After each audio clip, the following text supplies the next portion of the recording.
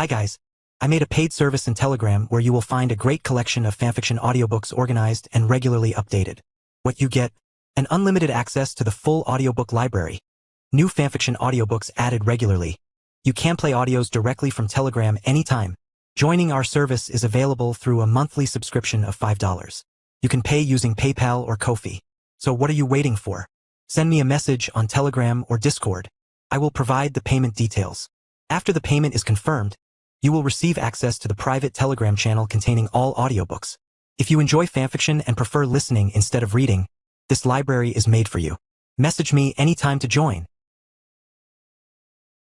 1. Chapter 1, Konoha Year 47, Summer. Deep within an abyss-like cave, an old man, his long hair spilling around him and his back pierced by vine-like tubes, instructed a young man. His breathing was heavy, his chest rising and falling weakly, signaling that his life was nearing its end. Beside them stood a black humanoid figure and two white ones, resembling pitcher plants. Go, the old man rasped. Take my eyes. If you can find a worthy successor for them, nurture him, teach him, guide him. Now it's up to you if you want to achieve our dream, whether from shadows or you can step into the light and overturn this decaying shinobi world. The tens of thousands of white Zetsu, and the embodiment of my will shall serve you loyally from now on. They will assist you. My ninjutsu, my experience, my weapons, everything I have gathered over the years belongs to you now. You have inherited all I possess, save for my eyes.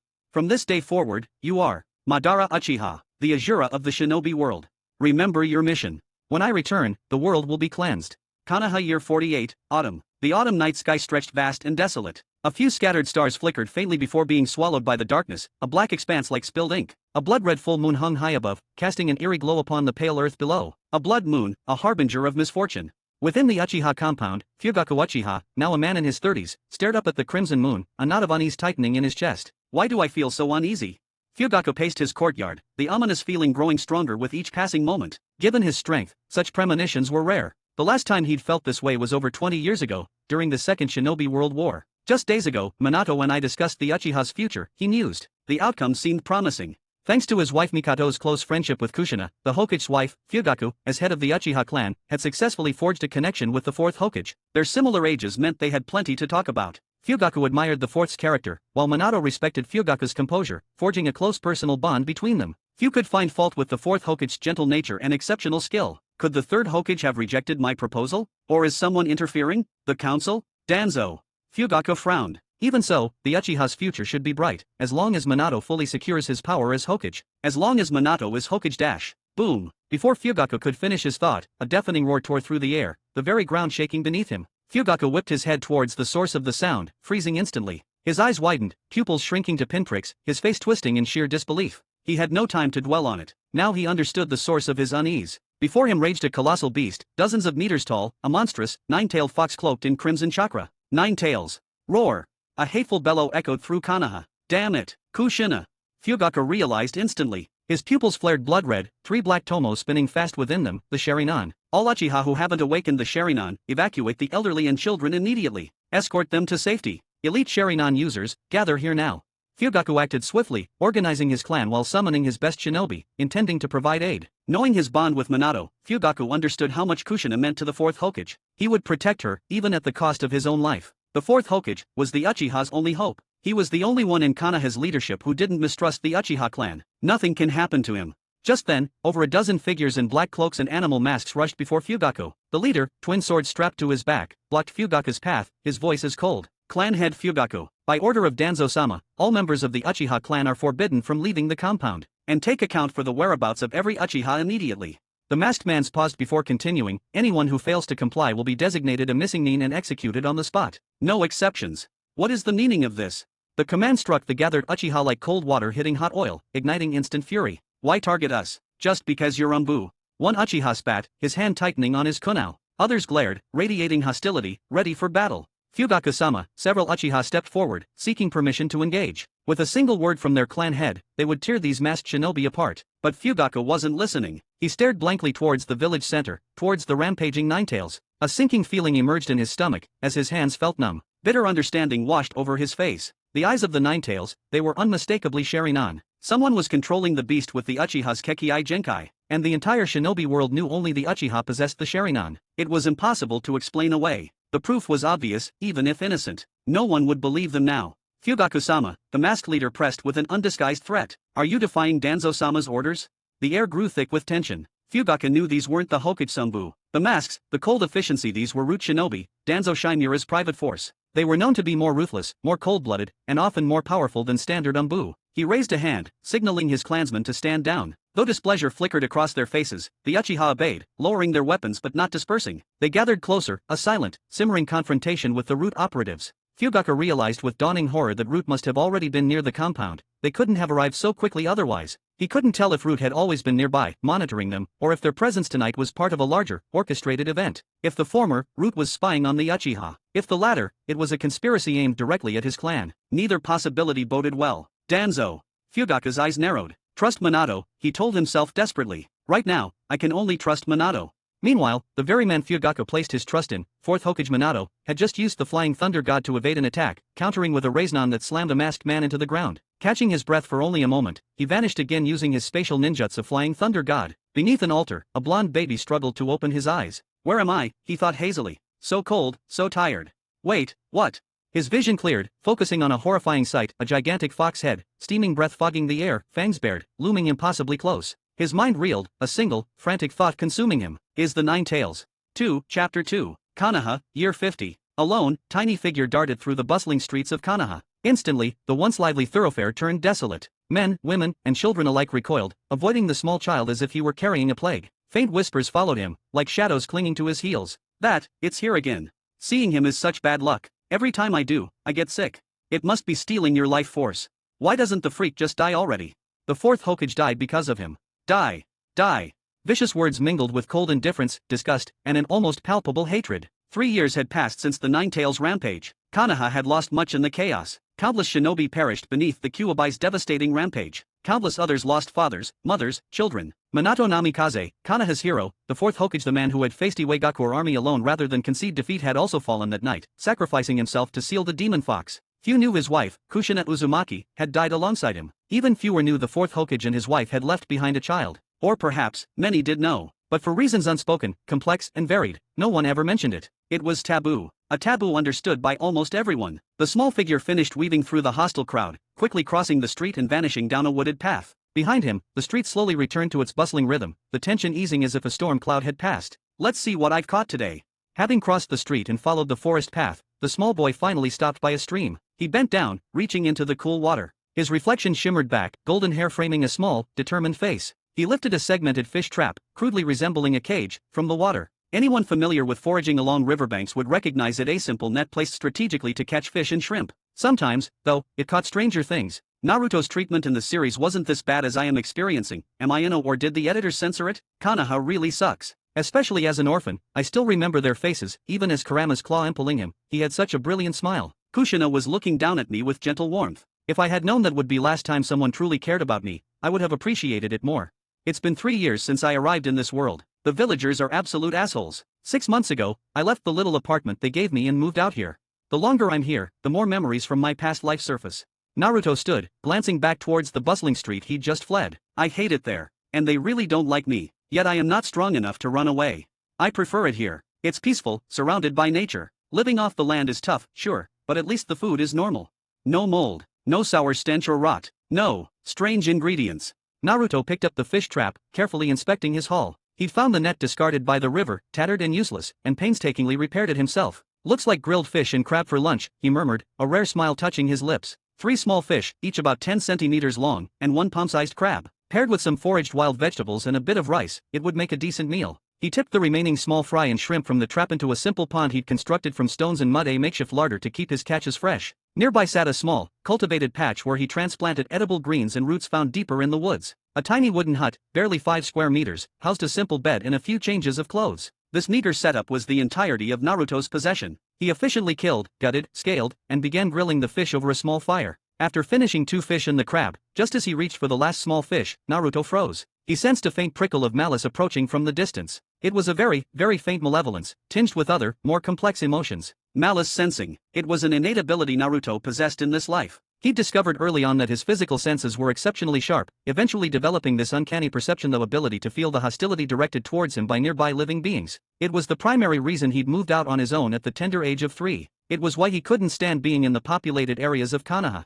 The sheer weight of the villagers' hatred felt suffocating, crushing him. An old man wearing the red and white robes of the Hokage, a distinctive conical head perched on his head and a pipe clenched between his teeth, slowly came into view. The third Hokage. "Hello, old man Hokage," Naruto greeted him with an artificially sweet smile and a childlike voice. The smile, however, felt practiced, rehearsed. "Naruto," the Sandaime acknowledged, taking a puff from his pipe. He returned the smile, his eyes crinkling, though his cheerfulness seemed just as rehearsed as Naruto's. "I came to see how you were doing." Naruto felt the faint malice emanating from the Hokage's umbu hiding nearby intensify slightly, along with slight anger emanating from Hokage as well. "He's not happy I moved out," Naruto noted silently. "Grandpa, try this."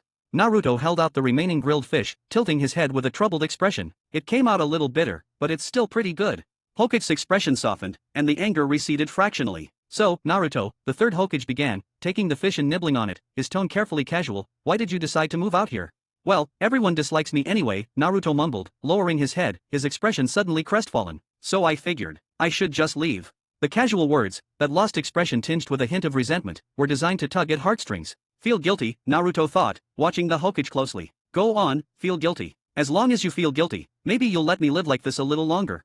Predictably, the Hokage reached out, patting Naruto's head with a touch of pity. The anger surrounding him lessened further. Just as the Hokage opened his mouth to say something more, a dark-clad figure wearing an animal mask flickered beside him in a swirl of leaves. The Umbu agent leaned in, whispering urgently in the Hokage's ear. His expression shifted, hardening almost imperceptibly. He immediately stood. "I must go, Naruto." With his enhanced senses, Naruto strained to catch the Umbu's words but only managed to grasp a few indistinct syllables before the third Hokage turned and departed, the agent vanishing as quickly as he had appeared. Later, in the Hokage Tower. "Hiruzen, we cannot allow the Jinchuriki to remain outside our direct supervision for so long. The Nine Tails is the village's ultimate weapon," an old man stated, his voice raspy. Bandages covered half his face and one arm, his single visible eye narrowed, his hand gripping a cane. "We can't afford any complications.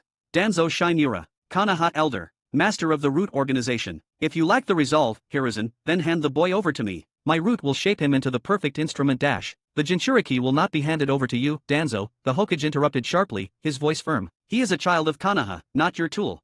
Hiruzen, are you truly planning to monopolize the Jinchuriki's power for yourself dash? Enough." Hokage slammed his hand on the desk, cutting Danzo off again. "Some lines will not be crossed." His gaze was steely. "Do not forget, Danzo, I am the Hokage." Danzo stared back, his single eye narrowed into a slit, the silence stretching taut between them. Finally, he spoke, his voice dripping with cold certainty. "You will regret this, Hiruzen." With a sharp turn and a flick of his sleeve, Danzo swept out of the office. Chapter 3. Shortly after visiting Naruto, the third Hokage issued an order across the village. No one was to speak ill of the boy. It was a strange thing about people, Naruto thought bitterly. Tell them not to do something, and it only made them want to do it more. They'd even find ways to twist the rules, to convince themselves they weren't really breaking them. He knew this the moment he returned to his small hut after hunting. He stood frozen, speechless, staring at the wreckage. His fishing net, torn to ribbons. The small fish pond he'd dug, smashed open, the fish and shrimp crushed into the mud. The crops he'd carefully planted, ripped out by the roots. And the hut itself, just a pile of splintered wood. Inside, foul-smelling yellow stains smeared his clothes and bedding. Everything he'd painstakingly built over the last half-month, simple, yes, but warm, his own little space, was gone. My home, he thought numbly. It's gone. The villagers wouldn't dare defy the Hokage's order directly, wouldn't gossip behind his back. But accidentally passing by the demon fox's den, inadvertently destroying it, that was apparently acceptable. He could almost feel unseen hands fanning the flames of hatred. He'd sensed it earlier, how the malice directed at him seemed to have doubled after his meeting with the third. A Jinchuriki is a tool, after all, something to be kept under control. And I actually felt guilty towards the old man? Put hope in him? So naive. In the Hokage's eyes, what truly mattered wasn't Naruto Uzumaki. It was the Nine Tails Jinchuriki, the village's weapon versus the fourth Hokage's son. Two labels for the same body, but worlds apart. Disappointment? Anger? Should he try to find the ones who did this? No, he decided, the fight draining out of him. What's the point? He took a deep, shuddering breath and let it out slowly. I never knew, he whispered, his voice rough, that people could be so vile. To do this, to a kid who hasn't done anything. His small fists clenched at his sides. I really hate this place. His voice cracked. This village, Konoha. He looked up at the empty sky. Minato, what exactly were you protecting? Naruto moved back to the apartment he'd lived in before, a small place, just a living room and a bedroom. It wasn't much, but it was 4 walls and a roof. Though it was an apartment building, supposedly full of people, his floor remained empty. No neighbors. Just him. Even here, inside, he could feel the constant weight of their animosity pressing in from all sides, a suffocating presence. He walked to the dusty mirror and looked at his reflection, blonde hair, blue eyes, whisker marks. I'll stay here for now, he murmured to the boy in the glass. Just gotta get stronger. In the ninja world, strength was everything. That much was clear. Living in the village had one advantage over the wilderness: he didn't have to hunt for food, and thanks to the third Hokage order, the food wasn't being tampered with anymore. Still, beyond buying basic necessities, eating at restaurants was out of the question. Almost every shop turned him away. Ichiraku ramen was the sole exception. If he couldn't cook, he'd be stuck eating instant noodles and drinking milk. Thankfully, he knew his way around a kitchen. The days settled into a monotonous routine. Training felt pointless, no matter how much he trained. Without proper guidance, all he could manage were basic taijutsu exercises. He knew about things like water walking, tree climbing, even the Raiznan, but he lacked the fundamental skill needed for any of it. He didn't know how to control out his chakra. Without chakra, all those techniques were just empty words. He wasn't old enough for the ninja academy yet, and besides, he doubted they'd let him in even if he was. Too dangerous to let the Jinchuriki run wild. Drip, drip, drip. The sound of water echoed, pulling Naruto from his thoughts, or perhaps from sleep. He blinked, his eyes slowly adjusting. He was lying on a cold, damp-looking floor in what seemed like a vast, dark sewer or basement. This is it. His eyes flew wide, a surge of excitement chasing away the gloom. Finally, I can finally get here.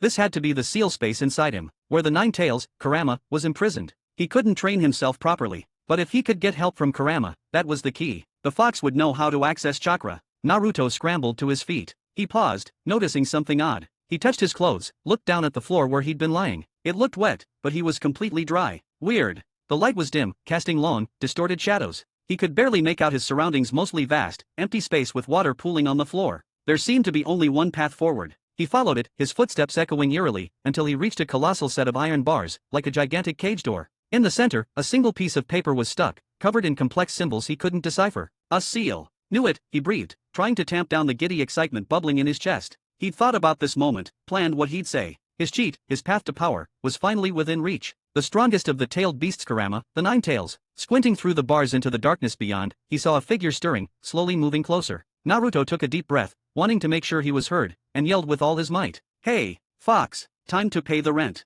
The figure emerged fully into the faint light filtering from somewhere above. Naruto stared. This wasn't the monstrous, nine-tailed fox he'd expected. It was a man, looking maybe 20 or 30 years old, with wild, spiky black hair. He wore a bright orange-yellow martial arts gi, and strangest of all, there was a glowing halo floating above his head. "Who are you?" was Naruto's first stunned thought, followed quickly by, "Wait, I feel like I know him from somewhere." A powerful sense of deja vu washed over him. "Yo!" The man raised a hand in a cheerful greeting. "I'm Son Goku." He grinned broadly. "Ha ha ha, been waiting here ages. Didn't think anyone else was around. Kinda thought this was the afterlife, you know." He rubbed his stomach. "So, this is what the underworld looks like now? Where's King Yema? Hey, you got anything to eat? I know dead guys don't gotta eat, but man, my stomach's still rumbling." The man kept talking, a cheerful torrent of nonsense spilling out. "Son Goku? What is he doing here?" Naruto's mind raced. "How did you get here, Kakarot?"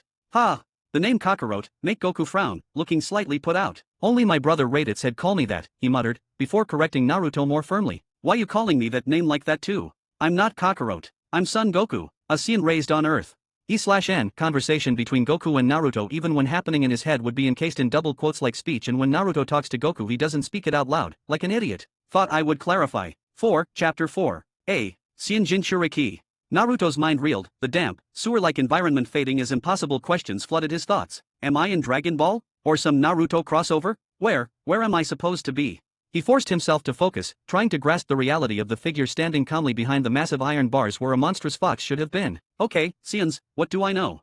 He dredged up fragmented knowledge, likely absorbed from some forgotten corner of his past life's memories. Saiyans, a warrior race, obsessed with strength, fiercely proud. They served an emperor, Frisia, until he betrayed them, destroyed their planet, leaving only a handful scattered across the universe. A universe where destroying moons was trivial, done casually by fighters like Master Roshi and Piccolo. Where planets could be shattered with a single energy blast, solar systems threatened, and reality itself felt fragile. Compared to that, the strongest shinobi here, wielding techniques that could at most seal moon, felt terrifyingly outclassed. Moon destruction was early stuff, Naruto recalled with growing unease. Later, Frisia wrecked planets. Then came threats to solar systems, even the universe, one mistaken poof, everything gone. He shuddered. Against that scale, even the Hokage seems small. A random soldier from Frisia's army could probably wipe the elemental nations off the map. His gaze snapped back to the present, the immense cage dominating his mental landscape. But where's the fox? He scanned the dim expanse beyond the bars again. Nothing. No colossal, nine-tailed beast radiating malevolence. Just Goku. Panic began its cold crawl up his spine. How can Kurama be gone? Did Goku vaporize him because that furball pissed off Goku? Did Goku eat him? He eats dinosaurs, right? Kurama was supposed to be my power. My cheat. Naruto began, voice hesitant as he gestured awkwardly towards the figure. "Mr. Goku? Have you, seen a really, really big fox around here? Nine Tails, super angry. Goku scratched his head, his expression one of genuine puzzlement. A big fox? Nope, haven't seen one, though I wish there was. It's been so long since I have eaten. He tilted his head, pointing a thumb towards the faint halo hovering above it. It's just me in here. Well, he corrected himself cheerfully, a dead me, anyway. See the halo? Everyone gets it when they die. Hey, how come you don't have one? Right, Naruto thought dryly, because I'm not dead. Just trapped in my own mindscape with a dead alien martial artist instead of a tailed beast. This was getting weirder by the second. So, how did you end up in here, Mr. Goku? Naruto pressed, desperate for some kind of explanation. Beats me. Goku shrugged, looking around the sewer-like space. 1 minute I was training like crazy on King Kai's planet, the next bam, here I am. He suddenly adopted a fighting stance, throwing a few light air punches that whistled faintly. Anyway, gotta keep training. There are these two really strong guys, other Saiyans, heading for Earth soon. I'm really looking forward to fighting them. Man, he paused, flexing his hand, the gravity here is way too light compared to King Kai's place. I'm gonna get rusty if I slack off. Goku kept muttering about training, Saiyans, and Earth. King Kai's planet, 2 Saiyans coming, he died fighting Raditz. Naruto's mind raced, piecing it together. This must be right after that, when he was traveling Snakeway in the afterlife. Early Dragon Ball Z, before Vegeta and Nappa arrived. Hey, Mr. Goku, Naruto interrupted, pointing towards the gaps between the massive bars. Kurama was far too large, but Goku, can't you just slip through? Logically, Goku looked small enough to easily pass between the bars of the seal that was meant to hold a mountain-sized fox. Goku walked up to the gate and pushed against an invisible barrier. He frowned, looking more confused than concerned. Nope, I have been trying that for a while, seems like something's stopping me. He crossed his arms, looking slightly put out, like he'd stubbed his toe. Something's stopping Goku. Naruto stared, stunned. Even back then, his power level was huge. At least 4,000, maybe more after King Kai's initial training boost? Enough to blow up small planets, probably. Since when is the 8 trigram seal strong enough to contain that? He paced again, a growing sense of dread replacing his earlier panic. He searched fruitlessly one last time for any sign of the 9 tails. Nothing. Defeated, Naruto slumped onto the damp, metaphysical ground. Okay. So, no Kurama. He desperately tried to find a silver lining. I'm still an Uzumaki. My own chakra reserve should be massive. Maybe not having the fox's volatile chakra interfering will actually let me grow faster? Control my own power better. A tiny spark of hope flickered in the gloom. Hey, kid, Goku's voice broke the silence. What's up? You looked all sad for a second, now you look kinda happy, it's weird. His stomach suddenly let out an enormous growl. Man, I'm starving, got anything to eat? Food? You're dead, stuck in a seal, and you're still thinking about food? I've got my own food issues, thank you very much. Naruto sighed inwardly, shooting a half-exasperated, half-disbelieving glare at the figure behind the bars. Great, so I'm a Saiyan Jinchuriki? Does that mean I can go Super Saiyan eventually? But Saiyans don't even have chakra, they're not even from this dimension, let alone this planet. His eyes drifted over Goku's orange GI, lingering on the round, turtle, symbol on his chest and back. Wait a second. Goku, the chakra cheat is gone. The thought snagged, twisting into something new. But, I got an even better cheat. His gaze snapped back to Goku, wide with dawning realization. I lost one power source, but didn't another one just land in my lap?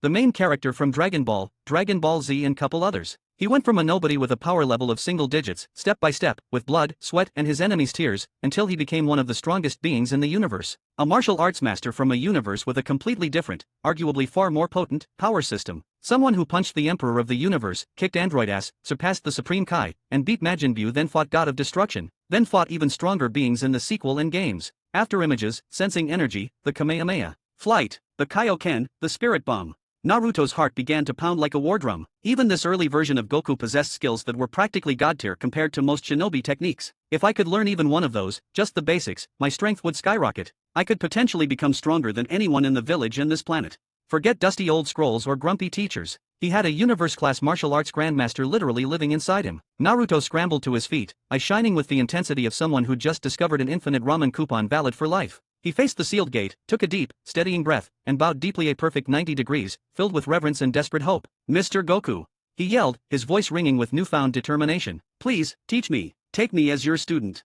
Goku blinked, startled by the sudden shift in the kid's demeanor. Ha! He stared at the small, blonde boy bowing so earnestly. For a fleeting moment, the image flickered another kid, bald this time, arriving on a tiny boat, asking something similar of Master Roshi years ago. Ha! Kinda nostalgic, Goku thought idly. He looks about the same age as Gohan, too. And Krillin and Bulma will use the Dragon Balls to wish me back when those Saiyans show up anyway. Plenty of time until then, might as well do something. Without overthinking it, as usual, he just grinned his typical carefree grin. Okay. Yes. Naruto pumped his fist, absolutely beaming. Thank you, sensei. Goku waved a hand dismissively, scratching the back of his neck. Yeah, sure. Sensei, feels kinda weird, though.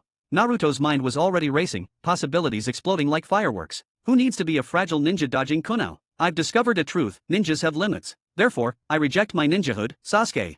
He could almost picture it, soaring through the sky, energy blasts erupting from his hands, flying around, throwing ki blasts like pew, pew. This is gonna be awesome. 5. Chapter 5. The roar of the waterfall filled the air, a cascade plunging into a seemingly bottomless pool below. Naruto craned his neck, eyes wide, and swallowed hard. His throat felt tight. Sensei, he began, his voice small against the thundering water, do we really have to? Goku's affirmative echo resonated in his mind, leaving no room for argument. So this is it, Naruto thought. Taking a ragged breath, he yelled, here goes nothing, and launched himself forward. Splash! The icy shock of the water jolted him, the current immediately tugging at his small frame. This was Goku's way, learned from Master Roshi himself, the turtle school style. It wasn't just about fighting, it was a philosophy. Train with everything you have, push your body past its limits, break through them, and then rest completely. Let the mind and body recover fully, soaking up the gains before pushing again. Master Roshi put it simply, train hard, study hard, play hard, eat well, and rest well.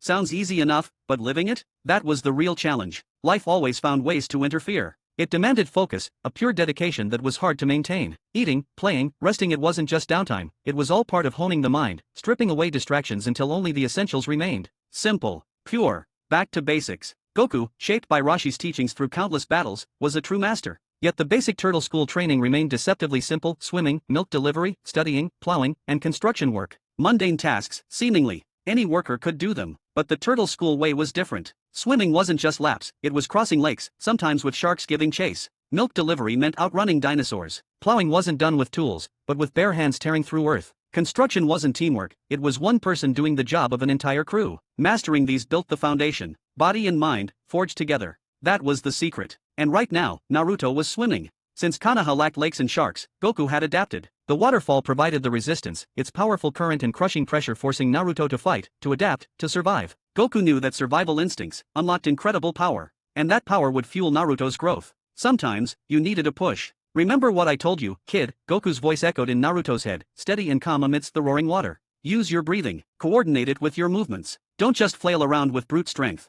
These weren't mindless endurance tests. Raw power had its limits. Ignoring technique, ignoring your own body that was just asking for trouble. Each exercise had specific breathing patterns, unique ways to generate force without breaking yourself. Naruto forced himself to calm down, pushing the panic back, recalling Goku's lessons from the quiet space within the seal. Deep breath, focus the energy, left hand forward, push. He was immediately swept away by the churning water. He was still too small, too light to fight this kind of force head-on. Just before the current could hurl him over the edge, a figure flickered nearby. A black-clad ninja, face hidden behind a fox mask, snatched him by the back of his collar, lifting him clear. Boo. Always watching. Naruto had sensed them nearby, knew they wouldn't let the village's Jinchuriki actually drown. It was the only reason he'd dared to attempt something so reckless. Thanks, mister.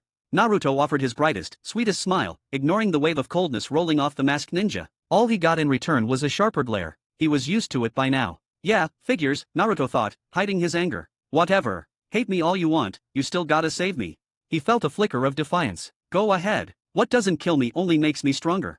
Day after day, Naruto threw himself into the turtle school training. No milk roots? Fine. He practiced precision throwing by lobbing large stones onto the roofs of those villagers who glared the hardest. No construction sites? He'd single-handedly relocate the roof of someone who'd muttered curses at him. No fields needing plowing? He'd volunteer a particularly hostile shopkeeper's back garden for some bare-handed tilling. Naruto privately called it spreading affection. To outsiders, the training Naruto did under Goku's guidance looked like nothing more than being naughty, mischievous, causing trouble, and playing pranks. Complaints flooded the Hokage's office. They achieved nothing. As long as Naruto wasn't actually hurting anyone, the old man seemed content, perhaps even amused. He'd occasionally seek Naruto out, offering kind words or a small treat, clearly trying to foster dependence. Naruto played along, giving the Hokage the respectful, eager responses he seemed to expect. It might have even worked, if not for the faint, almost hidden trace of apathy Naruto sensed beneath the Hokage's kindly facade. Faced with the villagers' anger, the Hokage remained non-committal. No clear support for Naruto, but no condemnation either. This lack of resolution only deepened the villagers' resentment towards the boy.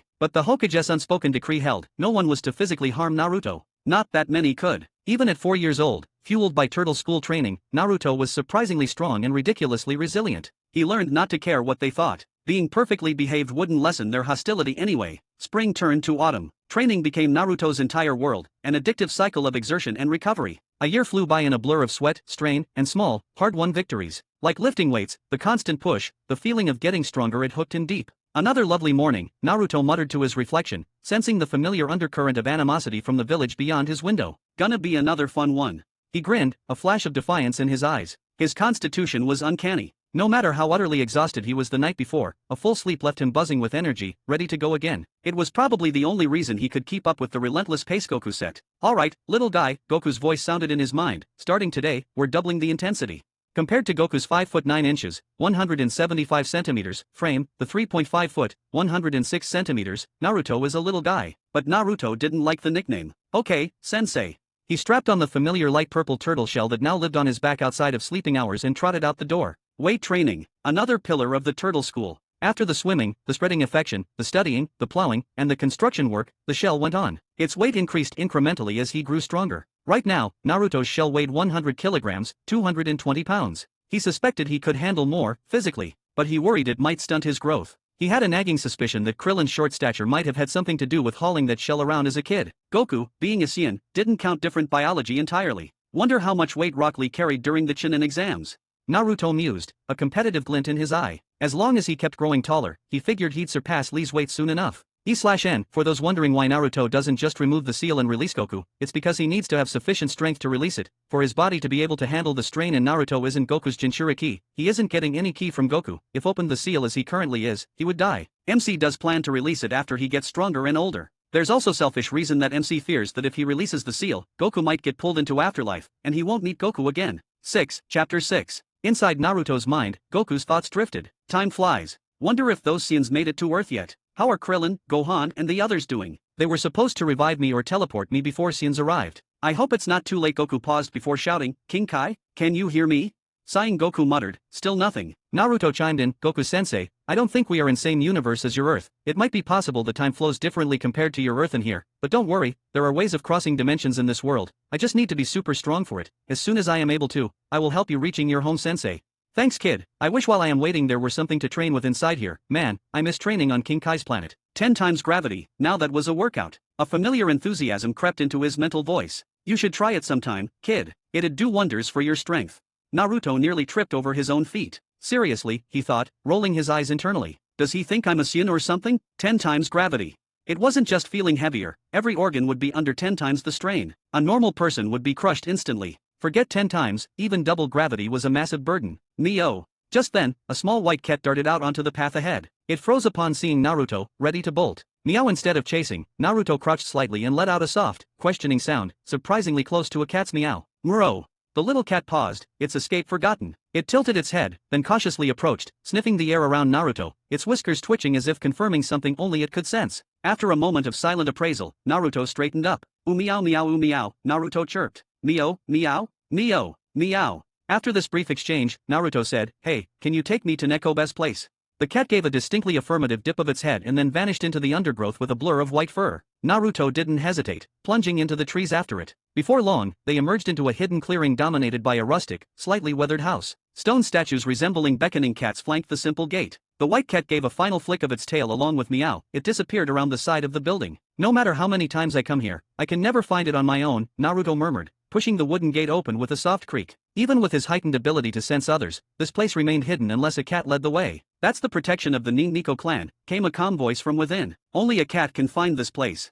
Sitting comfortably inside was an old woman, a pipe held loosely in her hand. She wore dark gray, cat ear-like ornaments on her head, and her nose was large and slightly rounded. Her eyes were half-lidded, giving her a deceptively sleepy, yet kind, appearance. Way kinder than the third Hokage, Naruto thought immediately. This was Nekoba, Konoha's legendary weapons merchant. Rumor had it she was the Uchiha clan's exclusive supplier, a connection that somehow allowed her and the Nico clan to endure even after the Uchiha massacre. "Nekoba," Naruto said, bowing his head respectfully. The feeling was genuine. Alongside Toki at Ichiraku Ramen, Nekoba was one of the very few people in Konoha who showed him absolutely no malice. He treated that rare acceptance with the highest regard. "Ah, Naruto. Back again," Nekoba said, taking a slow puff from her pipe, a faint smile touching her lips. "What is it this time? Kunao? Shuriken? Need some explosive tags." Her shop dealt in the essential tools of the ninja trade: kunao, shuriken, smoke bombs, soldier pills, the standard gear found in any shinobi's pouch. Despite some advanced tech like wireless radios, combat in this world still heavily relied on these basics. "I need this replaced with a heavier one," Naruto said, tapping the turtle shell on his back. "And this time, I also need 2 sets of weighted wrist guards and a set of leg guards. Heavy ones."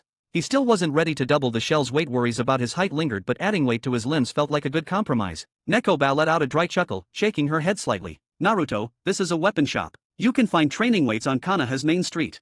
Naruto spread his hands helplessly. You know nobody else will sell them to me, Nekoba. It was the simple truth. Why else was his little green toad wallet usually so full? He could barely spend money anywhere in the village, except here and at the ramen stand. Nekoba was silent for a moment, watching him through her half-closed eyes before blowing out a slow smoke ring. A flicker of something memory, perhaps pity, crossed her face. She knew about the fourth Hokage and his wife, of course. Minato's custom kuno had been crafted right here. And like most influential figures in Konoha, she knew exactly who Naruto was. Alright, she said finally, the businesslike tone returning. I'll get you heavier ones. She extended her right hand, palm up. That will be 3,000 Ryo. Sympathy didn't negate the rules of the Nico clan, business was business. Here you go, Naruto said, pulling out his Gamachan wallet and handing over the bills. Leave the shell you're wearing. Come back for the new set tomorrow. Okay, Nekoba. Thanks. Custom orders took time, even for weights. Naruto turned to leave, but just as he reached the door, it creaked open again. Two figures entered, one taller, one small. Both wore jackets emblazoned with the unmistakable red and white fan crest on the back. Uchiha, Konoha's most prominent clan. Nekoba, the older one said respectfully. Nekoba, the smaller one echoed quickly, mimicking his companion. Nekoba's eyes narrowed slightly, though her smile remained. Ah, Itaki. And little Sasuke. What can I do for you today? Shuriken, Shuriken. Sasuke burst out before Itaki could speak, bouncing on the balls of his feet. Big brother promised he'd teach me Shuriken jutsu. Itaki gently ruffled Sasuke's hair, a fond look in his eyes. He's eager, he said softly to Nekoba, then requested, 20 Shuriken and 5 kunao, please. 5,000 Ryo, Nekoba stated. Standard tools, but quality materials cost, though Naruto suspected Nekoba still gave him a significant discount on his specialized gear. It was her own quiet way of helping. Hey, don't mess up my hair. Sasuke protested, ducking away from Itachi's hand with a blush and a pout. I won't get any taller. Naruto barely spared them a glance. He noted the older Uchiha, Itachi, seemed neutral, much like Nekoba. But the younger one, Sasuke, the moment the kid saw him, Naruto felt it a faint, prickly thread of malice. It was almost imperceptible, but growing up bathed in the village's hostility had made Naruto incredibly sensitive to it. Itaki Uchiha, huh? Naruto thought as he slipped out the door. Fine by me. Don't particularly like you either. You scum. He had no interest in engaging. Who's that? So rude. Doesn't even say hello, Sasuke grumbled, watching Naruto go. For some reason, despite his complaints, Sasuke felt a strange, inexplicable fondness for the other boy, but the thunderous Sasuke would never admit it. Itaki remained silent, his dark eyes fixed on the doorway Naruto had just passed through, his thoughts unreadable. Nekoba took another slow draw from her pipe. Naruto Uzumaki, she murmured softly after the door closed. A pitiful child. Chapter 7. Leaving Nekoba's hidden shop behind, Naruto headed towards Konoha Main Street. He hated this part of town, frankly. The constant, pressing weight of malice from the villagers always set his teeth on edge. But it was the only route to his preferred training grounds on the outskirts. Can't pick up the new weights until tomorrow, Goku's voice echoed in Naruto's mind. So, how about we learn something new today? Naruto's interest peaked. Oh yeah, what is it? Is this it, he thought, a thrill shooting through him. Is he finally gonna teach me the Kamehameha? My childhood dream from my past life finally comes to reality. It's called Ki, Goku explained calmly. Something I learned from Kami, back in the day.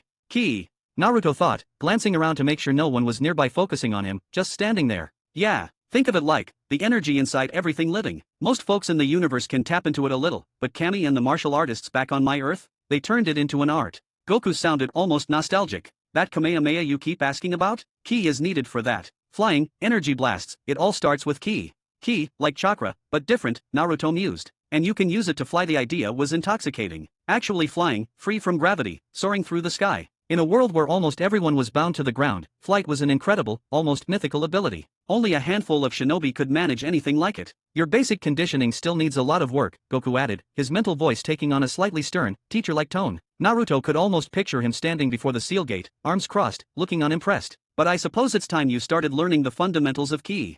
Even Goku having reservations couldn't dampen Naruto's excitement. Based on his progress, he felt like he was already close to Rock Lee's level during the Chunin exams, maybe even stronger. And Naruto was still just a kid. Okay, let's do it. Let's start now. The thought of learning Ki, adding it to the explosive growth he'd already gained from the turtle school basics, made him practically vibrate with energy. He couldn't wait. Pushing the hostile glares and simmering resentment from the surrounding villagers out of his mind, Naruto broke into a trot, eager to reach the edge of town. Just as he neared the end of the main street, a commotion up ahead caught his ear. He slowed, peering towards the sound. Several bigger kids were crowding around a small girl dressed in white. Normally, Naruto wouldn't stick his nose into other people's problems. He had enough of his own. But this felt different. Excuse me, the girl was saying politely, her voice trembling slightly. Please let me pass. I got separated from my clan. She looked delicate, with pale skin, rosy cheeks, and large, unnervingly pale lavender almost white eyes, making her look like a doll. The kids blocking her path weren't impressed. One of them, a heavy-set boy, gave her a rough shove. Caught off guard by the sudden aggression, the girl stumbled and fell backward into a muddy puddle. Splat! Brownish muck stained her clean white clothes.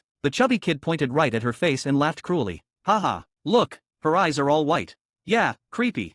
Another one chimed in. Like a ghost. A monster. The group erupted in jeers, shuffling closer to the fallen girl. She flinched, her pale eyes lavender, Naruto noticed up close rapidly filling with tears. She looked small and helpless, huddled on the ground. Her obvious distress only seemed to egg the bullies on. Hey, maybe she's like that one. One kid sneered, jerking his head vaguely in Naruto's direction, though Naruto doubted they'd actually seen him yet. Yeah, a monster's friend. Gonna cry, monster eyes.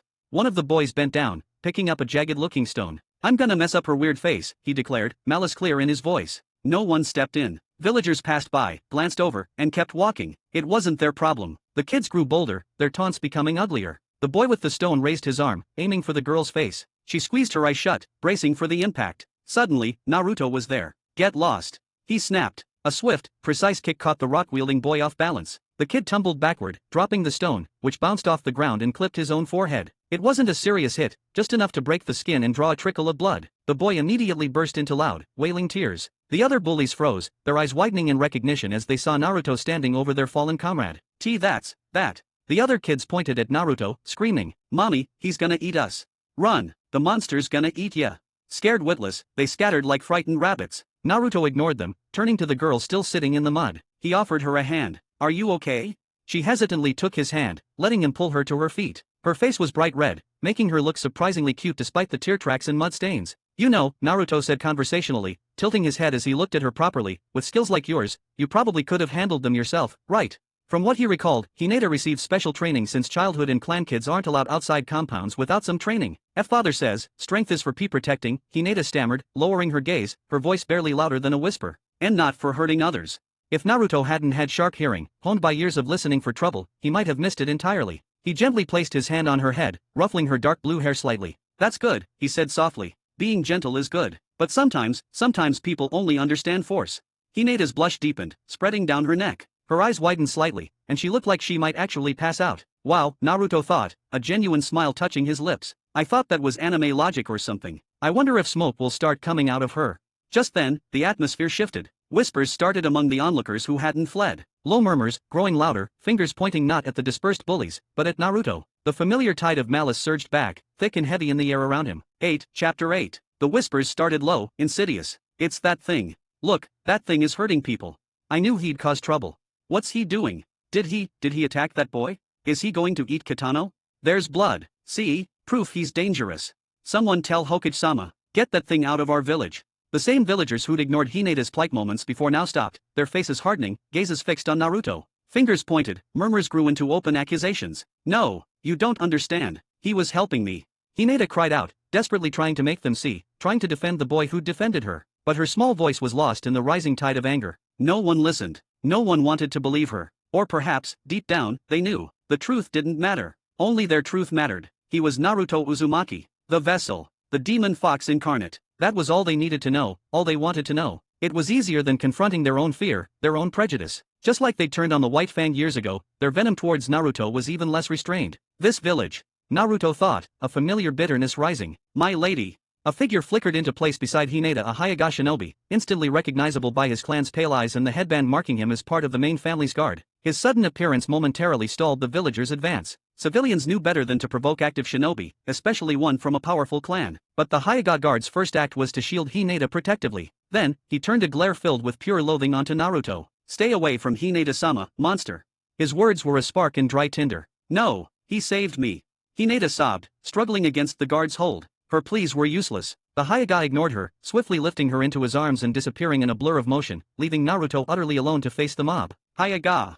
Naruto's eyes narrowed slightly, watching the spot where they vanished. The sheer intensity of that guard's malice, it felt deeper, more personal than the usual fear and resentment. Something's not right there. Why the hell are even clan ninjas hating me? Danzo. Get out. Get out of Konoha. Whiz. Thunk. A sharp pain flared on Naruto's forehead. A rock, thrown hard, struck him, drawing blood. He could have dodged it easily if it came from a civilian. But the speed, the accuracy. Was that thrown by a shinobi hiding in the crowd? He didn't have time to pinpoint the source. Get out, demon! The dam of resentment, held back for years by the third Hokage's decree, finally broke. The air filled with shouts and projectiles. Stones, rotten vegetables, eggs, clumps of mud, a messy, hateful barrage rained down on him. Yet, no one dared get close enough for a physical confrontation. Fear still held them back, the deep-seated terror of the Nine Tails, the creature they believed stood before them. Naruto didn't move. He stood perfectly still, letting the garbage and stones hit him. He didn't dodge, didn't flinch. He didn't argue or shout back. He simply watched them, his blue eyes unervingly calm, scanning the crowd as if memorizing each furious face, waiting for someone to escalate this into physical so he could properly retaliate without consequences. A chilling coldness began to spread through his chest. Where were the Umbu, the guards supposedly watching over him? Were they distracted? Or maybe just waiting? Waiting to see if he'd snap, waiting for an excuse. There! He sensed them, though less than 20 meters away, their own veiled hostility a palpable presence, like a flickering lamp in the darkness. Fourth Hokage, you really messed up, Naruto thought, the sting of rotten fruit on his cheek barely registering. So many people want your son dead. Your student, your subordinates, all vanished when you needed them most. What exactly did you protect this village for? He wasn't the hero of some storybook, not Ajura at Satsuki's reincarnation, no destined savior. They wanted him to forgive this? To protect these people? Repay their hatred with kindness? Then how do you repay kindness? He shook his head, almost imperceptibly. No, I am who I am, Naruto Uzumaki. You want me gone? You want me dead? Fine, but not yet, not like this. Finally, fueled by the mob's frenzy, one man broke through. Driven mad by Naruto's unnerving stillness, he snatched up a discarded hoe lying nearby and swung it wildly towards the small boy. Just as the rusted metal was about to connect, just as Naruto tensed to counterattack. Stop!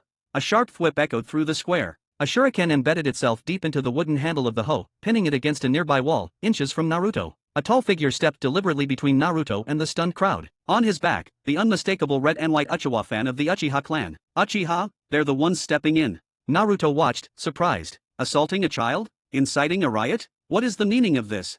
The Uchiha demanded, his voice sharp with authority, his stern gaze sweeping over the villagers. No one dared meet his eyes. The military police. Someone whispered, fear replacing anger. The Konoha military police force, tasked with maintaining order within the village, enforcing regulations, arresting criminals, staffed entirely by the Uchiha clan. Powerful, yes, but also deeply distrusted, their perceived arrogance rubbing many the wrong way. After Naruto himself, the Uchiha police were probably the most disliked group in Konoha, but dislike didn't negate their authority. Not yet, anyway. Disperse, now, the Uchiha officer commanded. Grumbling, resentful, but unwilling to defy the police force, the crowd slowly broke apart, melting back into the streets like shadows. Oh, you poor thing, it's all right now. It's over. A woman stepped out from behind the stern Uchiha officer. She approached Naruto hesitantly, her eyes filled with a gentle pity that felt startlingly different from the glares he was used to. She knelt, carefully taking out a handkerchief and beginning to wipe the grime and egg yolk from his face. There. Thank you, Naruto said quietly, relaxing slightly under her touch. Like Nekoba, he sensed no malice from her, only warmth. And something else, a faint, familiar scent, like sunshine and spices. Like his mother, Kushina, somehow. It felt safe. The woman's eyes softened further. You can call me Auntie Mikato, she said gently. I knew your mother, Naruto. She and I were. That's enough, Mikato, the Uchiha officer interjected, his expression unreadable but firm. We should go. Mikato hesitated, looking reluctant to leave the small, battered boy. Take care of yourself, little one, she murmured, finally standing and rejoining her husband. Bye, Auntie Mikato. Naruto called after her, managing a small wave. He glanced at the officer. Thanks, serious uncle. Once Naruto was out of sight, Mikado Uchiha pressed a hand to her mouth, her voice trembling. Fugaku, Kushina's boy, he looks so. We did what we could, Fugaku replied gruffly, his gaze shifting towards a large tree nearby. The Uchiha have troubles enough of our own. For a split second, the black in his eyes seemed to deepen into a sharp, spinning red. Humph, useless. With Fugaku's quiet sound of disdain, a few leaves on the distant tree rustled. Chapter 9, Konoha, Hokage Tower. Inside the Hokage Tower, the air was thick with tension. Hiruzen, you must hand over the Jinchuriki, Danzo Shinura stated, his one visible eye fixed unwaveringly on the third Hokage. The ownership of Naruto Uzumaki was, once again, the point of contention. Absolutely not, Danzo, Hiruzen countered, his voice firm. The boy will not be turned over to Root. Do you doubt my ability to control him? To mold him into the perfect weapon for Konoha? Danzo pressed, leaning forward slightly, his posture radiating coiled intensity. No, Hiruzen sighed, meeting Danzo's gaze squarely. It's precisely because I know what you're capable of. Decades of rivalry and reluctant alliance had taught him exactly how far his old friend would go for power. Danzo craved the Hokage title, and the Jinchuriki was a potent means to that end. This wasn't the first time Danzo had made this demand. Hiruzen didn't doubt Danzo could turn Naruto into an emotionless tool, just like the agents under his command. But giving Danzo control over the Nine Tails, the strongest of the tailed beasts, was tantamount to handing him the keys to the village itself. I've allowed you leeway with members of the Yamanaka and Abarame clans for your training initiatives, Hiruzen conceded, his tone hardening. But the Jinchuriki is off limits. Don't ask again. He paused, drawing on his pipe. He needs to grow, to understand the will of fire.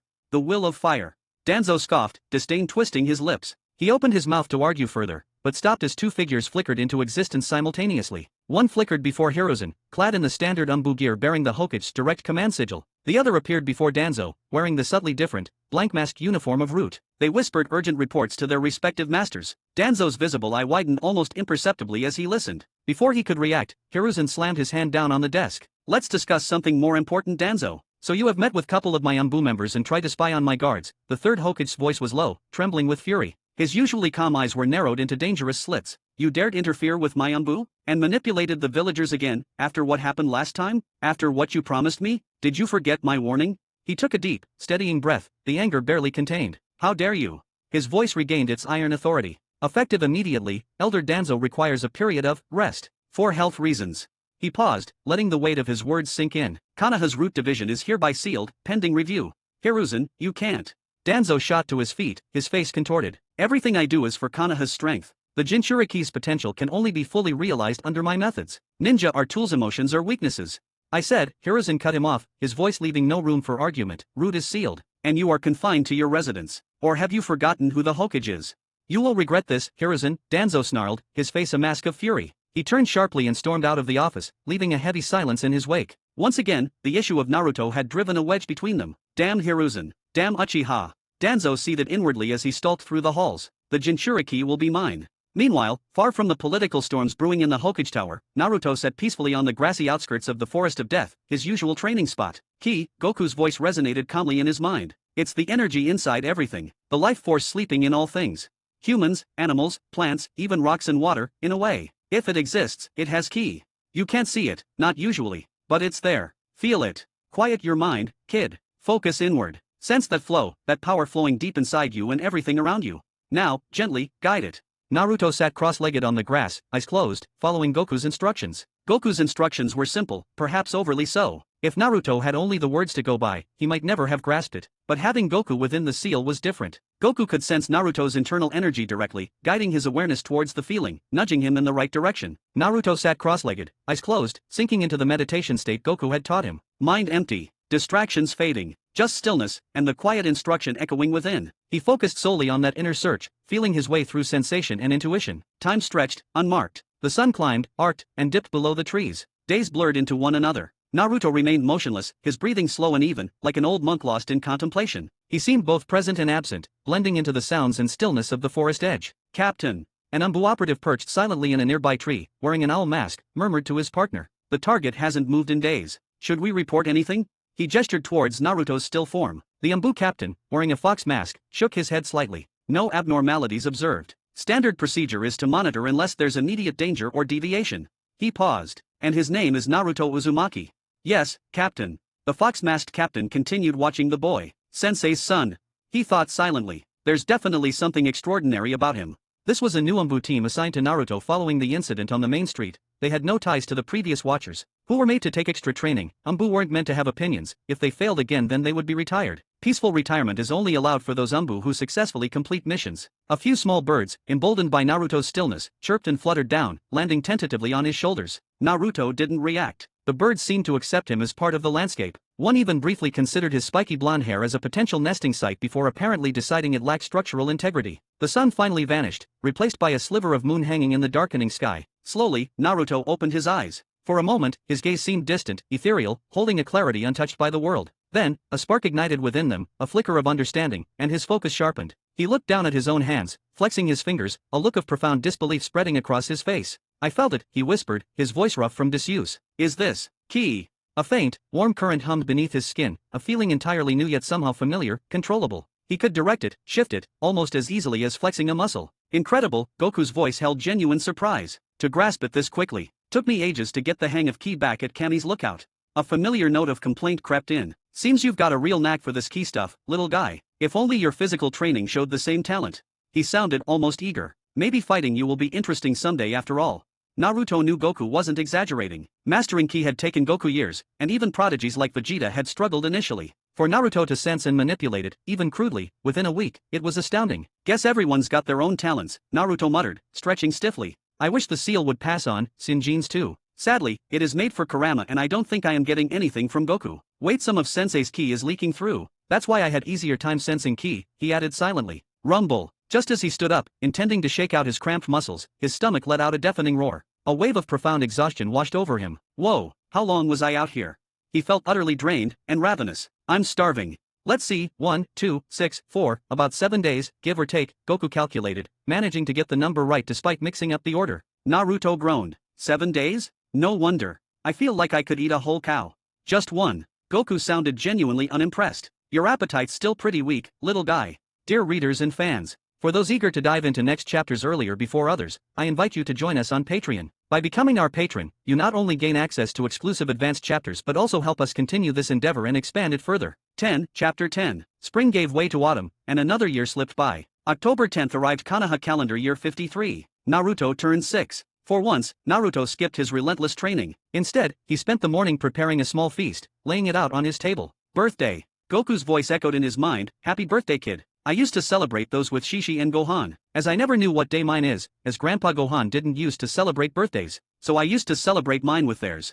Goku mused, tried to keep his tone light, but there was some sadness evident. Like Naruto, Goku had lost his parents young, his planet destroyed. He'd landed on Earth, hit his head, and forgotten even their faces. He'd had Grandpa Gohan, who loved him, until Goku looked at the full moon, transformed, and accidentally killed him, and now he has no way of meeting his only family left, his wife and a son, separated by universe apart. Thinking it out, Goku's past sounded almost as bleak as Naruto's own. Let's celebrate it together. Happy birthday, Sensei, Naruto said, raising a cup of homemade grape juice. Haha, happy birthday to you too, kid, Goku replied. Naruto turned towards the window, lifting his cup slightly higher. Happy birthday to you guys out there, he said out loud, addressing the unseen Umbu guards. Outside, the leaves on a nearby branch rustled slightly, a silent acknowledgement. After a year, the Umbu captain watching him wasn't surprised Naruto could sense his presence. Minato-sensei's kid, and the Jinchuriki, bound to be exceptional, the captain likely reasoned. Naruto felt a measure of ease towards this particular guard. Unlike almost everyone else in Konoha, this Umbu radiated no malice towards him. Naruto even had a quiet suspicion about who might be behind the mask.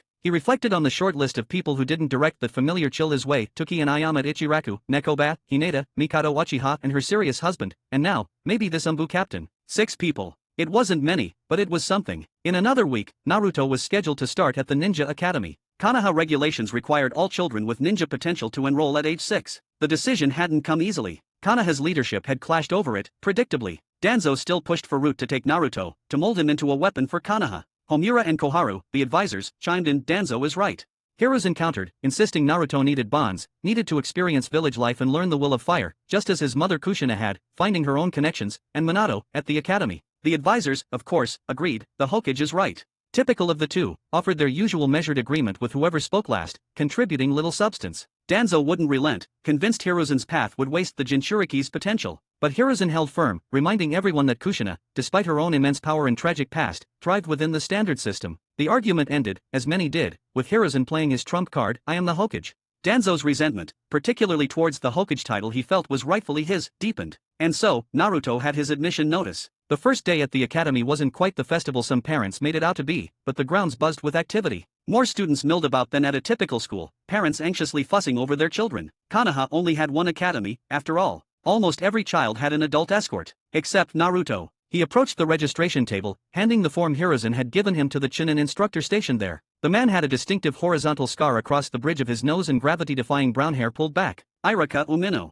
Irika glanced at the name, then looked up at Naruto, his eyes widening slightly. 9- he started, catching himself. A faint flicker of darkness, that familiar coldness Naruto knew instantly as malice, emanated from the instructor. Naruto knew the story. Irika's parents had died during the Ninetales attack years ago. The wound was clearly still raw. Can I register, sir? Naruto asked politely. Yes, Irika replied, his expression tight, the flicker of malice intensifying slightly. Go on inside.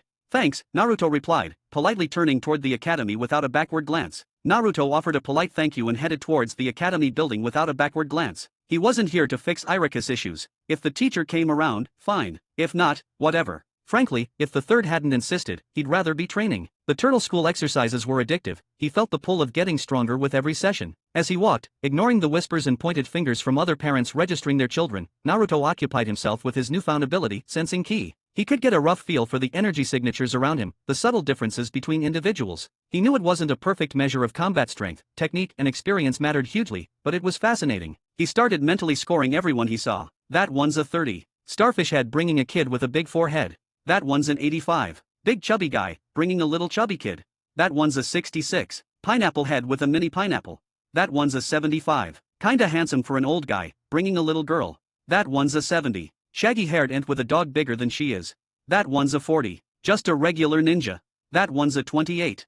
Wait, that one's 1, 2, 3, 77. Keys fluctuating all over the place. A guy with big pair of sunglasses bringing a kid with little pair of sunglasses. Parents without strong clan ties generally felt weaker, below 50. Those from established clans felt stronger, mostly above, though there were variations. The kids his age? Most felt like baseline 5s, barely registering. Then, one signature spiked sharply, distinct from the others. Whoa, 99? No, maybe higher. Naruto glanced over and saw him. Itachi Uchiha, the same older brother he'd seen at Nekobe's, registering Sasuke. He's that strong? Okay.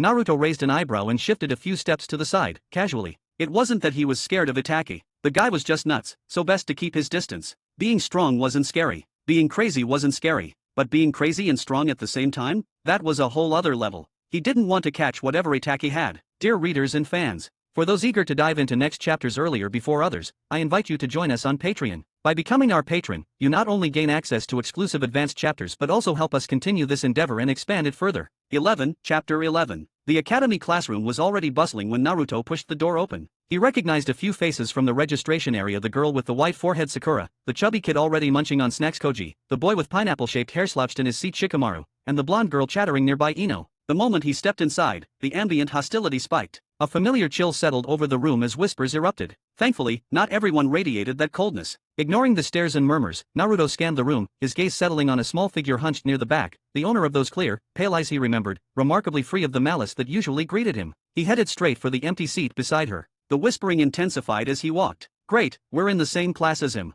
Why's that thing in our class? Talk about bad luck. Didn't Kitano almost get skinned alive last year? He's still not right in the head from it.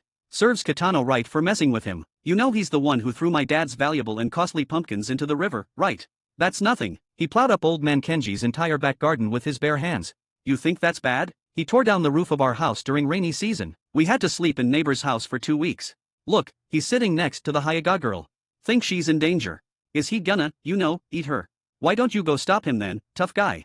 Not my problem. Not everyone joined the chorus of negativity. Troublesome, the pineapple-haired boy muttered, frowning at the gossip but making no move to intervene. He shot Naruto a brief, indifferent glance before slumping onto his desk, seemingly asleep. Crunch, crunch. Beside him, the chubby kid remained oblivious, utterly focused on his bag of chips. Sakura, did you hear? Sasuke-kun is going to be in our class.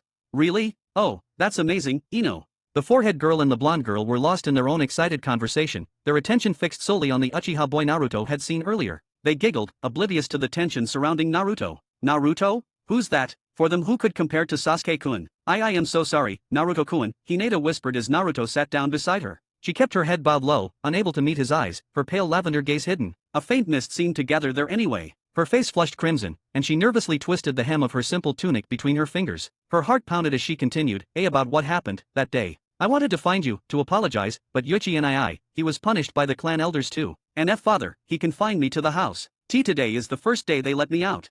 Her voice trembled, thick with unshed tears. I tried to sneak out, several times, but they always caught me. She finally looked up, fresh tears spilling over and tracing paths down her cheeks. I'm sorry. I'm so sorry. She choked back a sob, terrified he would blame her, hate her for abandoning him after he'd helped her. He must hate me now, she thought miserably. He probably thinks I'm awful. Just as despair threatened to overwhelm her, she felt a gentle weight settle on her head. A warm, small hand rested there, and a quiet voice reached her ear. It's okay, Hinata. Naruto gently smoothed her dark hair, his touch surprisingly calming. He slid off his seat, kneeling beside her chair so he could see her face better. He carefully took one of her hands, gently prying her fingers loose from where they were strangling the fabric of her clothes. He looked directly into her tear-filled eyes, his own expression softer than she'd ever seen it. I know, he said softly. What happened that day wasn't your fault. I was never mad at you. He paused, a small, almost shy smile touching his lips. I actually tried to find you too, but getting past the Hyuga compound gates isn't exactly easy. Especially, he added silently, when everyone inside has X-ray vision and has strict guard rotation after Kumo incident. You went through a lot, trying to sneak out from under the gaze of a bunch of Byakugan users. His simple words, his gentle touch, worked like magic. Hinata's frantic breathing slowed, the tears gradually subsiding. So, Naruto continued, still holding her gaze, can we be friends? He waited. When she didn't answer immediately, just stared at him with wide, wet eyes, he started to pull back slightly. Or, maybe you don't want to. I do. Hinata blurted out, the words tumbling out before she could stop them. Her face instantly flushed an even deeper shade of red. Naruto smiled, a real, genuine smile that reached his eyes. She's a nice kid. He hadn't smiled like this in, well, ever in this life. Then it's settled, he said cheerfully, continuing with a bow, looking forward to getting to know you, Hinata-chan. Please take care of me. My first real friend in this world, he thought, a warmth spreading through his own chest. And Naruto-kun, Hinata stammered, still flustered but managing a watery smile back. Please, take care of me too.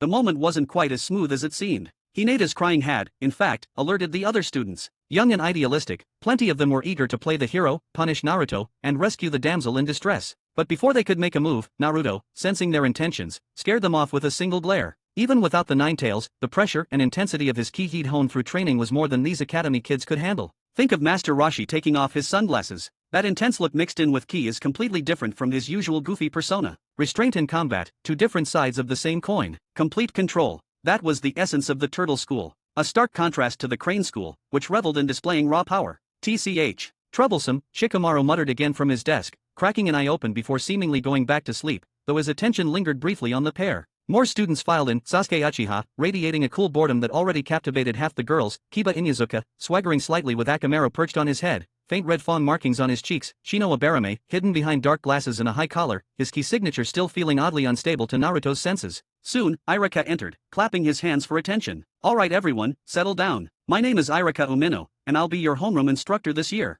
He smiled warmly, though Naruto still felt that faint undercurrent directed his way. Let's start with some simple introductions. Tell us your name, something you like, and what your dream is for the future. One by one, the students stood up. Kiba Inuzuka. I like dogs, obviously. And Akamaru. My dream is to be Hokage someday. Shikamaru Nara. Likes, watching clouds, naps. Dream, marry a normal girl, have 2 kids, retire, and play shogi. Anything else is too troublesome. Sasuke Uchiha. I don't particularly like anything. My dream is I will restore my clan's glory and become strong ninja. He added silently, strong like Nii-san. I'm Sakura Harano. I like. My dream is to become a great ninja like Tsunade-sama. Hinata Hayaga. I like pressed flowers. My dream is to become strong and kind. Finally, it was Naruto's turn. He stood up, glancing briefly at Hinata before facing the class. Naruto Uzumaki. He paused, thinking. I like ramen and people with kind eyes. Another pause. My dream. He looked towards the Hokage monument visible through the window. Is probably to become a great person like the 4th Hokage. Dear readers and fans, for those eager to dive into next chapters earlier before others, I invite you to join us on Patreon. By becoming our patron, you not only gain access to exclusive advanced chapters but also help us continue this endeavor and expand it further. 12, Chapter 12. The Ninja Academy droned on. Mostly theory. Dry lectures about things that felt distant from anything real. Was the theory useless? Not entirely. Sometimes, knowing the history of a conflict can be extremely useful for diplomatic missions or the supposed properties of a medicinal herb for emergencies might matter. But useful? When the instructor started explaining the parabolic arc needed to assassinate someone with a kunai from 50 meters, Naruto tuned out. Who had time to calculate trajectories in a real fight? By the time you finished the math, your target was gone, or you were dead. It always seemed to circle back to the same thing. Kids with clan techniques, with bloodline advantages, were the ones who survived. The bookworms, the ones who aced the written tests, they often didn't last long outside the village walls. It felt like the whole system was rigged from the start. Sure, some practical skills were taught: wilderness survival, basic first aid, how to identify common traps. Useful stuff, maybe, for kids who'd never camped out or fended for themselves. Naruto already knew most of it the hard way. They covered ninja tools, 2 types, uses, weaknesses, and hand seals, endless drills on forming the precise shapes. But watching fights, seeing real shinobi in action, did anyone actually use basic kunai past a certain point? It mostly seemed to become flashes of light and elemental chaos. And hand seals? Felt like everyone powerful eventually just willed jutsu into existence with a clap or a grunt. Beyond that, the only potentially useful things were the 3 basics: transformation, substitution, clone jutsu. Naruto's quick assessment? Clone jutsu, pointless weak genjutsu. Anyone decent used shadow clones, or elemental ones. This was a waste of chakra. Substitution jutsu, cool for show early on, touted as the first step to spatial ninjutsu. Then they retcon it into just a fast switcheroo, a trick of the eye. Transformation jutsu, okay, this one had some potential. Good for infiltration, maybe. But easily seen through by sensor types or anyone with sharp eyes, unless you could somehow mimic it perfectly like things he probably shouldn't know about yet. Unless you're as good as a white zetsu, it's useless. Though harem jutsu and reverse harem jutsu, based on it, caught Kagaya off guard, so there's that. So, yeah, the academy. Great for kids with no background, giving them a crash course. For clan kids, maybe a refresher. For him, mostly a waste of precious training time, time he could be spending getting actually strong. If only I had shadow clones, he thought, slouching as Iraka-sensei launched into another lecture about the will of fire, his voice earnest but making Naruto's eyelids heavy. A real clone, one that could train alongside him, learn, fight, even sit through this class for him. That would change everything. Dragon Ball has clone-like techniques, sure. Tien Shinyan's multiform technique splits his power into 4, and each one's a solid body. But that's Tien Shinyan's move, and Goku doesn't know it. So, shadow clones remained out of reach. The problem? Nobody's going to teach me. In the canon timeline, original Naruto learned it by stealing the scroll of seals during the graduation exam. I'm years away from that. Besides, even if I did graduate, I don't plan on stealing anything, cause I don't think this third Hokage would be as lenient. Still, things weren't all bad. Since he'd mentioned wanting to be like the fourth Hokage during introductions, the Umbu Watchers had vanished. Maybe the third Hokage figured he was safe now, or maybe it was something else. Either way, it was a relief. Less scrutiny meant more freedom. As long as he watched out for the old man's crystal ball jutsu, he could finally start working on the real turtle school stuff. Kamehameha. Flying. Ki blasts. Things that mattered. Drip, drip, drip. The sound, familiar yet strangely out of place, pulled Naruto from a deep sleep. He opened his eyes not to his small apartment, but to the vast, echoing space within the seal. Water pooled ankle-deep across the floor, reflecting a dim, murky light. He frowned. He hadn't been here, truly present like this, in a long time. His training pushed him to exhaustion daily, sleep claimed him instantly. And since Goku-sensei could just talk inside his head, there hadn't been much need to visit the seal itself. But this wasn't right. He'd consciously reshaped this space months ago, replacing the damp, oppressive feel with grassy fields under a clearer sky. Now, it felt like it had reverted back to how it was when he first arrived, lost and confused. And cold. Where was Goku-sensei? I haven't heard his sensei's voice in, how long had it been? Sensei. Naruto called out, his voice swallowed by the immensity of the chamber. Unease prickled at him. He pushed off the ground, rising into the air, ki lifting him effortlessly now, and flew towards the towering gate at the far end of the space. The massive iron bars loomed, the seal tag still slapped defiantly in the center. Everything looked the same, except, the familiar figure in the orange GI, usually leaning against the bars or meditating nearby, was gone. In his place, sprawled behind the gate, was a colossal shadow, mountain-sized and indistinct in the gloom. What the? Oi, kid, get over here. I got something for you. The shadow stirred, a deep rumble echoing through the space. It shifted, dragging itself closer to the gate. Slowly, agonizingly, features resolved in the dim light. Orange fur, 9 flowing tails lashing behind it. A massive fox head, jaws lined with teeth like daggers, peered through the bars, eyes burning with ancient malice. Naruto froze mid-air. That face, he knew that face. The very first thing he'd seen when he woke up in this world. The 9 tails, the one who'd vanished. My cheat, is back. The thought barely registered before another slammed into him. Then where's Goku-sensei? I want him. Scared speechless, are you? The 9 tails grinned, a terrifying sight. It lowered its head, peering down its long snout at him with utter contempt. Weak little human whelp. The shot began to fade, replaced by a cold clarity. Naruto rose higher, meeting the tailed beast's burning gaze levelly. He snapped his fingers. Let there be light, he murmured. Instantly, the oppressive gloom vanished, replaced by a clear, steady light filling the entire chamber. The 9 tails blinked, startled. Interesting, it rumbled, reassessing him. This vessel might not be so boring after all. Mr. Big Fox, Naruto said, his voice steady despite the tremor he felt deep inside. Pleasure to finally meet you properly, I guess. The fox scoffed, a puff of hot air escaping its nostrils. Spare me the pleasantries, brat. What do you want? Naruto didn't hesitate. Where did you go? For the past 2 years? He needed to know. What happened? Where was Goku-sensei? The question felt heavy, vital. The 9 tails just stared at him, head tilted slightly, a flicker of genuine confusion in its eyes. Its next words confused Naruto even more. What are you talking about, runt? I've been right here the whole time. Dear readers and fans, for those eager to dive into next chapters earlier before others, I invite you to join us on Patreon. By becoming our patron, you not only gain access to exclusive advanced chapters but also help us continue this endeavor and expand it further. 13, Chapter 13. Naruto sat up in bed, chin resting on his fist, thinking. He could sense the 9 tails chakra now, clear as day. But before, nothing. Just Goku's ki, and now that was gone. Vanished. He'd arrived without warning and left just the same. If Kurama was always here, like he says, then who was the Goku I met? What was the point of the last 2 years of training? A chilling thought surfaced. Was it all a dream? 2 years, just a dream. He tested the idea, even though it felt wrong. No, that's impossible. A ball of light flared in Naruto's palm, not a Raiznan, just pure ki. He flicked his wrist, sending a small ki blast zipping across the room. ZZZT. The Goku-sensei's training, ki, it was all real. I couldn't dream things into existence like that. Those 2 years happened. But where did Goku-sensei go? He had no answers. He had a feeling he'd see Goku-sensei again, though. He was stronger now, knew all those techniques, Kamehameha, flight, and Kurama was back, lending his power. He should be celebrating, but there was a hollowness inside him. He lost the only father figure he had for past few years. He wondered how Goku-sensei was doing now. It had been 2 years since Goku-sensei was stuck in his seal, if the time flow was same between universes. Hopefully didn't Z-fighters get rolled over by the Saiyans, and Vegeta hadn't already blown up the earth. Days passed. Whenever he got a free moment, Naruto dove back into the seal. This time, though, his focus was on the current tenant. Hey, Kurama, know anything about shadow clone jutsu? Naruto asked, poking the giant fox. Kurama cracked open one eye and glared down at him. I'm not human, how should I know ninja techniques? Okay, what about chakra nature transformation? I told you, I'm a tailed beast. I don't do that stuff. So how do you fight? A black sphere began gathering in Kurama's maw. A tailed beast bomb. Naruto scoffed. TCH. What a waste of chakra.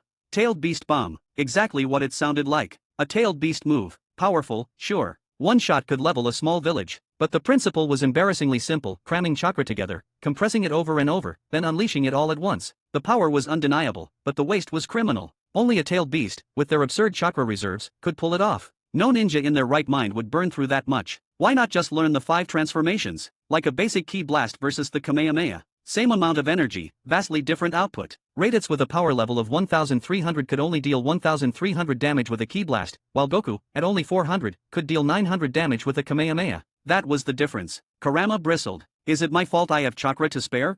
He scoffed. Among tailed beasts, only pathetic runts like Shikaka bother learning your human tricks. Ninjutsu, sealing techniques, it's embarrassing. He added with a sneer, that's why he's the weakest of the 9. Naruto didn't know about weakest, but he knew asking Kurama would always get the same answer about Shikaku. Those two had bad blood. Okay, then do you know how to dash? Shut up. Kurama roared, cutting him off. I don't know any of that. I know the tailed beast bomb. That's it. TCH. Lived for centuries and you don't know anything useful. What have you achieved with your life?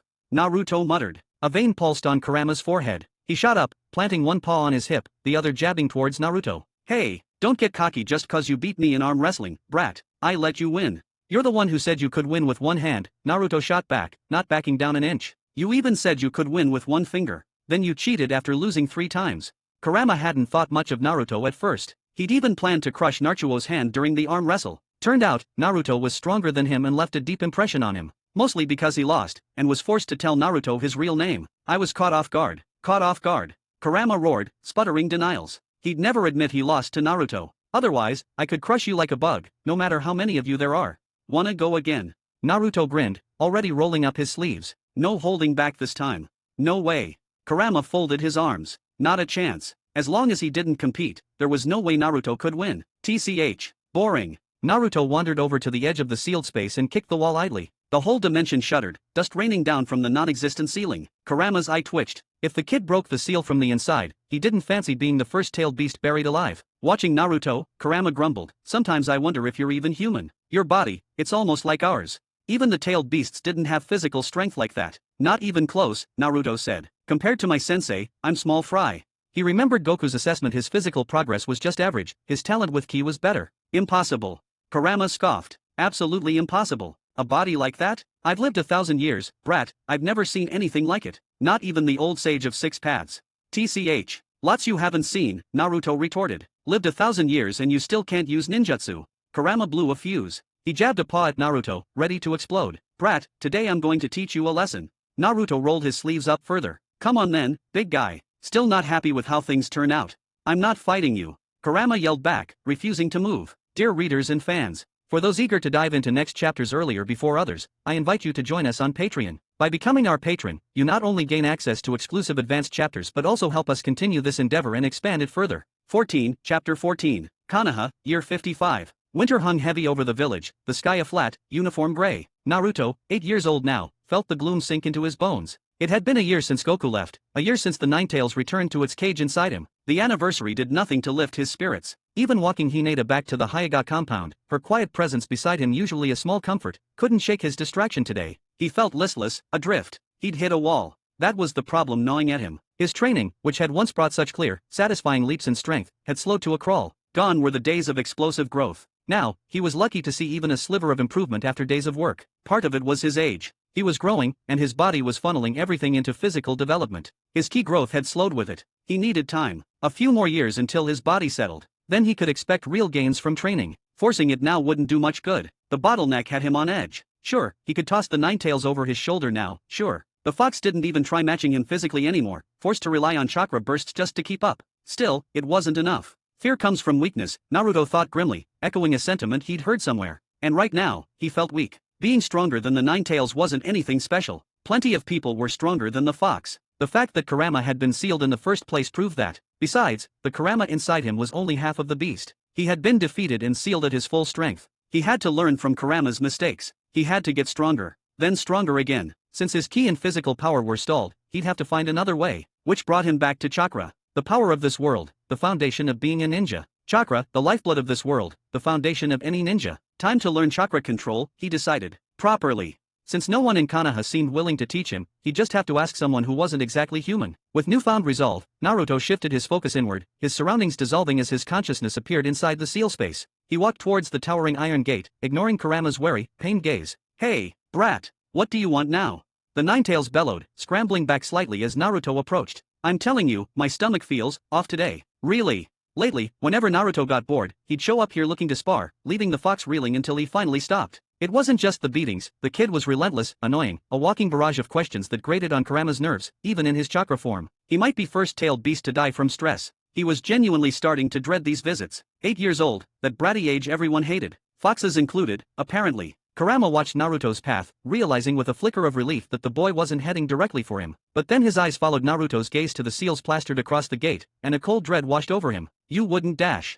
He gasped. Naruto reached for the paper seal. Stop, kid, I mean it. Even if you tear that thing off, I'm not going anywhere. Kurama frantically slapped one massive paw against the gate, using the other to try and shove Naruto back. It was useless. Naruto pushed forward effortlessly against the fox's strength. Don't try to sweet-talk me. I said I won't leave. I'm staying right here. I won't budge. Go back. Just go back. Okay, fine, I'll give you my power. I promise I won't trick you this time. I am really sorry for trying to trick you last time. Naruto ignored him, fingers closing around the edge of the seal tag. Stop. No, stop. Don't even think about going one-on-one with me. Amidst Kurama's desperate cries, Naruto's hand tightened on the seal. Kurama squeezed his eyes shut, waiting for the inevitable. Just as Naruto began to tear the paper, a warm, large hand covered his own, stopping him gently but firmly. A figure shimmered into existence behind Naruto. Blonde hair, blue eyes, a handsome face etched with resolve. He wore the distinctive white haori, flames licking its hem. The sight of him radiated a warmth, a sunny, reassuring chakra that filled the bleak seal space like a sunrise. It felt safe, calming, as though his mere presence could resolve any problem. It was a stark contrast to the usual energies found in the ninja world. The figure settled lightly, the haori swirling around him. 5 characters stood out starkly on the back. 4th Hokage, Minato Namikaze, Konoha's Yellow Flash, the youngest Hokage. Husband to Kushina Uzumaki, the previous Jinchuriki. Teacher to Kakashi Hatake. A legend whispered in awe by allies and dread by enemies who were told they could abandon their mission without penalty if they ever encountered him. Even the official records spoke of the Yellow Flash who cut through the darkness, soaring through spacetime itself. He was also Naruto's father. Perhaps perfect as a husband, ninja, Hokage, and teacher, but as a father, Minato fell short. Minato's gaze softened as he looked down at Naruto, then sharpened incredibly as he turned towards the cage. Ninetales, he began, his voice low and dangerous. Are you trying to lure Naruto? Minato. Seeing the 4th Hokage, Kurama's panic turned instantly to desperate relief. He didn't even register Minato's words, just pointed a massive claw past the bars at Naruto. Minato, hurry. Stop your kid. Don't let him tear off the seal. Minato blinked, looking from the terrified Ninetales back to his son's hand, still frozen on the seal tag. Dear readers and fans, for those eager to dive into next chapters earlier before others, I invite you to join us on Patreon. By becoming our patron, you not only gain access to exclusive advanced chapters but also help us continue this endeavor and expand it further. 15, Chapter 15, Minato. Inside the seal space, Naruto and the 4th Hokage sat facing each other. Kurama, seeing Naruto wasn't actually about to tear the seal open, decided to retreat for a nap. The whole ordeal had been unsettling, any more stress and the great Ninetales feared he might actually snap. The first-tailed beast in history to suffer a nervous breakdown? He wanted no part of the 4th Hokage's family drama and retreated into the deepest recesses of the seal. What exactly happened between you and the Ninetales? Minato asked, breaking the silence. I've never seen him want to get away from someone that badly. Not even when Kushina had crucified him on a giant boulder. Nothing much, just played a few games with him, Naruto said, brushing the question off. He didn't want to get into it. Oh. Silence fell again, heavy and awkward. The two just looked at each other. Minato felt a headache coming on. This was his first time being a father. He had no experience, no idea how to talk to this boy who was his son. Did Naruto even know who he was? Had he understood what the Ninetales had let slip earlier? Guilt gnawed at him, the irresponsible father. The words, I'm your father, lodged in his throat, refusing to surface. This suffocating quiet was worse than facing down an army of IWA ninja. Naruto, honestly, didn't know how to talk to the 4th Hokage either. He couldn't say he liked or disliked this man who was technically his father. He'd grown up alone, never knowing Minato, so there was no real emotional connection. Goku-sensei felt more like a father to him than Minato. His impression was based purely on stories and history, sunny, incredibly strong, devoted to his wife. And that was it. If Naruto hadn't hit a wall with his ninjutsu training, he never would have intentionally summoned him like this. So, Minato finally ventured, "You did all that, to summon me? You know who I am." Naruto simply nodded. "Yeah, I sensed your ki in the seal a long time ago." Ki. The word was unfamiliar, but Minato sensed he didn't have much time left to dwell on it. "Then, what do you want?" he asked, choosing his words carefully. Seeing the legendary fourth Hokage looking almost apprehensive was faintly amusing to Naruto, but he answered plainly, "To learn ninjutsu." Learn ninjutsu.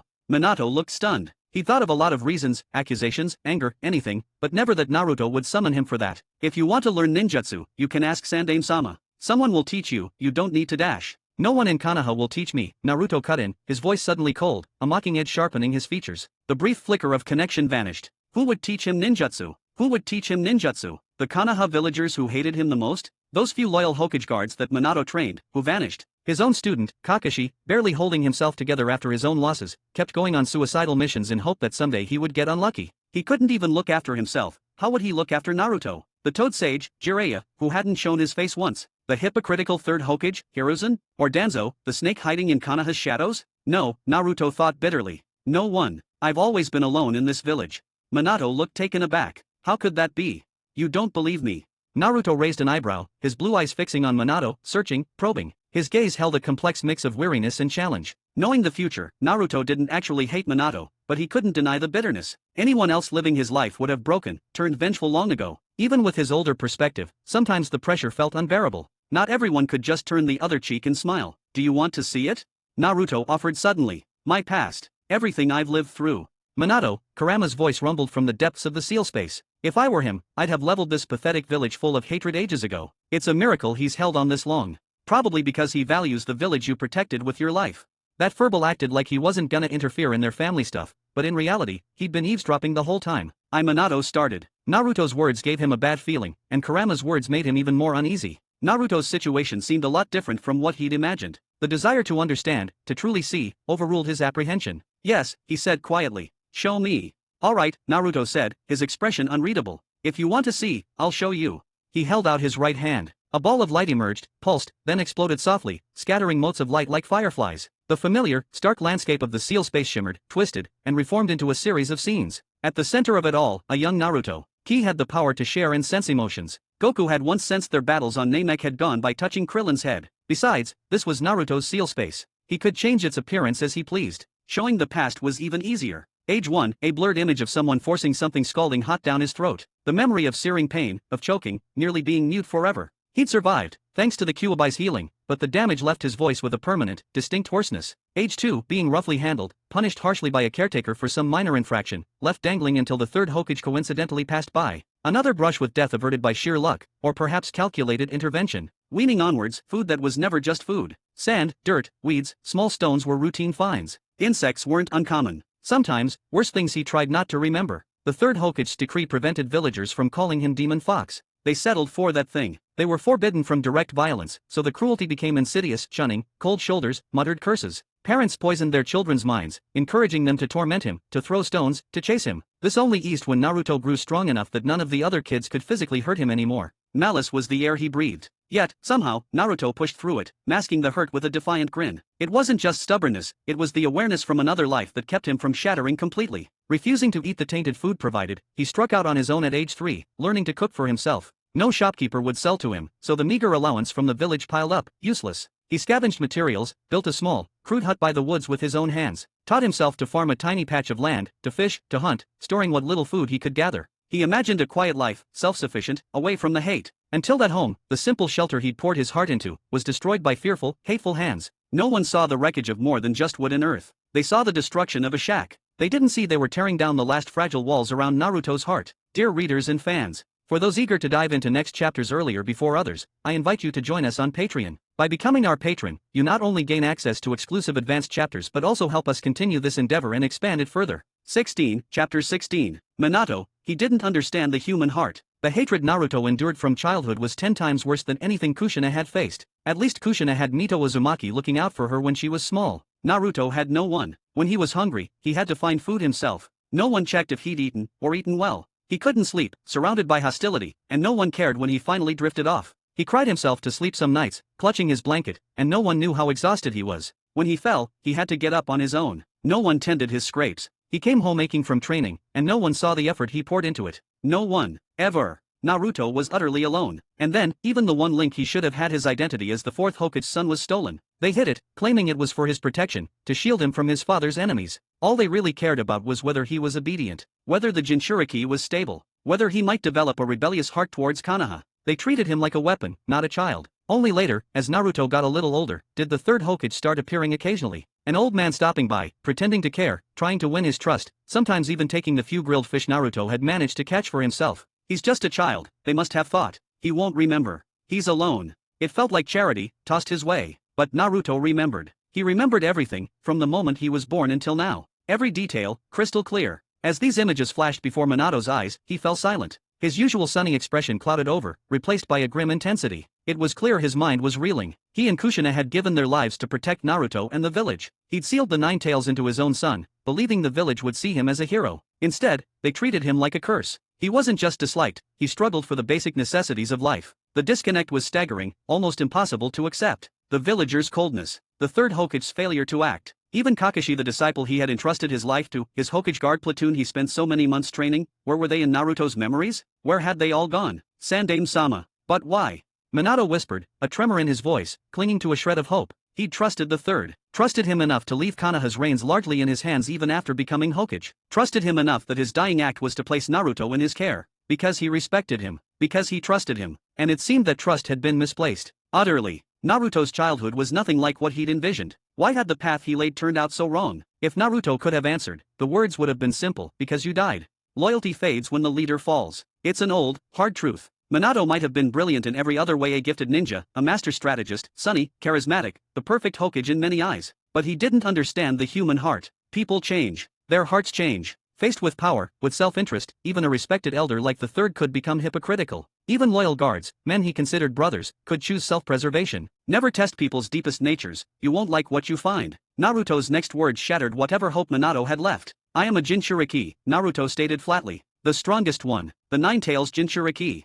It seemed unrelated, almost a non sequitur, but it struck at the heart of the matter. Blunt, but true. Minato had become Hokage, he wasn't naive about politics. He understood instantly. His final request, his entrustment of Naruto, it paled in comparison to Naruto's status. The Nine Tails Jinchuriki, the ultimate strategic weapon, Konoha's greatest deterrent. Control the Jinchuriki, control the tailed beast. Control the tailed beast, control immense power. It was why Danzo had been so obsessed with getting Naruto into route. Minato knew his own rise to Hokage wasn't just about his skills. A crucial, undeniable factor, he was married to Kushina, the previous Jinchuriki. If Naruto hadn't been the Jinchuriki, if the Nine Tails wasn't sealed inside him, then his identity as the fourth son wouldn't have needed hiding. The third might have kept his promise, raised Naruto as Minato had asked. Maybe Naruto's childhood would have been like Minato dreamed, celebrated, cherished, like a hero. A happy childhood. But the lure of the Nine Tails was too strong. When power struggles consume a village, its destruction isn't far behind. Just as Orochimaru had said, a rotten village, a rotten Konoha, better to burn it down. Where leaves dance, flames burn. The fire's shadow illuminates the village, and new leaves sprout.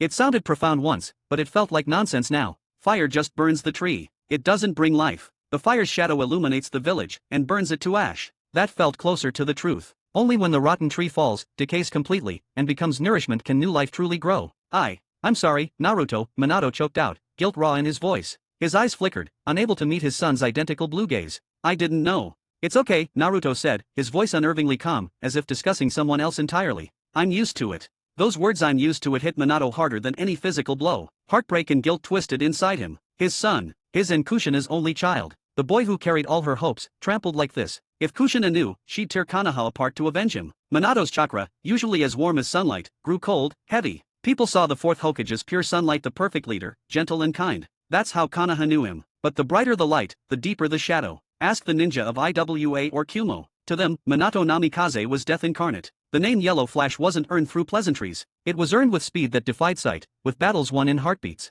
Annihilating 50 IWA Jonin instantly, moving through enemy lines like a phantom, he had struck fear across the nations. Minato was no stranger to ruthlessness. He was a ninja. The only Hokage from common birth, clawed up from the blood and chaos of war. His sunshine was reserved for his own people. Dear readers and fans, for those eager to dive into next chapters earlier before others, I invite you to join us on Patreon. By becoming our patron, you not only gain access to exclusive advanced chapters but also help us continue this endeavor and expand it further. 17, Chapter 17. Additional chapter due to getting 30 plus patrons this month. Thank you all for your support. Some people might dismiss Naruto's suffering as simple indifference, claiming he faced no real harm, just the pouting of a lonely child and his great regenerative ability due to Nine Tails. Most wounds don't affect him permanently. That view couldn't be more wrong. Naruto was an orphan. His father died moments after his birth, and the villagers, consumed by their grief and fear from the Nine Tails attack, turned their hatred onto the child who unknowingly carried the beast. Every father, mother, child, sibling, relative and friends lost, every home destroyed in that disaster, all that bitterness, perhaps even magnified, landed squarely on Naruto.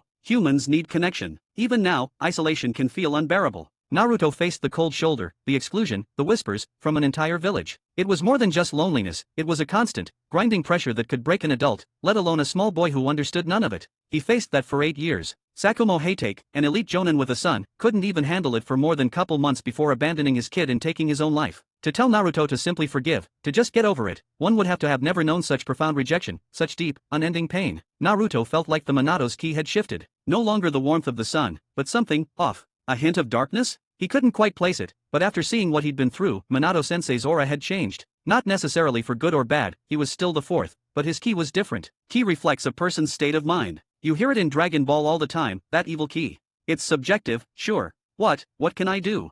Minato closed his eyes, a tightness in his chest. He felt lost, the gulf between his hopes for Naruto and the crushing reality almost too much to bear. When he opened his eyes again, they were unfocused, haunted. He looked at Naruto, his voice strained. Naruto, how can I possibly make this right?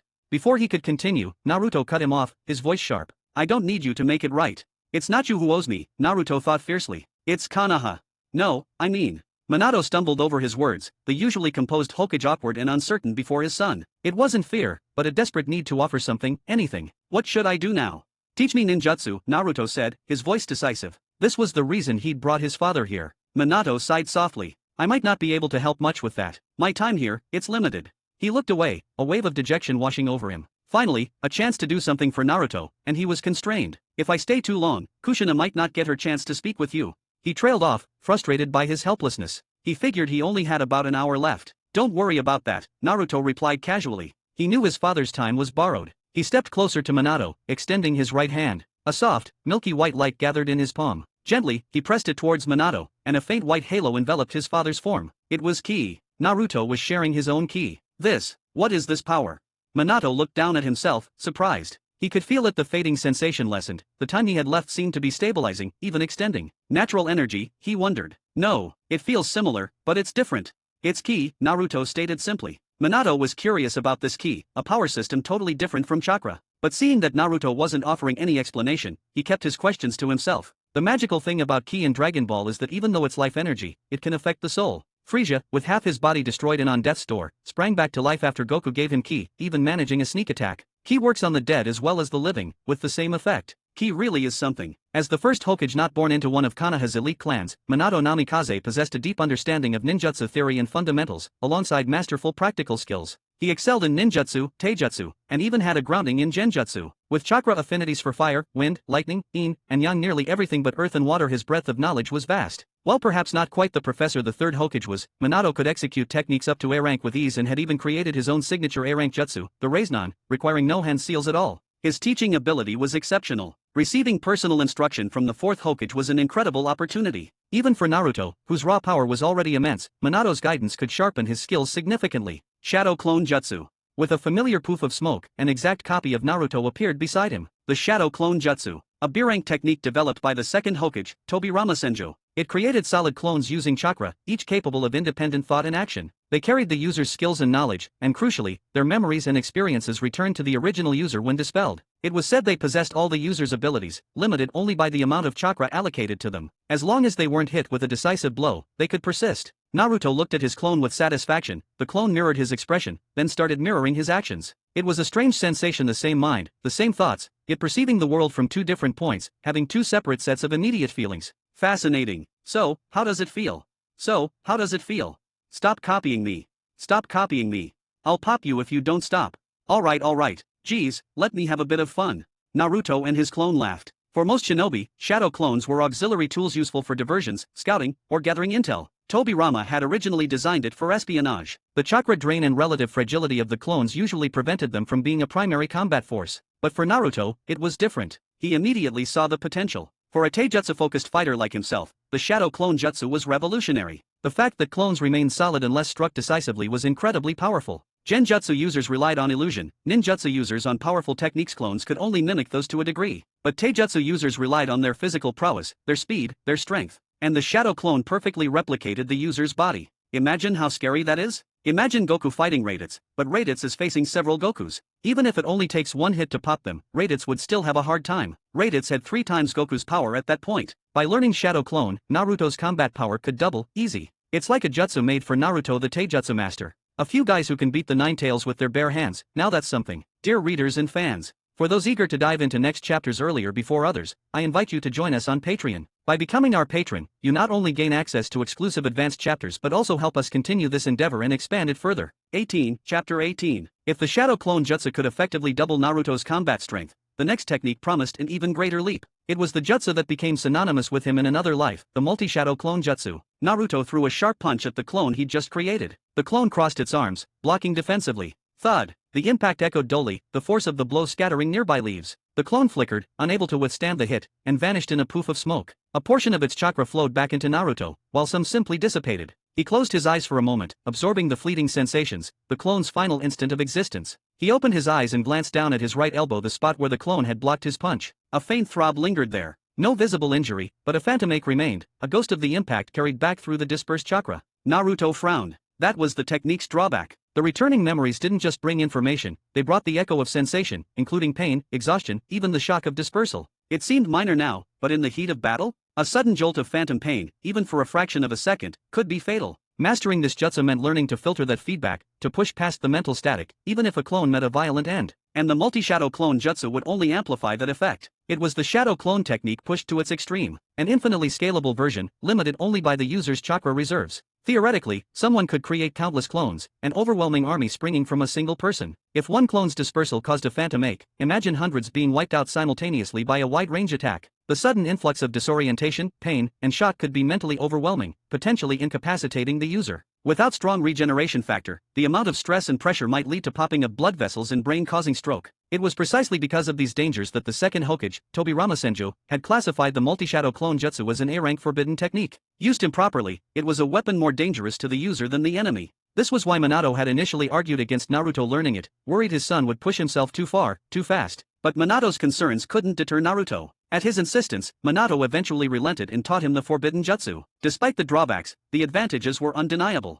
Beyond the sheer increase in combat numbers, the technique offered an unparalleled training advantage. While clones couldn't replicate the physical strengthening of training, their experiences, every repetition of a kata, every attempt at chakra control, every moment of sparring returned to the original user upon dispersal. It was like living through hundreds of training sessions simultaneously, accumulating skill and experience at an exponential rate. It felt like cheating the natural limits of learning. It was cheating. As for the massive chakra cost, that was hardly a concern for Naruto. He'd never actually measured the reserves churning within him, but if a Jonin's chakra was a glass of water, Naruto's own reserves even without tapping into the Nine Tails were more like a swimming pool. While others carefully rationed their energy for C-rank jutsu, Naruto could afford to be almost wasteful, tossing out A-rank techniques with little thought to the cost. A Raiznan here, another there, hitting the target wasn't always the point, sometimes it was just about the overwhelming pressure. Add to that the Nine Tails' influence, granting him accelerated healing that bordered on the absurd. Injuries that would sideline other shinobi for days, requiring medical intervention, Naruto could often sleep off. While others recovered slowly, Naruto would be back on his feet, ready for more. His stamina and recovery rate made him uniquely suited to handle the strain of the multi-shadow clone jutsu. If the basic shadow clone felt perfect for a taijutsu specialist, the multi-shadow clone felt like a technique specifically designed for Naruto Uzumaki. The power to overwhelm opponents not just with one fighter capable of incredible feats, but with hundreds. The Nine Tails, somewhere deep inside, probably felt rather put upon by the thought. Naruto brought his index and middle fingers together on both hands, crossing them into the familiar seal. He gathered chakra, focusing his intent, and roared. Multi-shadow clone jutsu. Puff, puff, puff, puff, puff. A rapid-fire series of sounds filled the small forest clearing as smoke erupted everywhere. Within moments, hundreds of identical Narutos stood packed together, looking expectantly at the original. Naruto cleared his throat, meeting the gaze of his copies. He gave them a respectful bow. "All right, everyone," he said, his voice carrying over the quiet hum of anticipation. "From here on out, I'm counting on you. For our goals. For what we need to achieve. Perhaps he was the only ninja in history to ever thank his clones. But they shared his thoughts, his memories, his determination. They understood. "Don't worry," one clone called out, grinning confidently. "Leave it to us." The sentiment rippled through the crowd, hundreds of voices echoing the resolve. "Yeah." Naruto grinned back, feeling the surge of shared energy. "Good. That's the spirit. You just focus on getting stronger, boss," another clone added. "We'll handle the rest. What doesn't kill us will only make us stronger. What doesn't kill us makes us stronger," shouted another, the phrase catching on. "For our future. Let's go." The energy peaked, a unified roar rising from hundreds of throats. "All right then," Naruto yelled over the din. "Let's get to it. Disperse." "Yeah." With a final, collective shout, the clones erupted outwards, pouring out of the clearing in all directions like a blonde tide, vanishing into the trees until only the original Naruto remained in the suddenly quiet forest. No one else knew their purpose, where they were headed, or what tasks they would undertake before eventually disappearing. Naruto rolled his neck, eliciting a series of sharp cracks. He silently hoisted the weighted turtle shell heavier now than ever onto his back. Then, settling into a familiar rhythm, he began the monotonous, grinding work of basic training, the foundation upon which everything else was built, day after day, year after year. Time to train. Dear readers and fans, for those eager to dive into next chapters earlier before others, I invite you to join us on Patreon. By becoming our patron, you not only gain access to exclusive advanced chapters but also help us continue this endeavor and expand it further. 19, Chapter 19, Konoha, Year 53, Autumn. Old man Hokage told me I'm starting at the academy tomorrow. He said there are lots and lots of kids there, and I can make real friends. I'm really looking forward to it. Grandpa was right. I did make a friend at the academy. A lot of the kids don't like me or want to play with me, but she doesn't mind. Her name is Hinata. She's really cute and nice. I'm glad I listened to him. I'm so happy I made a friend. This was a really good day. Grandpa came to see me again today. I'm happy. Konoha, Year 54, October 10th. Old man Hokage hasn't come to see me in a week. Did I do something wrong? Is it because I was bad? Today's my birthday. Grandpa even got me a big cake. It was the first time I ever had cake. I only ever heard other kids talk about it. It was really sweet, but I couldn't eat something that good all at once. I wanted to save it and eat it slow. The cake went bad. He told me cake doesn't last long. He said you need a fridge to keep it longer, but I don't have money for one. Too bad. But old man Hokage said he'd bring me cake next year, too. I'm really looking forward to it. Konoha, Year 55, Summer. Old man Hokage. The diary was filled with simple entries about daily life. Some were just a sentence, others a single thought. At first glance, it seemed like meaningless rambling, recording the simple joys and sorrows of a young child. Old man Hokage was mentioned the most. His name appeared constantly, filling nearly two-thirds of the pages. More than half the entries mentioned listening to old man Hokage, a third mentioned missing him. Reading the diary, it painted a picture of a lonely child starved for affection, latching onto the one person who showed him kindness. If you only looked at the diary. Third Hokage nodded, satisfied, and gently closed the notebook. He tiptoed over and slid it back into the drawer where Naruto kept it. Gazing at the sleeping boy, his eyes held a look of affection. Then, whoosh, he was gone with the body flicker technique. He left Naruto sleeping soundly, a thin line of drool escaping the corner of his mouth, lost in dreams. Quiet settled over the small apartment. Moments later, Hokage reappeared, checked on the still slumbering Naruto, nodded again in satisfaction, then vanished once more. But the instant Hokage vanished from the hut for the second time, Naruto's eyes snapped open. He sat up, his gaze fixed on the spot where the Hokage had been only moments before. Umbu surveillance, the crystal ball jutsu, even Third Hokage's own stealthy visits. Third Hokage was never outside Naruto's awareness. As a child who had grown up under constant watch, Naruto had developed uncanny counter-surveillance instincts. Between sensing malicious intent and detecting chakra signatures, no one could approach him undetected. No one. Every move the Third Hokage made was under Naruto's observation. His range and methods of detection surpassed even the famed Byakugan of the Hyuga main house. He glanced at the drawer where the diary sat, a smirk twisting his lips, a smile full of mockery and contempt. Who even writes a diary these days? He'd known all along that the Third Hokage would come. He'd predicted it. He'd prepared 10 different versions of the same dribble, so that the Third Hokage would find them at different times, in different places. He'd written the diary contents on purpose, too. So deliberately forced, so over the top, he almost wrote "I love old man Hokage the most" on his forehead. If any other Konoha ninja had written such a thing, Third Hokage would have been instantly suspicious and likely believing them to be either honeypot or a spy. But this was Naruto. The sheer obviousness of it made Third Hokage believe it was genuine. He was only 8, after all. An orphan, shunned by the village. Why wouldn't he cling to the one person who showed him any kindness? Naruto is just a child, Third Hokage likely thought. What harm could an 8-year-old possibly intend? Just the complete destruction of Konoha. Third Hokage thought he saw the surface, Naruto controlled the depths. Was it right, scheming so elaborately against an old man? Was it fun? The answer, of course it was. You started this game, Naruto thought grimly. If you want to play, then let's play it out. How very interesting. Meanwhile, everything Third Hokage did was observed by the presence sealed within Naruto the Fourth Hokage, and Minato's aura shifted once more. "And Naruto-kun, thank you for walking me home every day," Hinata Hyuga murmured, her voice barely louder than a whisper. She fidgeted with the hem of her clothes in front of the Hyuga compound gate, her face flushed. At the academy, Naruto kept to himself. He attended classes, was never late, never left early, his only deviation being walking Hinata home. He maintained almost no presence otherwise. The instructors, adopting a less trouble is better approach when it came to Naruto, tended to overlook him. Naruto, for his part, never caused trouble or sought attention, acting like a quiet, unobtrusive child. Eventually, the other students grew accustomed to this quiet Naruto. His knack for avoiding trouble while clearly being unafraid of it also discouraged potential bullies. Mostly, though, it was his eyes. They were unsettling. Even the academy teachers found his gaze hard to meet. A subtle pressure they believed to be leakage from the Nine-Tails chakra seemed to emanate from him, quelling any thoughts of confrontation. Soon, even mentioning Naruto Uzumaki felt uncomfortable, something others avoided instinctively. As a result, Naruto's presence in class became as low-key as Shino Abarame's. "I like spending time with Hinata," Naruto said with a gentle smile, reaching out to softly pat Hinata's head. His eyes seemed warm. "Is that okay?" Hinata felt her heart leap, and his words echoed in her mind. "I like spending time with Hinata." She completely missed his question. "And Naruto-kun, likes spending time with me?"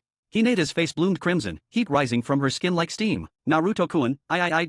Just as Hinata finally worked up the courage to say something to Naruto, a cold voice cut her off. "Hinata-sama, what are you doing lingering at the gate?"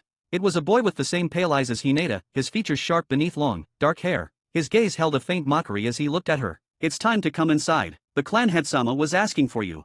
"Neji and I-san," Hinata said, suddenly deflating like a punctured balloon. Naruto turned to leave, but the boy stopped him. "Wait." Naruto turned back to face the long-haired Hyuga. "I've heard of you," Neji stated coolly. "Naruto Uzumaki." Dear readers and fans, for those eager to dive into next chapters earlier before others, I invite you to join us on Patreon. By becoming our patron, you not only gain access to exclusive advanced chapters but also help us continue this endeavor and expand it further. Chapter 20. Didn't expect I'd be famous?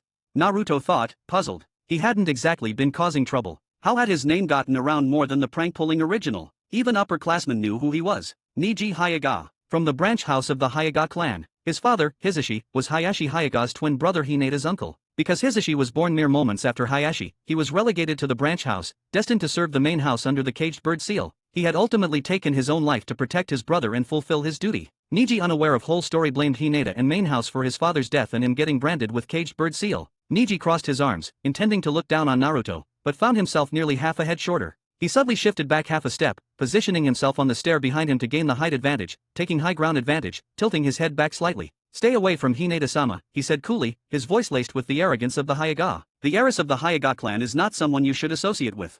Naruto sized him up, unfazed by the posturing. Due to actually eating properly, he'd shot up and was noticeably taller than Neji. "Oh, okay," Naruto replied evenly. "Anything else?"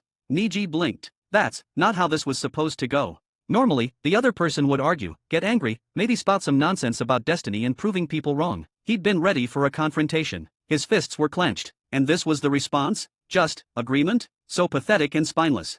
Neji scoffed inwardly. A deadlast is a deadlast after all. Someone abandoned by fate. Don't let me see you near her again. Alright, Naruto said easily. The next day, Naruto walked Hinata to the Hyuga gates, just like always. Neji stood there, watching. Did he just ignore everything I had said yesterday? The two boys watched in silence as Hinata slipped through the gate. Just as Neji opened his mouth to speak, the world blurred. A strong gust of wind, and then a sharp pain in the back of his neck as darkness swallowed him. Naruto looked down at Neji's unconscious form sprawled on the ground and shrugged. Well, if he's unconscious, he can't see me, right? Problem solved.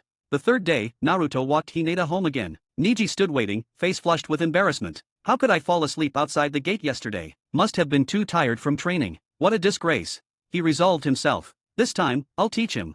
The moment Hinata stepped through the gate, thump, Neji was out cold again. The fourth day, unbelievable. Fell asleep 2 days in a row. This time, no matter what thump, Neji crumpled. The fifth day, a flicker of suspicion crossed Neji's mind. Something isn't right. This time, he decided to strike first. Chakra gathered at his fingertips. Gentle fist dashed before he could launch the technique. He was on the ground again, facing another knight unconscious by the gate. The sixth day, Neji grit his teeth. Thump. Before he could finish the word he was out like a light, and spent the night sleeping on the paving stones. The seventh day, Neji hit the ground before he could even form a thought. He lay stiffly through the night. A month later, Neji, looking haggard and near the end of his rope, saw Naruto approaching with Hinata and immediately held up a hand. Stop. Seeing Naruto pause instead of instantly knocking him out, Neji let out a shaky breath he hadn't realized he was holding. He tried to regain his usual cool composure. Why? He demanded, his voice strained. Why are you doing this? Naruto answered matter-of-factly, you told me not to let you see me again. If you're unconscious, you can't see me. A guy's gotta keep his word, right? Is that what this is about? Neji felt a surge of frustration. He stared hard at Naruto. How are you so strong? You're supposed to be the dead last. Do you even know what dead last means? Naruto asked, tilting his head. His written test scores were garbage, sure, but his practical skills were top tier. Every classmate he'd sparred against, except Hinata, had ended up soundly beaten. Especially the girls. One solid hit usually sent them crying, at least that taught those girls to not screech loudly at me for beating their precious innocent Sasuke-kun. Being a ninja means facing gender equality. That kind of record didn't exactly scream dead last. But Neji wasn't listening. His frustration boiled over. Are you trying to defy fate too? He spat, his voice rising. It's impossible. Fate is decided the moment you're born. A dead last should act like one. Recently, Neji had accidentally injured a main house member during sparring, and they'd used it as an excuse to activate his caged bird seal as punishment. The physical agony combined with his circumstances had pushed him near his breaking point. Want to know the answer? Naruto asked calmly. If you do, meet me at Training Ground 99 tomorrow before sunset. Neji opened his mouth to retort, but felt that sickeningly familiar sharp pain at the back of his neck. His eyes rolled back. Thump. Keeps talking about dead lasts, Naruto thought, annoyed. The first time, okay, maybe he gets a pass since I know he can change. But the second time? Nope. And so, Neji spent another night keeping watch over the Hokage gate from the ground. The next day, Neji arrived at Training Ground 99 long before sunset. He scanned the area but saw no sign of Naruto. The only person there was a figure in the distance, drenched in sweat, relentlessly practicing basic exercises. Squats, jump rope, push-ups, punches. Over and over, a monotonous, grinding routine. TCH. Neji sneered at the distant figure. Training like that won't change anything. You can't fight destiny. He wasn't sure if he was mocking the other boy or himself. He recognized him. Rock Lee, one of his classmates. The one with no talent for ninjutsu or genjutsu, doomed to mediocrity, never truly becoming a shinobi. Another pathetic bug abandoned by fate, Neji thought bitterly. Just like me. Think he's wasting his time. Neji jumped, startled by Naruto's voice suddenly appearing right behind him. When did he get here? Shock jolted through him. How could someone approach him undetected, especially with his Byakugan lineage? Naruto walked casually to stand beside him. I've been here since you arrived, he said simply. Mind reading? Nope, Naruto replied, glancing at him. Your thoughts are just easy to read. It's written all over your face. Right, like I believe that. Believe it or not, doesn't matter, Naruto said, his gaze shifting back to Rock Lee training relentlessly in the distance. What's important is, what do you think of him? Dead last, Neji said instantly, disdain coloring his voice. Only a commoner trains like that. What makes someone a dead last, or ordinary, or a genius? Naruto asked quietly, not waiting for an answer. Seems you don't think much of him. Neji shook his head firmly. He lacks the talent to be a ninja. He's different from us. Ha, us now. Naruto chuckled softly. How about a bet? He held up one finger, waving it slightly in front of Neji's face. 1 month. Give me 1 month, and I'll train that guy myself. He locked eyes with Neji. 1 month from now, I'll make him strong enough to surpass you. What, are you joking? Neji scoffed, rejecting the idea outright. That's impossible. Train a talentless commoner, someone abandoned by fate, to surpass him, a Hokage prodigy, in just 1 month? Ridiculous. Not even the Hokage could manage that. What's wrong? Naruto pressed, a challenging glint in his eyes. Is the great genius Neji Hokage scared? Afraid Lee will actually surpass you in a month. Neji's pride flared. Fine, you're on. Dear readers and fans, for those eager to dive into next chapters earlier before others, I invite you to join us on Patreon. By becoming our patron, you not only gain access to exclusive advanced chapters but also help us continue this endeavor and expand it further. 21, Chapter 21. 1 month later, at Training Ground 99, Naruto, Neji, and Rock Lee gathered as they'd agreed. Neji tilted his chin up slightly, looking at Naruto with familiar arrogance. Let's get this over with. He felt ready. For the past month, Neji had pushed himself relentlessly, training every spare moment. His dedication had been so intense that even his uncle, Hayashi Hyuga, had noted it with surprise, wondering privately if the caged bird seal punishment had been that much of a motivator. Lee. Naruto called out. Yes, Naruto-sensei. Lee snapped to attention, then turned to face Neji, settling into a ready stance with his right hand extended. Rock Lee. Humph. Neji nearly snorted, not bothering with a formal acknowledgement. In his mind, Lee stood no chance. This was the confidence of a Hyuga genius. The spar began instantly. Lee exploded forward, closing the distance with surprising speed, unleashing a rapid series of kicks aimed low, towards Neji's sides. He moved with fierce determination. Neji, however, remained composed. Chakra flowed smoothly to his hands as he shifted from fists to open palms. Using the fluid principles of the gentle fist, he deftly deflected Lee's barrage. You're strong, Neji, Lee commented sincerely, pausing after his initial assault was parried. Neji met the praise with cool indifference. Is that all? If this was Lee's limit, the match was already decided. He felt a surge of confidence. Lee's expression sharpened. Okay, he said seriously. Time to get a little more serious. He attacked again, launching into a flowing combination. A sharp knee lift, followed by whipping kicks powered by the turn of his waist, the arc of his foot and shin slicing through the air towards Neji. High, middle, low. He targeted Neji's head, chest, and legs in quick succession, finishing with a powerful, spinning sweep kick. The assault was relentless, each move flowing into the next without pause. Byakugan.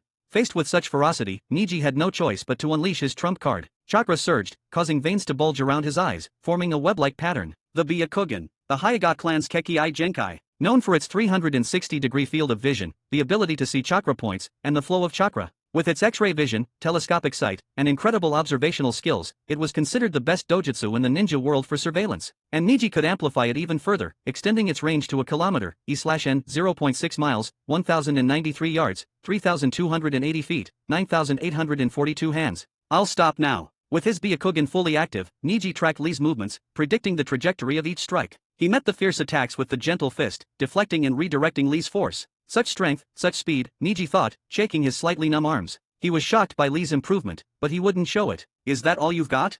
He taunted. If this was truly Lee's full power, Neji would still win. The gentle fist was inherently superior against pure taijutsu users. Victory might be harder earned than he initially thought, but it was still inevitable. I admit, Neji said, a stiff smile touching his lips, your progress this past month is impressive. Your speed and power are almost enough to push me. He paused for effect, but almost isn't enough. Against anyone else in our class, maybe you would have won by now. Unfortunately for you, you're facing me. Neji Hyuga, a genius. I've seen your fate clearly, Lee. You are destined to be defeated by me. Truthfully, seeing Lee's advancement, a grudging respect for Naruto sparked within Neji. To take the deadlast Lee and elevate him to this level in only a month, it was almost unbelievable. If my strength could improve like that. He thought fleetingly, could destiny really be changed? Naruto-sensei said you were strong, Lee said, ignoring Neji's pronouncements of victory. He looked at Neji with unwavering seriousness. He was right. You are very strong. To show my respect, I've decided to use my full power. You're saying, that wasn't your full power? Neji stared, incredulous. Is he bluffing? Lee reaching this level was already shocking. Anything more seemed impossible. Taijutsu took years of dedicated, cumulative training. Surpassing Neji's level in a single month? It would make Neji's own years of effort meaningless. Impossible. He has to be bluffing. Lee seemed unaware of Neji's internal turmoil. He glanced solemnly at Naruto, who gave a slight, affirmative nod. Then, Lee reached down and began unwrapping the bandages around his calves. What is that? Neji's eyes widened disbelief. Beneath the white wrappings, were heavy training weights. Thud, thud, the weights hit the ground, kicking up small clouds of dust. Neji realized his Byakugan had been focused entirely on Lee's chakra flow. He hadn't perceived the physical burden Lee carried. Weights that heavy. Neji doubted he could even move properly wearing them, let alone fight with such speed. And Lee had been keeping pace with him while burdened like that. Lee, now free of the weights, bounced lightly on the balls of his feet, loosening his joints. He took a deep breath, his gaze locking onto Neji with renewed intensity. Neji, he said earnestly. Here I come. Then, he vanished. So fast. Even with the enhanced perception of the Byakugan, Neji could barely track Lee's movements, catching only blurred afterimages. Lee's weights might not have been as ludicrously heavy as the ones he would later use in the Chunin exams, but Neji wasn't Chunin level strong yet either. He didn't know rotation, nor the 8 trigrams palms techniques. Gentle fist. Facing Lee's blinding speed, Neji fought with desperate focus, pouring all his skill into his defense, trying to leverage the gentle fist's disruptive power against pure taijutsu. The Hyuga style was terrifying, capable of injecting chakra to seal an opponent's tenketsu points, shutting down their chakra network. It was said that any ninja caught within range of a Hyuga master, be they taijutsu, ninjutsu, or genjutsu specialist, was doomed. But his opponent was Rock Lee, stronger, and now overwhelmingly faster. If Neji possessed techniques like the 8 trigrams palms techniques or rotation, perhaps he could have held his ground. Unfortunately, he didn't. It didn't matter how potent your techniques were if you couldn't land a hit. Speed ruled the taijutsu battlefield. Neji threw punches and palm strikes, a flurry of desperate movements, but none connected. Lee evaded effortlessly. Meanwhile, every blow Lee landed sent jolts of pain through Neji, forcing grunts past his clenched teeth. He was losing. He was being thoroughly outmatched. Against Lee's full speed, Neji had no answer. He was completely overwhelmed, his vaunted gentle fist rendered useless. Lee battered him relentlessly, treating him like a training dummy. Finally, bruised and battered, Neji collapsed. A decisive, crushing victory for Rock Lee. Neji Hyuga was defeated. Dear readers and fans, for those eager to dive into next chapters earlier before others, I invite you to join us on Patreon. By becoming our patron, you not only gain access to exclusive advanced chapters but also help us continue this endeavor and expand it further. 22, Chapter 22. Is this fate? Neji murmured, lying broken on the ground. Fate chose him, and abandoned me. It's not about fate, Naruto said, walking slowly towards him. He looked down at Neji. And you haven't been abandoned, either. Fate never existed. No, Neji countered, pushing himself up with tremendous effort, gritting his teeth against the pain. Everything is preordained. He looked Naruto square in the eye. Like you defeating me just now. His stubbornness drew a dry chuckle from Naruto. If everything's predetermined, Naruto asked, then why train so hard? If it's all decided anyway, why bother trying? Why not just give up? He leaned in slightly. You talk constantly about how destiny can't be changed, but you're the one who wants to change it most, don't you? Naruto cut straight through Neji's defenses. His deep blue eyes seemed to pierce right into the Hyuga's heart. What are you waiting for, Neji? What are you expecting? What are you hoping for? Waiting for someone to beat you? Expecting someone to point out your mistakes? Hoping someone will come along and fix you? Heh.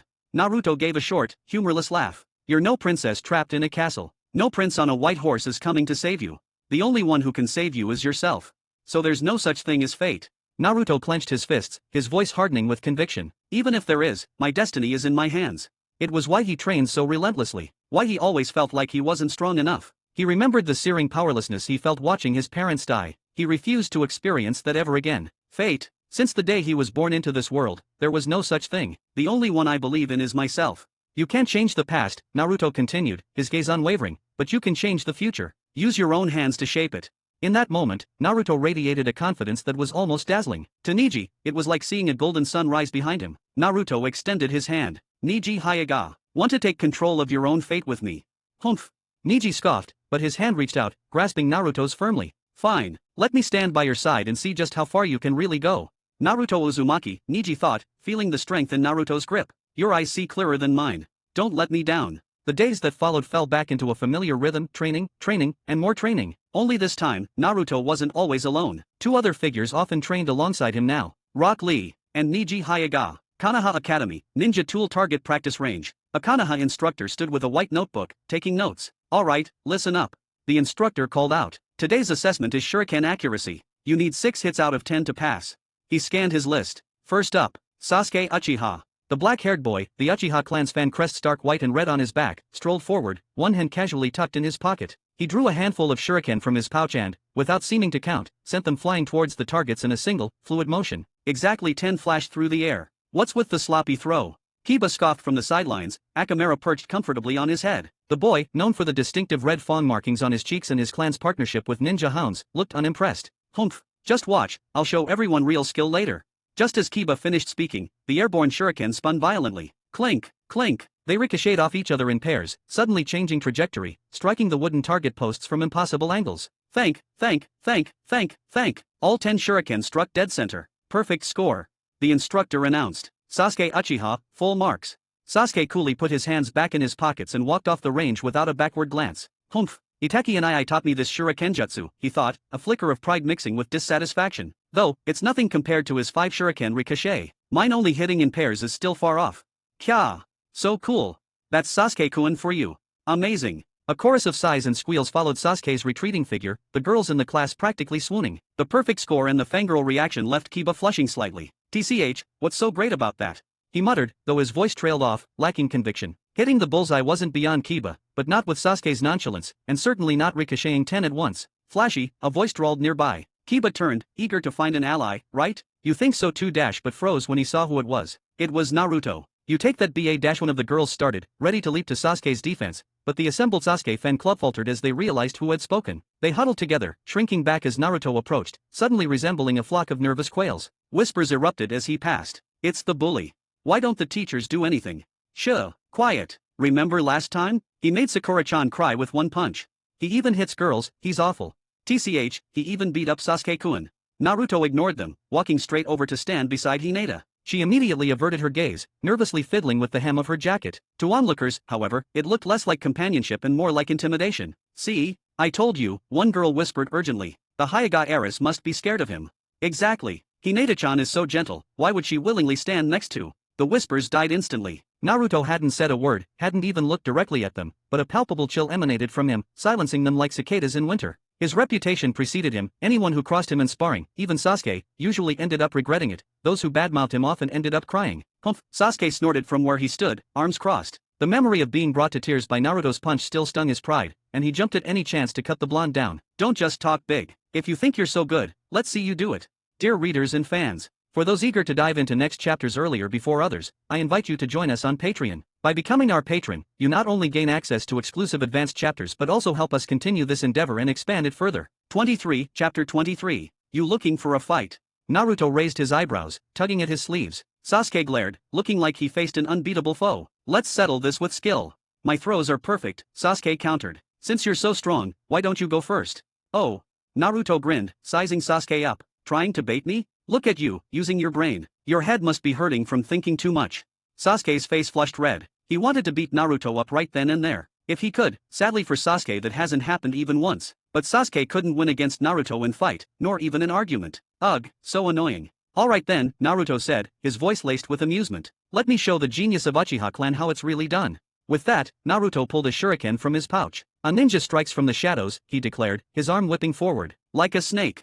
He threw it hard. The shuriken shot forward like a cannonball. It didn't just hit the bullseye, it punched straight through the target. Without losing speed, it tore through 3 thick tree trunks behind it before embedding itself deep in the stone wall with a solid thunk. If the first strike fails, you fall back, Naruto continued, calmly drawing a second shuriken, then a third, a fourth. What matters is the one-hit kill.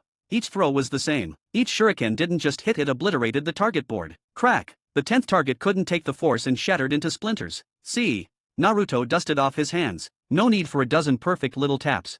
This wasn't throwing shuriken, it was launching cannonballs. The Konoha instructor recording scores felt a bead of sweat trickle down his neck. He swallowed hard, staring at the pulverized remains of the final target. If that hit a person, he thought numbly. Even standard ninjutsu doesn't pack that kind of punch, does it? Naruto announced with a completely serious face, this is the correct way to use shuriken. Correct my ass, Sasuke seethed silently. That girly delicate way you throw, Naruto went on, gesturing dismissively, won't kill anyone. Might scratch him, that's about it. Before Sasuke could even form a retort, Naruto grabbed Hinata by the hand and took off, not looking back. Naruto's violent shuriken display left the group of inexperienced kids completely stunned. Throwing them like cannonballs, it was unheard of. Everyone stood frozen in shock, including Sasuke, who started seriously doubting his own approach. Sasuke didn't snap out of it until he was almost home. Wait a minute, he thought, brow furrowed. Aren't shuriken supposed to just injure? Who actually expects to kill someone with one? That's ridiculous. Name one strong shinobi who got taken out by a shuriken, or stabbed to death with a kunai, for that matter. The sun dipped towards the horizon as a dejected Sasuke walked back through the Uchiha compound, finally reaching his house. I'm home, he mumbled, shoulders slumped as he pushed the door open. As soon as he stepped inside, a burst of laughter echoed from deeper within the house. Sasuke froze. That was his father's laugh. Fugaku Uchiha, stern and serious, rarely laughed. Sasuke couldn't remember the last time he'd heard it or even seen him smile, especially not in the past 2 years. Could Itachi Nii be back? Only his brothers returned from a mission ever seemed to draw praise, or laughter, from their father. Itachi Nii. Hope surged through him. Sasuke ran eagerly to the inner room door and slid it open forcefully. He froze. His mind went blank. A few seconds later, reality snapped back, sharp and unwelcome. Sasuke pointed a trembling finger at the figure sitting across from his father. Why is this guy in my house? Sasuke. Before Naruto could respond, Fugaku fixed Sasuke with a stern glare. Is that any way to speak to a guest? Where are your manners? But he dash. Sasuke. The single word, heavy with warning, cut him off. Sasuke wilted under his father's gaze. He instinctively looked to his mother, Mikoto Uchiha, for support. But Mikoto simply said, Sasuke, Naruto-kun is your classmate. You shouldn't speak to him that way. His own mother siding with him? Sasuke felt a surge of indignant betrayal. Pouting, he mumbled towards Naruto, sorry. Naruto. That was rude. It's alright, Naruto said easily, waving a hand with infuriating magnanimity. Admitting you're wrong is the first step, right? That's what makes a good child. He had that look on his face. I'm the mature one here, looked clearly enjoying pushing Sasuke's buttons. TCH. Sasuke looked ready to explode, but another sharp look from Fugaku stopped him cold. With no allies left, feeling tears prickle behind his eyes, Sasuke turned and fled to his room, slamming the door shut behind him. My apologies for that display, Fugaku said, turning back to Naruto with a sigh. No worries, Uncle Fugaku, Naruto waved it off. I actually have high hopes for Sasuke. He's got incredible talent, and he's a good kid at heart. Takes after both you and Auntie Mikoto, I think. Naruto added smoothly, he's got a bright future. Flattery rarely hurt, anyway, Naruto thought privately. Flattery never hurt. No matter what Naruto actually thought of Sasuke, it was always wise to start with praise. Besides, in the canon, Sasuke's future was pretty impressive. Actually, Naruto didn't dislike Sasuke. Not only that, he even found him quite likable. He just enjoyed teasing him. And despite Sasuke's obvious frustration and anger, Naruto never sensed any real malice from him. So, why was Naruto sitting in the Uchiha family home? It traced back 3 months, to the day Sasuke, stubborn as ever, had challenged Naruto and ended up crying after a single punch. That same day, Naruto had run into Fugaku and Mikoto. He'd recognized them instantly. Naruto never forgot it. Facing the hateful villagers, he had nearly lost control, nearly fallen into a trap set by someone, because the reaction seemed clearly orchestrated. He'd only just begun his turtle school training then, his power was nothing like it was now. If Fugaku and Mikoto hadn't stepped in when they did, the consequences, he didn't like to think about them. Would he have become the first 5-year-old Jinchuriki defector in history? Fugaku and Mikado were the only ones in Konoha who had offered him help back then, genuine kindness, free of any hidden motive or malice. Naruto held onto that memory tightly. A drop of kindness received should be repaid with a spring. That was Naruto's way. Naruto Uzumaki held grudges, yes, but he also repaid his debts. So, Naruto had arranged things. A coincidental encounter here, some unintentional help offered to the Konoha military police force there, again and again. Over time, he'd gotten to know Fugaku and Mikado better. A connection had formed. Dear readers and fans, for those eager to dive into next chapters earlier before others, I invite you to join us on Patreon. By becoming our patron, you not only gain access to exclusive advanced chapters but also help us continue this endeavor and expand it further. 24, Chapter 24. At first, Fugaku had been hesitant about letting Naruto get close. The Uchiha clan's standing in Konoha was precarious, to say the least. They held power, but not enough to truly matter, not enough to get them into the village's inner circles, yet just enough to grant them small privileges that bred resentment. Thanks to their control over the Konoha military police force, the Uchiha had already alienated multiple clans within the village, big and small. Then came the Ninetales incident. The suspicion cast upon them, the sight of the Sharingan reflected in the Kyuubi's eyes, led to their relocation, pushed to the very edge of the village borders. A few more steps, and they'd be outside Konoha entirely. Tensions kept mounting. It felt like the whole village was practically shouting for their heads. Fugaku could see it clearly enough. Someone was deliberately fanning the flames, provoking conflict, but he was powerless to stop it. Whoever it was knew exactly how to exploit the Uchiha pride, turning their inherent arrogance against them until they were the target of everyone's scorn. To make matters worse, Shisui Uchiha, one of their strongest assets, had vanished without a trace a year ago. All signs pointed to murder, quite possibly with Konoha's own hands involved. The whispers grew louder within the clan, the voices demanding action, demanding they fight back, becoming harder and harder to ignore. Even the most patient man could be driven to violence under such pressure, let alone the notoriously proud Uchiha. Fugaku, the clan head, found himself struggling to contain the growing calls for secession. Internal strife and external threats had kept Fugaku wound tight for 2 long years. Finally, something in him just broke. He let go. What more could they possibly lose? Their situation was already desperate. How much worse could it get? Fine, let it happen.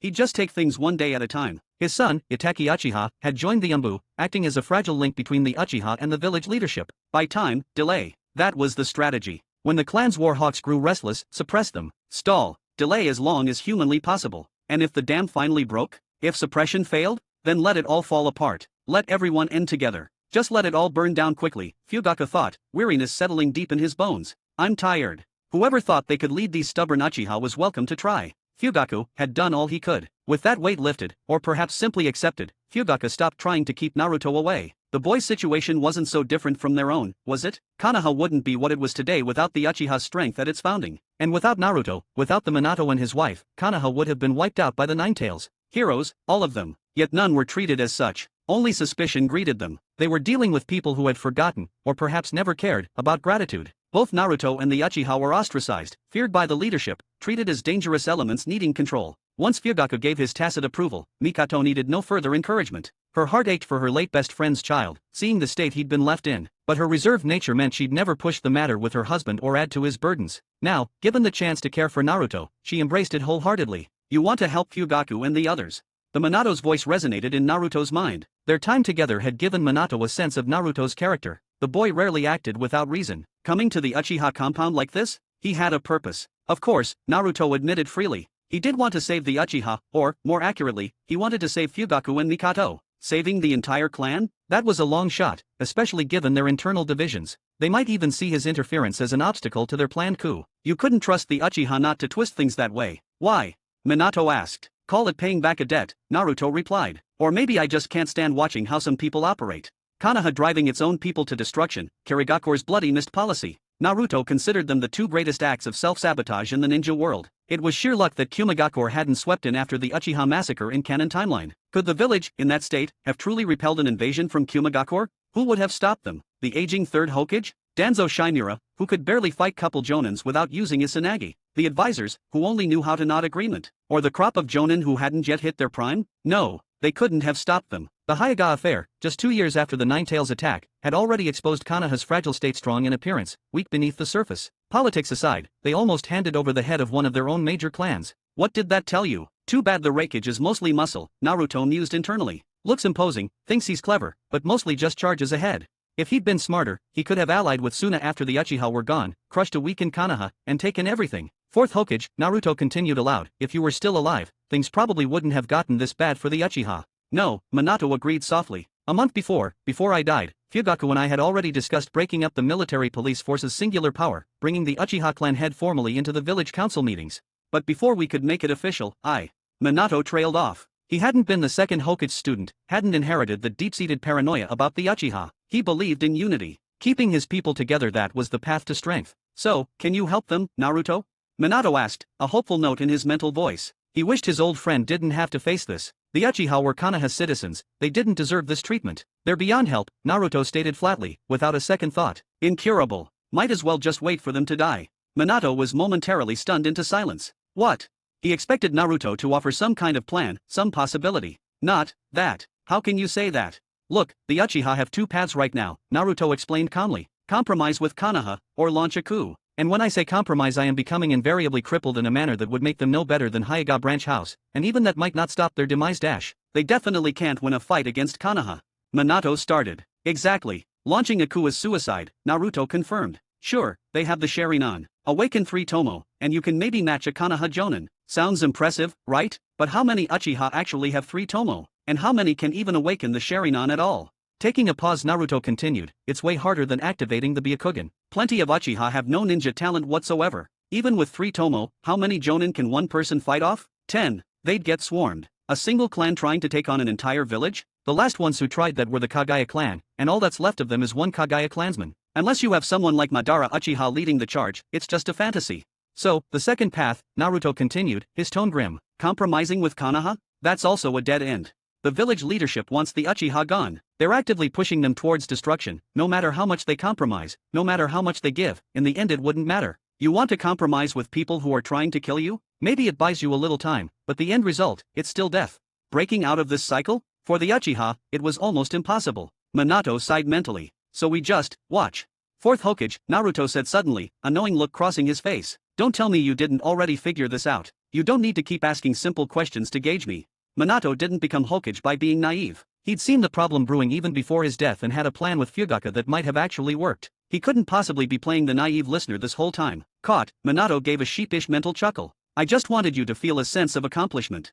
He paused, then asked, unable to help himself, Naruto, are you really only 8? 9, actually. Turned 9 this year.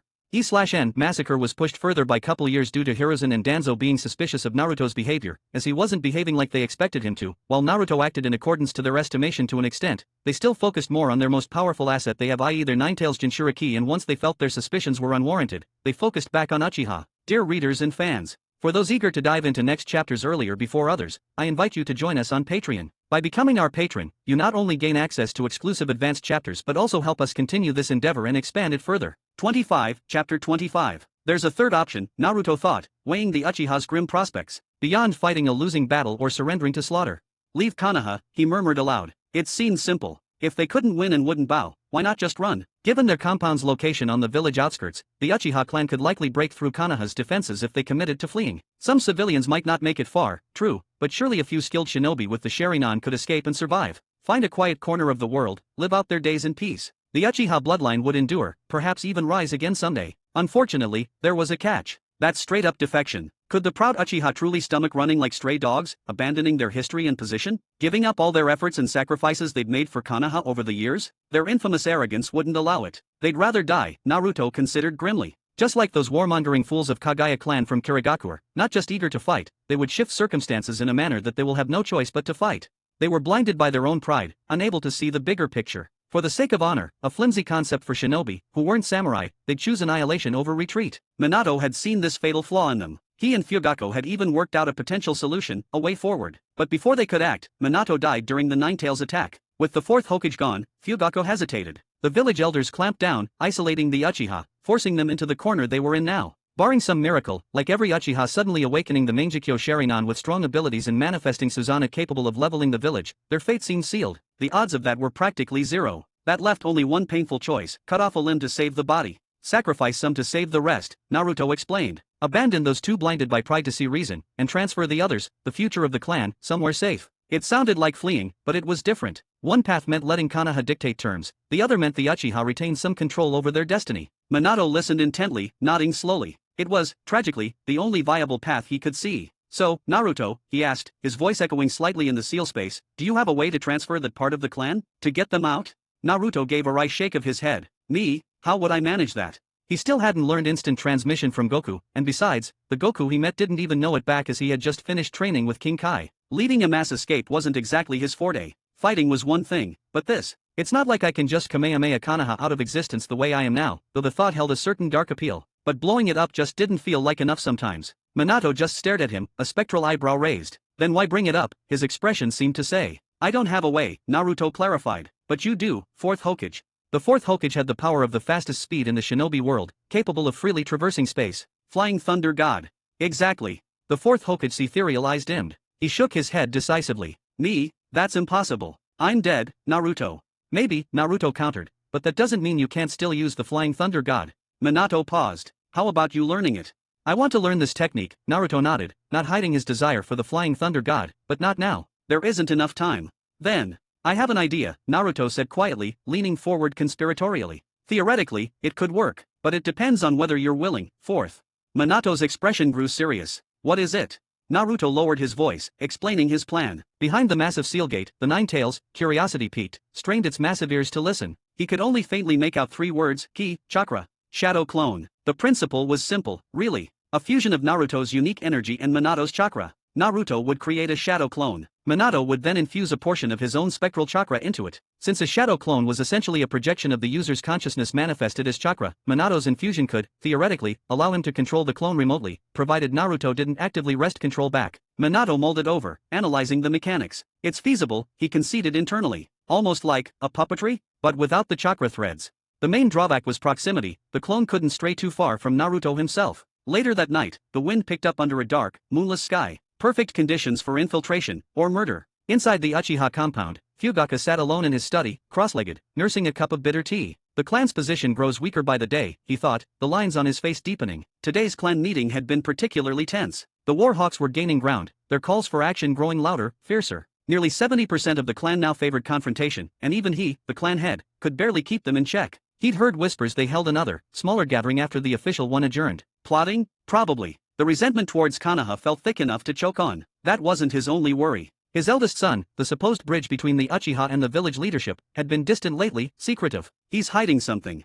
Fugaka sighed inwardly. He supposed it was natural for sons to keep secrets as they grew older, but the timing felt ominous. Just as the weight pressed down on him, a familiar, faint scent reached him. A warm presence pressed against his back, and slender fingers gently began to massage his temples. Mikato, he murmured, reaching back to grasp her hand. Thank you. A rare softness touched his eyes. Mikato simply shook her head, her gaze filled with concern as she noted the new streaks of white in her husband's hair. Worry was aging him prematurely. Suddenly, she spoke, her voice soft but firm. Fugaku, why don't we leave? Leave Konoha. Since Fugaku had become clan head, smiles had become rare on his face. The oppressive atmosphere in the clan, the cold shoulders from the villagers, even Mikado, who tried to stay out of politics, felt the mounting tension acutely. The pressure on her husband was immense. Fugaka sighed again, a wry, tired smile touching his lips. Leave? And go where, Mikato? Can we even leave? Konoha wouldn't simply let the Uchiha walk away, and most of the clan wouldn't agree to go, anyway. I am the clan head, he started, the familiar weight settling back onto his shoulders. There are responsibilities I must uphold. He trailed off. The air in the room shifted, subtly charged with an unfamiliar presence. Fugaka stiffened, his eyes narrowed, and he said in a deep voice, "Who's there?" His gaze snapped towards the window. Where there had been only empty night moments before, 2 figures now stood silhouetted against the darkness, one tall, one noticeably shorter, both cloaked and hooded. Intruder. Fugaka rose smoothly to his feet, his expression hardening. His Sharingan flared to life, 3 tomos spinning within the crimson irises. They bypassed the patrols, didn't even sense them until they were right here. Skilled. He assessed their attire. Not Umbu. Not Root. Friend or foe. Chink. A glint of steel appeared between Mikato's fingers, moonlight catching the edge of a kunao she'd produced seemingly from nowhere. She might be a homemaker now, but her instincts as a skilled kunoichi remained sharp. Forgive the intrusion, the taller figure said, their voice calm. Slowly, they reached up and lowered their hood. Fugaka's breath caught. Mikato gasped beside him, her eyes wide with disbelief. The visitor offered a somber smile. Fugaku, Mikato, it's been a long time. Dear readers and fans, for those eager to dive into next chapters earlier before others, I invite you to join us on Patreon. By becoming our patron, you not only gain access to exclusive advanced chapters but also help us continue this endeavor and expand it further. 26, Chapter 26. The figure who appeared so late wasn't just a visitor, it was Minato Namikaze, the 4th Hokage, a man who should have been dead. Fugaka couldn't possibly believe such a thing. The red in his eyes deepened, the tomos spinning faster, almost blurring into a solid line. His voice was low, edged with clear anger. Minato died sealing the Nine Tails. I saw his body buried with my own eyes. That wasn't a fake. He glared at the man. Who are you? How dare you impersonate the fourth Hokage? If the man's answer didn't satisfy him right away, Fugaku was ready to attack. Fugaku. Minato's voice was low, completely different from his previous wry tone. It is me. Remember, that night after the Third Great War ended. He paused, letting the memory surface. It was Ataka's birthday, and you came to see me. Then we secretly met at the Naka Shrine. His gaze held Fugaku's, steady and knowing. You brought me the mission reports, the ones with the abnormal death rates, even for B-rank missions.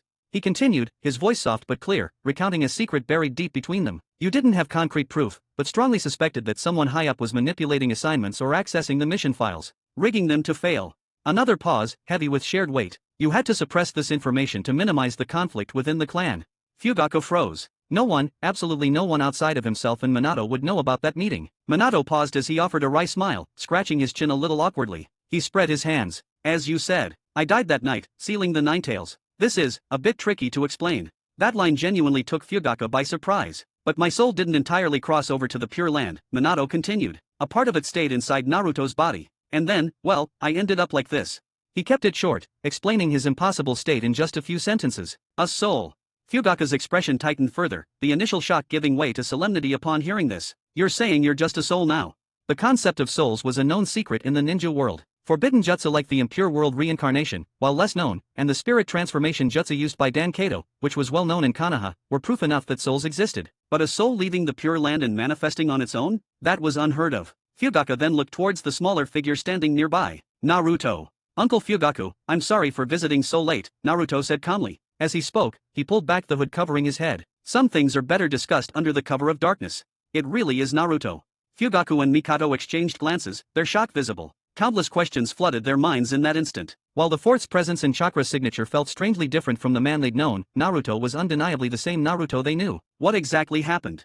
Fugaku settled back into his seat, his gaze fixed on Minato and Naruto. He spoke in a deep voice, subtly inclining his head towards Mikado, a silent signal for her to close the doors and windows, ensuring no one could listen in. It all began on the night of the Nine Tails attack.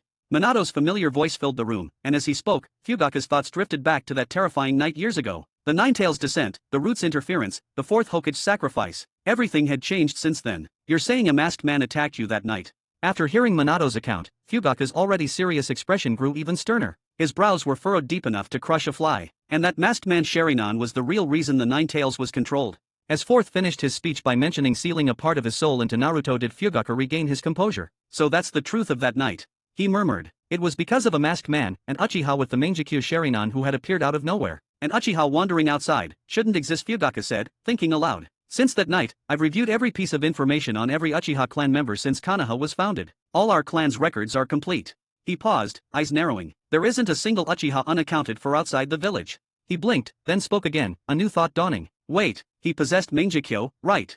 Could it be? Suddenly, Fugaku's body stiffened. He just thought of a possibility, a terrifying one. There was one person, one Uchiha who wasn't officially accounted for, and who held the deepest resentment towards both the Uchiha and Konoha. Amidst his growing alarm, Fugaku slowly uttered a name. Ghost of the Uchiha Madara Uchiha.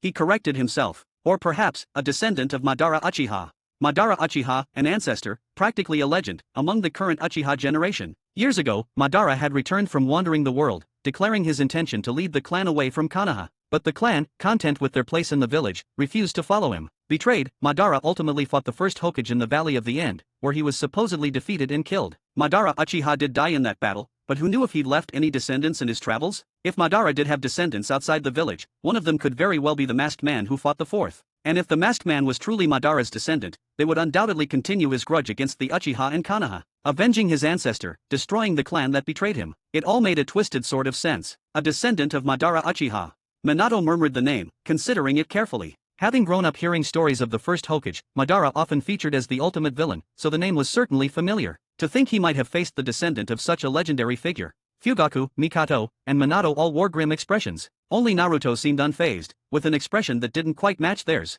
He knew the masked man's real identity. While the others' guess made logical sense based on the information they had, it was still just a guess. Madara died when he was over 90, how would he have had descendants walking around? Maybe Obito, as Madara's inherited will, could be considered a descendant in a symbolic sense? Probably not, Naruto thought. Regardless of who he is, his identity isn't the most important thing right now, is it? Seeing their conversation heading further and further off track, Naruto spoke up to redirect them. They hadn't come here to figure out who the masked man was. Based on the current situation, the Uchiha clan didn't have much time left. That's right, Naruto's right, Minato agreed, turning his attention back to Fugaku. Fugaku, my purpose here is to help the Uchiha clan. Your situation is dire. He sighed. If I were alive, this would be much simpler, but I'm, well, dead. He looked Fugaku in the eye. Fugaku, do the Uchiha want to leave Konoha? Leave Konoha? If they could, of course they would. The entire clan felt ostracized, targeted by the village they helped build. Not everyone could bear that feeling indefinitely. If anyone else had suggested such a thing, Fugaku likely would have dismissed it as foolish or a woman's naive idea as he had before. But the fourth Hokage? He actually could make it happen. He could get the Uchiha out of Konoha. Using the Flying Thunder God, spatial ninjutsu could bypass barriers, slip past the Konoha border, and take them directly to a destination. Then where could the Uchiha go? Fugaku asked, the question of how to leave replaced by the problem of where. The land of water, earth, lightning, wind. Where could an entire clan of Uchiha, whose Sharingan was infamous and priceless on the black market, possibly go? A common saying came to mind, commoners are guilty for possessing treasures. Without sufficient powers, they would be besieged, but if they had sufficient power, they wouldn't be in this situation. The Sharingan could instantly elevate in Genin to Takebutsu Jonin level, and despite its side effects, its value was immense. After all, they had special squads for routinely hunting down any non-Uchihas possessing Sharingan. The side effect of Sharingan being permanently on, along with another side effects of getting sudden power boost, was the ninja would brag about it and display their ill-gotten power, making it easier to locate them. Naruto held up a single finger and shook it slowly. None of those. It's the land of whirlpools. E/N, for those wondering why Minato didn't directly mention that his soul didn't go to Pure Land rather into Shinigami's stomach for rest of eternity, as he believes it. It is because it would derail the talk and it's pointless to talk about, as Minato already accepted that choice when he used Reaper Death Seal. Dear readers and fans, for those eager to dive into next chapters earlier before others, I invite you to join us on Patreon. By becoming our patron, you not only gain access to exclusive advanced chapters but also help us continue this endeavor and expand it further. 27, Chapter 27. The ninja world largely consists of the 5 great nations, surrounded by numerous smaller countries. Beyond the land of fire, home to Konoha, lie the lands of wind, earth, lightning, and water. Tsunagakur, the hidden village in the land of wind, suffered defeat in the Third Great Ninja War. They were forced into an alliance with Konoha, shackled by treaties that severely hampered their growth. Their vaunted elite policy had devolved to the point where they could barely sustain their own shinobi. In such a state, protecting the Uchiha clan was out of the question. They couldn't even guarantee their own survival. Worse, the current Kazekage was notoriously jealous and known to sell out his village's own talented ninja. If the Uchiha defected to Suna, there was no guarantee they wouldn't simply be handed back to Konoha. The land of wind was not an option. Kirigakur, the hidden village in the land of water, was consumed by its own blood mist policy. This brutal internal conflict had led them to nearly exterminate their own Kekii Genkai clans. They certainly wouldn't welcome outsiders like the Uchiha. The land of water was not an option either. The lands of earth and lightning remained possibilities. Neither Iwagakur nor Kyumogakur discriminated against Kekii Genkai clans. In fact, they often welcomed them. Kyumo, in particular, was known for doing almost anything to acquire unique bloodlines. However, both lands were distant from Konoha. More importantly, who could say for sure that either village would choose to shelter the Uchiha, rather than simply exploit them for their Sharingan? It was foolish to gamble their fate on the whims of others. A different path was needed. And the smaller nations? As for the smaller nations, the land of iron was permanently neutral. Interfering in ninja world affairs went against their founding principles. Taking in the Uchiha would be seen as choosing a side, something they would never allow. The lands of rain and rice paddies were unsuitable for reasons that didn't need stating. Others, like the land of grass, birds, rivers, or waterfall, had their own small ninja villages. They were barely capable of protecting themselves, let alone guaranteeing the safety of a clan as prominent and targeted as the Uchiha. They were too vulnerable, too exposed. But the land of whirlpools, that was different. The Uzumaki clan who once thrived there had been wiped out by Kiri forces in alliance with IWA and Kyumo forces, and the land itself became a vassal state of Kiri. Now, however, Kirigakur was so torn apart by its blood mist policy that it couldn't even manage its own affairs, much less occupy Whirlpool. The land was essentially abandoned, no ruling daimyo, no central government, no official ninja village. Sometimes the most dangerous place is the safest, Naruto thought. It was the perfect place for the Uchiha to lay low and rebuild. No one would expect them to hide practically under Konoha's nose. Of course, the lands of snow and land of waves were also potential, if less ideal, options. After hearing Naruto's detailed assessment, Fugaku had to admit the plan had merit. When he asked how they would manage to rebuild in the land of whirlpools, Naruto summarized the strategy succinctly: conserve our strength, lie low, wait for the right moment, then make a comeback. Build fortifications, store grain, and increase strength, then make a swift and deadly attack when enemy is weak. Fugaku mused silently, recognizing the classic strategy. Just like Minato, it seems he taught his son well. Naruto sees things, analyzes problems, maybe even more clearly than Itachi. Fugaku couldn't help but feel a grudging respect, attributing the boy's sharpness entirely to Minato's influence. If Naruto knew Fugaku was comparing him to Itachi, he wouldn't have been pleased, it would have felt like he was being cursed. He had no fondness for Itachi, not now, not ever. This relocation would mean leaving some clan members behind. It was a harsh necessity, Fugaku knew, though the thought pained him. The task of choosing who would stay and who would go fell to him alone. As clan head, he knew his people, their strengths, their weaknesses, their loyalties. Uncle Fugaku, Naruto said, his tone serious as he prepared to leave. Decide on the list and the timing quickly. We can't afford delays or complications. He met the older man's gaze. This needs to be handled only by those you trust completely.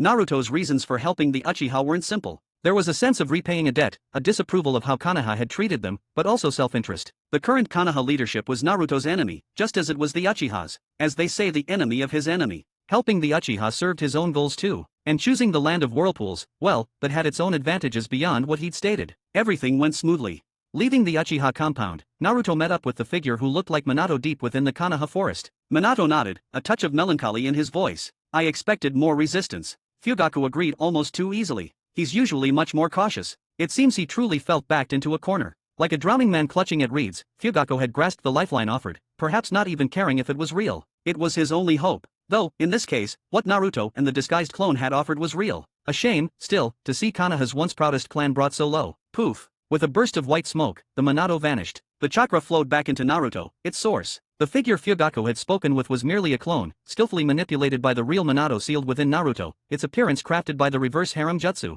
It even came with a built-in filter that enhanced its handsome features. That explained the slight strangeness Fugaku might have sensed in the figure's aura and chakra signature. The reverse harem jutsu was far more sophisticated than a standard transformation technique. It had fooled even Kaguya. Ordinary shinobi wouldn't stand a chance of seeing through it. Hokage Tower, the Hokage's office. Bang! The door slammed open, and Danzo stormed in, leaning heavily on his cane, his face a mask of fury. Hiruzen, I demand an explanation. Only two things tended to rile Danzo up this much, matters concerning the Hokage seat, or matters concerning the Uchiha. If it wasn't the former, it had to be the latter. Danzo. Hiruzen glanced towards the shadows, signaling the hidden Umbu to withdraw. Swish, swish, swish. Several figures melted out of the room, pulling the door shut behind them as they vanished. The Uchiha have been meeting with the Ninetales Jinchuriki far too often lately, Danzo spat, his voice tight with anger. You're aware of this, aren't you, Hiruzen? Why haven't you put a stop to it? Calm yourself, Danzo.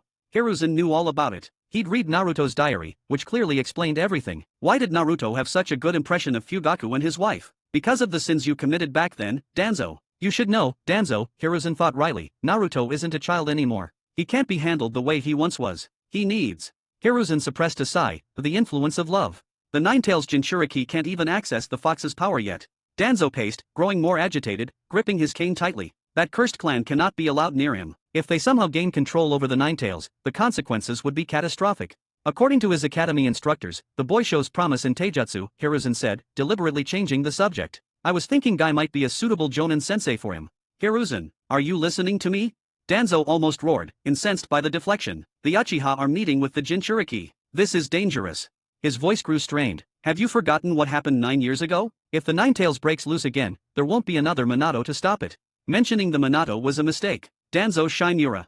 Hiruzen's voice cracked like a whip, sharp and sudden. Danzo became alert. Hiruzen rarely, if ever, used his full name with such force. It meant he was truly angry. Meeting Hiruzen's hardened gaze, Danzo felt a flicker of unease. Since you've brought it up. About that night, Danzo, Hiruzen said, his voice low and cold. There are a few things you need to explain to me. Dear readers and fans. For those eager to dive into next chapters earlier before others, I invite you to join us on Patreon. By becoming our patron, you not only gain access to exclusive advanced chapters but also help us continue this endeavor and expand it further. 28, Chapter 28. What happened that night?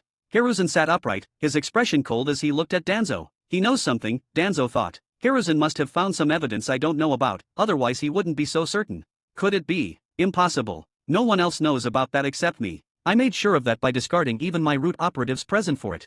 Hiruzen, what are you getting at? Danzo asked, keeping his voice calm and neutral. His mental fortitude was immense. Even as memories of dozens of past deeds flashed through his mind, he spoke flatly. The Uchiha clan had to be behind what happened back then. We just haven't found concrete proof yet. Whatever Hiruzen had discovered, Danzo would pin it on the Uchiha first. Whether the Uchiha were truly involved, that's debatable. Hiruzen neither confirmed nor denied it, instead staring intently at Danzo. Someone saw you meeting with that masked man before that night. What explanation do you have for that? That masked man. He killed Hiruzen's wife, Biwako. He attacked Kushina during childbirth, released the Ninetales. He was the true culprit behind the attack on Konoha. And Danzo had met this culprit right before it happened. The implication was clear. This, more than anything, was what angered Hiruzen. Danzo was testing his limits, again and again. For the Hokage seat, Danzo had even plotted to assassinate Hiruzen when he retook the position, let alone the subtle sabotages he tried against the fourth Hokage, Minato. Get rid of the fourth, frame the Uchiha, kill two birds with one stone. Then Danzo could make his grand entrance as the fifth Hokage. Who could have predicted that after Minato died, Hiruzen would actually step back in, reclaiming the Hokage's position? Most people didn't expect this, even Hiruzen himself didn't want to after Baiwako's funeral. But he did it regardless for the village. What explanation do you have? Hiruzen pressed, his voice dangerously low. Explanation. The question hammered at Danzo's mind like a drumbeat. Damn it, Hiruzen really found out. Shock and anger warred within Danzo, but composed as ever, his expression remained a mask, betraying nothing of the storm brewing inside. I am so close to achieving my goals with Uchihas. I didn't expect this. He had met the masked man before the Nine Tails rampage. Otherwise, how could he have preemptively deployed root shinobi around the Uchiha compound? What masked man? Danzo scoffed. I don't anything of such a person. I can't admit it. Absolutely not. Knowing Hiruzen, Danzo reasoned, if he really had solid proof, he wouldn't be confronting me like this. He'd have acted already. He's bluffing. He has to be bluffing. As long as I don't admit anything, he can't touch me. I cannot confess to colluding with murderer of his wife. He might execute me if I admit it. Danzo steadied himself inwardly. This was a psychological game. The first to show a crack would lose. Danzo's denial was absolute. Even with evidence laid bare before him, he wouldn't admit what he didn't want to. Hiruzen didn't seem to see through Danzo's facade, nor did he linger on topic of the masked man. Instead, he asked another question, though it sounded more like an accusation. Last year, Shisui Uchiha's death. You were involved, weren't you? He let the silence hang for a moment. His body was missing its eyes. The autopsy report said they were gouged out. Hiruzen leaned forward slightly. And Orochimaru's experiments, fusing the first Hokage cells. You were part of that too, weren't you? Danzo, what haven't you reported those to me? How much are you hiding? Hiruzen stared at Danzo, his expression grave, his voice holding a warning sharper than any before. Danzo, you've overreached. Know when to stop. Humph. Danzo forced calm, but the almost imperceptible tremor in his hand gave him away. I don't need to explain my actions to you. Over the years you haven't asked me for reports yourself. Because of the gruesome actions I took in the shadows. He was genuinely rattled now. Before, I suspected Hiruzen was just guessing. Now, I am certain Hiruzen knows something. Proof of any one of those accusations would be enough to seal his fate. Everything I do, Danzo bit out, is for Konoha. He didn't even realize that, in saying it, he'd implicitly admitted his involvement. Hiruzen still hadn't produced any concrete evidence, relying only on his words. But his conviction was so absolute that Danzo had believed him. This time, Danzo had lost the psychological battle. The conversation ended badly. In the end, Hiruzen didn't punish Danzo. After all, Hiruzen reasoned, Danzo's methods, however despicable, served Konoha. Konoha needed its darkness, as Hiruzen believed. Damn Hiruzen.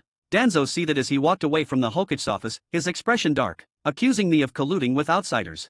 The issue wasn't whether he had colluded, it was true, of course, but that Hiruzen dared to suspect him, after decades of sacrifice for the village. That was the offense. His visible eye held a venomous glint, and as his gaze drifted towards the Uchiha compound in the distance, a flicker of greed surfaced. In Danzo's view, the only good Uchiha was a dead Uchiha, like Shisui, whose eyes Danzo himself had taken. Letting such powerful abilities rot in the eyes of naive Uchiha was a waste after all. My plan needs to move forward. Now, the Uchiha problem must be dealt with. Soon. No more delays. I need the Uchiha's power, the first Hokage cells, as soon as possible. Then Hiruzen. Humph. He won't be a threat. After Danzo left, Hiruzen sat alone, drawing heavily on his pipe. He seemed to deflate in his chair, the lines on his face deepening, aging him years and moments. Hattori, Hiruzen murmured to the empty room, you were right about everything. What happened back then? Shisui, it really was Danzo. As Hiruzen spoke, a figure emerged silently from the shadows, a middle-aged man with a cold face, wearing a light blue kimono. There had been a third person in the office all along, someone even Danzo hadn't detected. Hokage-sama. The man, Hattori, adjusted his glasses. Now that it's come to this, there's no point indulging in grief. The priority now is resolving the Uchiha situation. Swiftly. It cannot wait. Hiruzen had managed to corner Danzo thanks to Hattori's advice. Hiruzen ordered, his voice heavy. Bring Itake here. I need to speak with him. You may take your leave, Hattori. Yes, Hokage-sama, Hattori responded respectfully. Soon after, summoned by Itake arrived outside the Hokage's office. Dressed in standard gear, he stood waiting. As Hattori passed him on the way out, Itake frowned, a flicker of recognition making him glance back. This man, he felt familiar, somehow. Like I've seen him somewhere before. The thought vanished as quickly as it came, and Itake pushed open the office door. Hattori walked out of the Hokage building, crossed the bustling market, and slipped into a deserted alleyway. He took off his glasses, swept back his hair, revealing vertical, beast-like pupils. Then, poof, he dispersed in a cloud of white smoke. He had been a shadow clone all along. Dear readers and fans, For those eager to dive into next chapters earlier before others, I invite you to join us on Patreon. By becoming our patron, you not only gain access to exclusive advanced chapters but also help us continue this endeavor and expand it further. 29, Chapter 29. Night settled over the village, the moonlight piercing through trees' branches. Itachi returned to the Uchiha compound, his thoughts weighing on him. He found his father sitting quietly, sipping tea. Father, Itachi began, have you been spending much time with the Ninetales Jinchuriki lately? Naruto. Fugaku lowered his cup. He's a good kid. A touch of warmth entered his voice. If it weren't for that boy, Fugaku thought, I'd still be drowning in worry over the clan's future. Father. Itachi paused. Seeing his father's dismissive air, Itachi knew he had to be more direct. Is the clan getting too close to the Jinchuriki? Who do you think you are talking to? Fugaku's voice was a low, sharp snap. He stared hard at his eldest son. In what capacity are you speaking to me right now? As my son, or as a member of the Umbu? He leaned forward slightly. Are you warning me? Your father, the head of the Uchiha clan. Itachi. Remember who you are. You are an Uchiha. Fugaku's anger wasn't unfounded. From his perspective, Itachi had overstepped. Yet, from Konoha's standpoint, Itachi's warning was perfectly reasonable. Itachi took a slow breath. Forgive me, father. That was disrespectful. Has it really come to this?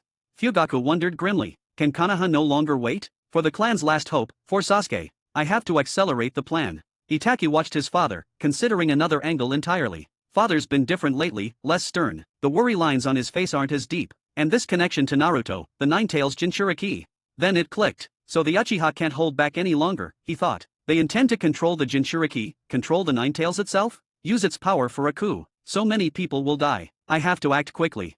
They stood worlds apart, seeing the same situation through entirely different lenses. Father and son arrived at vastly different conclusions, their words missing each other entirely. With their own hidden purposes driving them, the conversation ended abruptly. Unseen currents pulled taut beneath the surface, casting a shadow over the whole of Konoha. Time trickled by, day after day. Both the Uchiha elders and Konoha's advisors seemed poised, waiting. The stalemate continued until the voices of the clan's war faction finally drowned out Fugaku's authority. Having exhausted their patience with Konoha, the Uchiha were indeed plotting a coup. At Konoha, acting on intelligence received, confirmed the unrest, and plans were drawn up to move against the Uchiha clan soon. Itachi.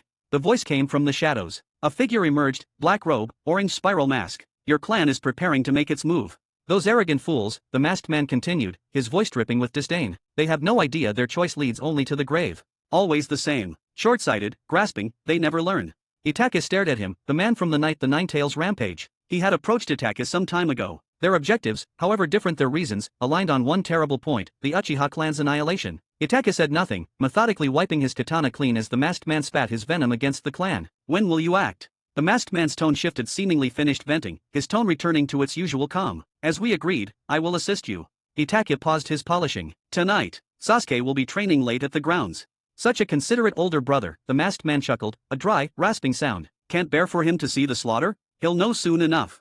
My goal is his Sharingan, Itachi stated flatly, his face blank. As you said, only the eyes of a sibling can unlock the eternal Mangekyo Sharingan. I look forward to claiming that power. Is that so? The masked man tilted his head slightly. Such power is intoxicating. You may find you develop a taste for it. He didn't press further, simply watching Itachi through the single eye hole of his mask. Whatever the reasons, after tonight, the Uchiha clan would be reduced to history. Only 3 would remain in the entire world: Obito Uchiha, Itachi Uchiha, and Sasuke Uchiha. Elsewhere, within the Uchiha compound, the Flying Thunder God guiding thunder seals are set, the former Hokage continued. Everything in the land of whirlpools is prepared. We can begin whenever you are. Tonight, Fugaku sighed, his gaze lingering on the familiar lines of his home, a pang of sadness tightening his chest. I can't hold back the war faction any longer, and Konoha is poised to strike. There's no room left for reconciliation. Naruto and I will remain here tonight, to help. Naruto. Fugaku frowned. Is it safe for him? Isn't it too dangerous for him to stay? If anything goes wrong. Minato shook his head gently. Don't worry about Naruto. The power he holds, it's more than you imagine. It seemed fate itself had converged on this single night. Konoha's leadership, the masked man, and Fugaku's desperate gamble, all set to unfold under the same moon. The streets lay silent, deserted under the dim yellow glow of the lamps where moths fluttered. High above, the moon hung full and blood-red, an ominous crimson, just like the night the Ninetales rampaged. Fugaku tilted his head back, looking at the sky, a knot of unease tightening in his gut. Something felt wrong. He took a deep breath, then let it out slowly. Let's begin. Under Fugaku's quiet direction, Uchiha clan members slipped from the shadows, stepping onto the complex seal array laid out on the ground, for Flying Thunder God guiding thunder. A flicker of light, the brief flare of the seal activating, and they vanished into the night. 120 men, women, and children. A fraction of the clan's full strength, yet a significant number, more than many smaller clans possessed in total. These were the ones Fugaku could reach, the ones he knew he could trust with this secret exodus. They were the vanguard, the seed carriers for the Uchiha's future. With tensions between Konoha and the Uchiha stretched to the breaking point, conflict felt inevitable. If the worst happened, these 120 were the clan's only hope for survival. Fugaku watched until the last figure disappeared, the seal fading, and only then did he allow himself a quiet sigh, releasing some of the tension gripping him. Now, only the most fervent warhawks, the uninvolved civilians, and Fugaku's own family remained within the compound walls. I need to try and talk to the others who remain, Fugaku said, turning back to Minato. He wouldn't leave yet. If I can convince any more, I may need your help again in a few days. He was still the clan head. They were all Uchiha. How could he abandon hundreds of his own people without trying? Hundreds of lives hung in the balance. Don't worry, Fugaku, Minato assured him. Leave it to me. The words had barely left Minato's mouth when the night's fragile peace shattered. Dear readers and fans, for those eager to dive into next chapters earlier before others, I invite you to join us on Patreon. By becoming our patron, you not only gain access to exclusive advanced chapters but also help us continue this endeavor and expand it further. 30, Chapter 30. On the lookout platform overlooking the Uchiha compound, the masked man and Itachi Uchiha stood side by side, gazing down at the quiet district below. Behind them, 3 Uchiha ninja lay still in widening pools of blood. 3 Uchiha, the masked man observed, his voice flat, betraying no emotion. 2 with 2 Tomo, 1 with 3. Is the clan's night watch usually this generous? It was as if he were merely remarking on the weather. Neither attacker bore a single scratch, there wasn't even a hint they'd been in a fight. Whether 2 Tomo or 3, it made no difference. Their power far eclipsed that of ordinary clan members. They simply weren't playing the same game. Let's go, Itaka said, his voice cold as steel. He slowly drew the katana strapped to his back. Time is short. No sense wasting it. Let them die in their sleep. You're letting them off easy, the masked man murmured. As he looked down at the houses, a flicker of raw hatred sparked in the single eye visible through his mask. It vanished as quickly as it appeared, unseen by Itaka, who seemed lost in his own grim thoughts. Dong, dong, dong. The Uchiha clan's distinctive alarm bell suddenly rang out behind them. Both figures stiffened, whirling around. One of the clansmen, presumed dead in the blood pool, had somehow pushed himself up and sounded the alarm. Itake. The masked man rounded on him, anger flaring in his visible eye. He assumed Itake had shown mercy, but Itake knew he hadn't held back. The injuries should have been fatal. Why the man hadn't died immediately was a mystery, but now wasn't the time to puzzle it out. This wasn't the time for explanations. Itake leaped forward, appearing instantly before the clansman. The katana in his hand sliced across the man's throat. Blood sprayed. The alarm bell, just beginning its frantic peal, fell abruptly silent. The Night Watch ninja was dead, but those few short rings were enough, especially for shinobi. A warning had been sounded. The Uchiha clan's elite would be mobilizing, moving at top speed. Any hope of a silent, surgical strike was gone. Looks like this will take some effort after all, the masked man said, his composure unshaken. And I was planning on giving them a quicker end. For the two of them, the difference between assassination and a frontal assault was negligible, because beneath the gaze of the Mangekyo Sharingan, all others were merely ants. Bang! The door to Fugaku's house burst inward, and an Uchiha clansman stumbled through the opening, covered in blood. He saw Fugaku, and a desperate hope lit his eyes. He used his last breath to gasp, "Clan head, Sama. It's bad. Enemies. The Elder took Elite Squad 3, support. You, quick dash." Before he could finish, his head lulled, and he collapsed, silent. Konoha. The thought struck Fugaku and the Minato simultaneously. Damn it, Fugaku cursed under his breath. Sasuke isn't back yet. He hadn't expected Konoha to move against them so soon. His own plans had accounted for at least a few more days. Minato-sama, Fugaku said urgently, turning to the fourth Hokage. Please, take Mikato away first. He entrusted his wife's safety to the Minato while he prepared to find his sons, saving whoever else he could along the way. Fugaku. Mikato looked at her husband, her face etched with worry. He gave her a firm nod, a silent promise that he would bring the children back. All right, Minato agreed without hesitation. Activating the Flying Thunder God, he vanished with Mikato into the night. His voice echoed faintly, "Be careful. It will take time before I can use the technique again." The Flying Thunder God wasn't limitless, especially teleporting others over distance. And this Minato was only a shadow clone. Watching them disappear, Fugaku murmured, "Let's see." He slowly opened his eyes, the tomo spinning wildly within the blood-red irises. Just how much strength Konoha has gathered to deal with the Uchiha. Itake, it's you. The first Uchiha elites to arrive stared, hatred instantly flaring in their eyes as they saw Itake standing among the fallen. Did you kill Yato and the others? Itake, do you realize what you're doing? You traitor. You've betrayed your own family. Betrayed the Uchiha. If looks could kill, Itake would have been torn apart. The elderly shinobi leading the group glared, the three tomo and his Sharingan spinning furiously. I will kill you myself and present your head to the clan head. For the Uchiha, betrayal of the clan was the highest crime, punishable only by death. Only you. Itake asked softly. Not enough. He leveled his katana at his former kinsman. His dismissive stance ignited their fury. In an instant, their own three tomo Sharingan blazed to life. As the enraged clansman charged, Itake slowly closed his eyes. When he opened them again, the familiar tomo had merged into something far more terrifying. Mangekyo Sharingan. Soon, the Uchiha compound was lit by bursts of flame. Giant dragons of fire roared into the night sky, the fire release techniques the clan prided itself on, but they vanished as quickly as they appeared, snuffed out like illusions. Moments later, the clansmen who had vowed to kill Itachi lay broken in pools of their own blood. Itachi calmly wiped his katana clean. Even without the Mangekyo, his skill surpassed ordinary Uchiha, and beside him stood the masked man, self-proclaimed inheritor of Madara's legacy, wielding power more terrifying still. The elites the Uchiha clan held in such high regard were like helpless infants before Obito. A flick of his wrist, a phase through an attack, an overwhelming ninjutsu, none could survive a single exchange. His phasing ability made him untouchable, his attacks unstoppable. Another squad of Uchiha arrived, finding only their fallen comrades and Itachi standing impassively, wiping his blade. Red filled their vision. They attacked with desperate fury. Again, the familiar sight of the three-tomo Sharingan. Again, the cold power of the Mangekyo. Battle cries echoed briefly through the compound. And again, the fighting subsided quickly into silence. The entire district fell into an eerie, deathly quiet. The disparity was too vast. Beneath the Mangekyo Sharingan, all truly were ants. The Uchiha compound sat at Konoha's edge, separated from the bustling village center by nearly the entire forest of death. Even with the fierce battle raging, the rest of Konoha remained undisturbed. Perhaps a ninja or two noticed something amiss in the Uchiha district, but they paid it no mind. They wouldn't report it. They were Uchiha, after all, arrogant, disliked. What did it have to do with anyone else? Lacking political foresight, they wouldn't grasp the concept of interdependence. When one pillar crumbles, the whole roof weakens, that the fall of one could leave others vulnerable, until it was far too late. Dear readers and fans, for those eager to dive into next chapters earlier before others, I invite you to join us on Patreon. By becoming our patron, you not only gain access to exclusive advanced chapters but also help us continue this endeavor and expand it further. 31, Chapter 31. Captain, a hushed voice reported through the trees, the Uchiha compound is showing activity.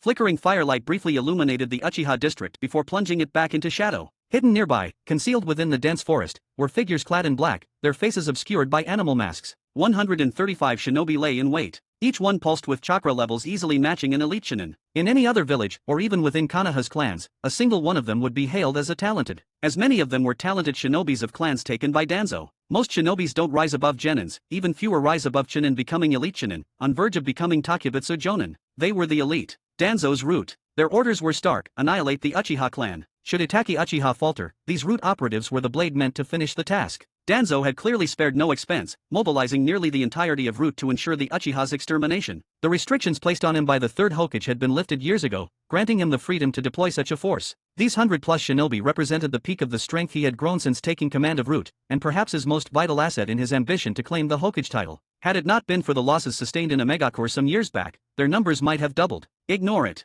That's part of Danzo-sama's plan, the root ninja wearing an owl mask instructed, his voice flat, devoid of inflection. Maintain high alert. Status on the Ninetales Jinchuriki. Asleep. At home, another operative replied, their tone just as lifeless. It was the defining trait of root shinobi. Good. The owl mask leader nodded curtly. Effective immediately, seal off the entire Uchiha district. No one gets out. He paused, his next words carrying lethal finality. If you encounter any survivors, kill on sight. The root ninja fixed their gazes on the Uchiha compound, waiting for the final verdict on the clan's fate. They were like hyenas circling a dying lion, anticipating the moment they could tear into the remains. Silver moonlight filtered through the canopy, dappling the dark forest floor. The gaunt trees lining the path dripped with dew, catching the light. Drip, drip, drip. Liquid slid from the leaves, pattering softly onto the earth below. It wasn't dew. It was blood. The owl-masked captain suddenly stiffened, his gaze snapping away from the distant compound. He scanned the immediate surroundings, a slight frown creased beneath his mask. The forest was too quiet, utterly silent. Even the usual chirping of insects had vanished.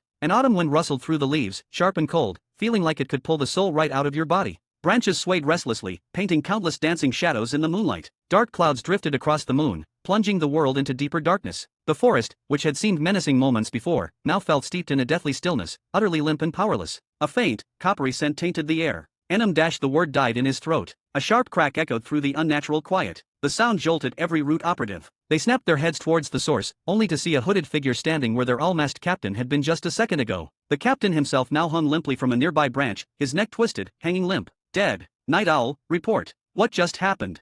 A root ninja hissed, the trained lack of emotion in his voice fraying, revealing an edge of fear. As despite being trained to suppress emotions, emotions are fundamental part of human mind. The owl-masked ninja had been their commander for this mission, the strongest among them. To be taken out so silently, so instantly. A chilling realization spread through their ranks. It wasn't just their captain. Nearly half of the 135 root elites were unaccounted for, their presence having simply vanished without a sound. These weren't mere recruits, they were root's finest. Hence, while suppressing emotions was one thing, primal fear was something else entirely. The ninja known as Night Owl, their designated sensor for this operation, pointed a trembling finger towards the newcomer. That position. I can't sense any chakra. No chakra. The words hung in the air, terrifying in their implication. Since the Sage of Six Paths had shared his gift, every living being in the world possessed chakra, however faint. To have none. No chakra meant, not living? If not a living being, then what is their enemy? As shock rippled through the remaining root ninja, a strange, grating voice echoed from beneath the hood. It didn't sound entirely human. Looks lively over there. No reason you should stand around doing nothing. Why don't we all?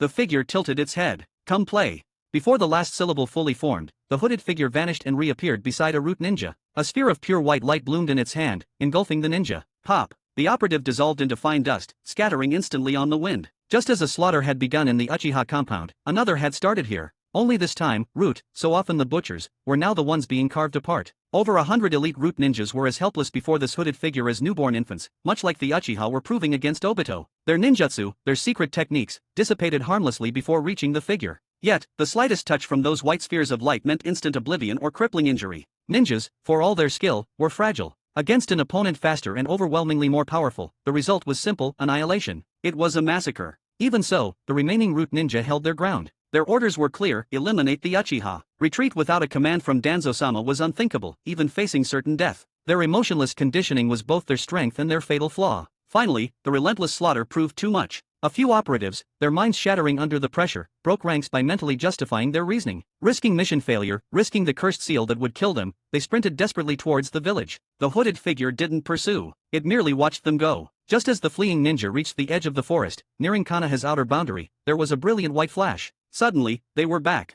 Back where the nightmare began. Back beside the hooded demon. Spatial ninjutsu. The thought flashed through the mind of the last conscious root ninja before a white sphere enveloped him, turning him to dust that drifted away on the cold night air. Naruto, a calm voice observed as a figure shimmered into existence beside the hooded youth, the former fourth Hokage. The white flash that had returned the fleeing root ninja, that had been the Minato's flying thunder god. That power of yours is quite remarkable. A Kekii Genkai you developed? Still got a ways to go compared to you, fourth, Naruto replied, not answering directly. He pulled down his hood, revealing his face briefly before replacing it with a blank mask. You took out 50 jonin in an instant back then. Shook the whole world.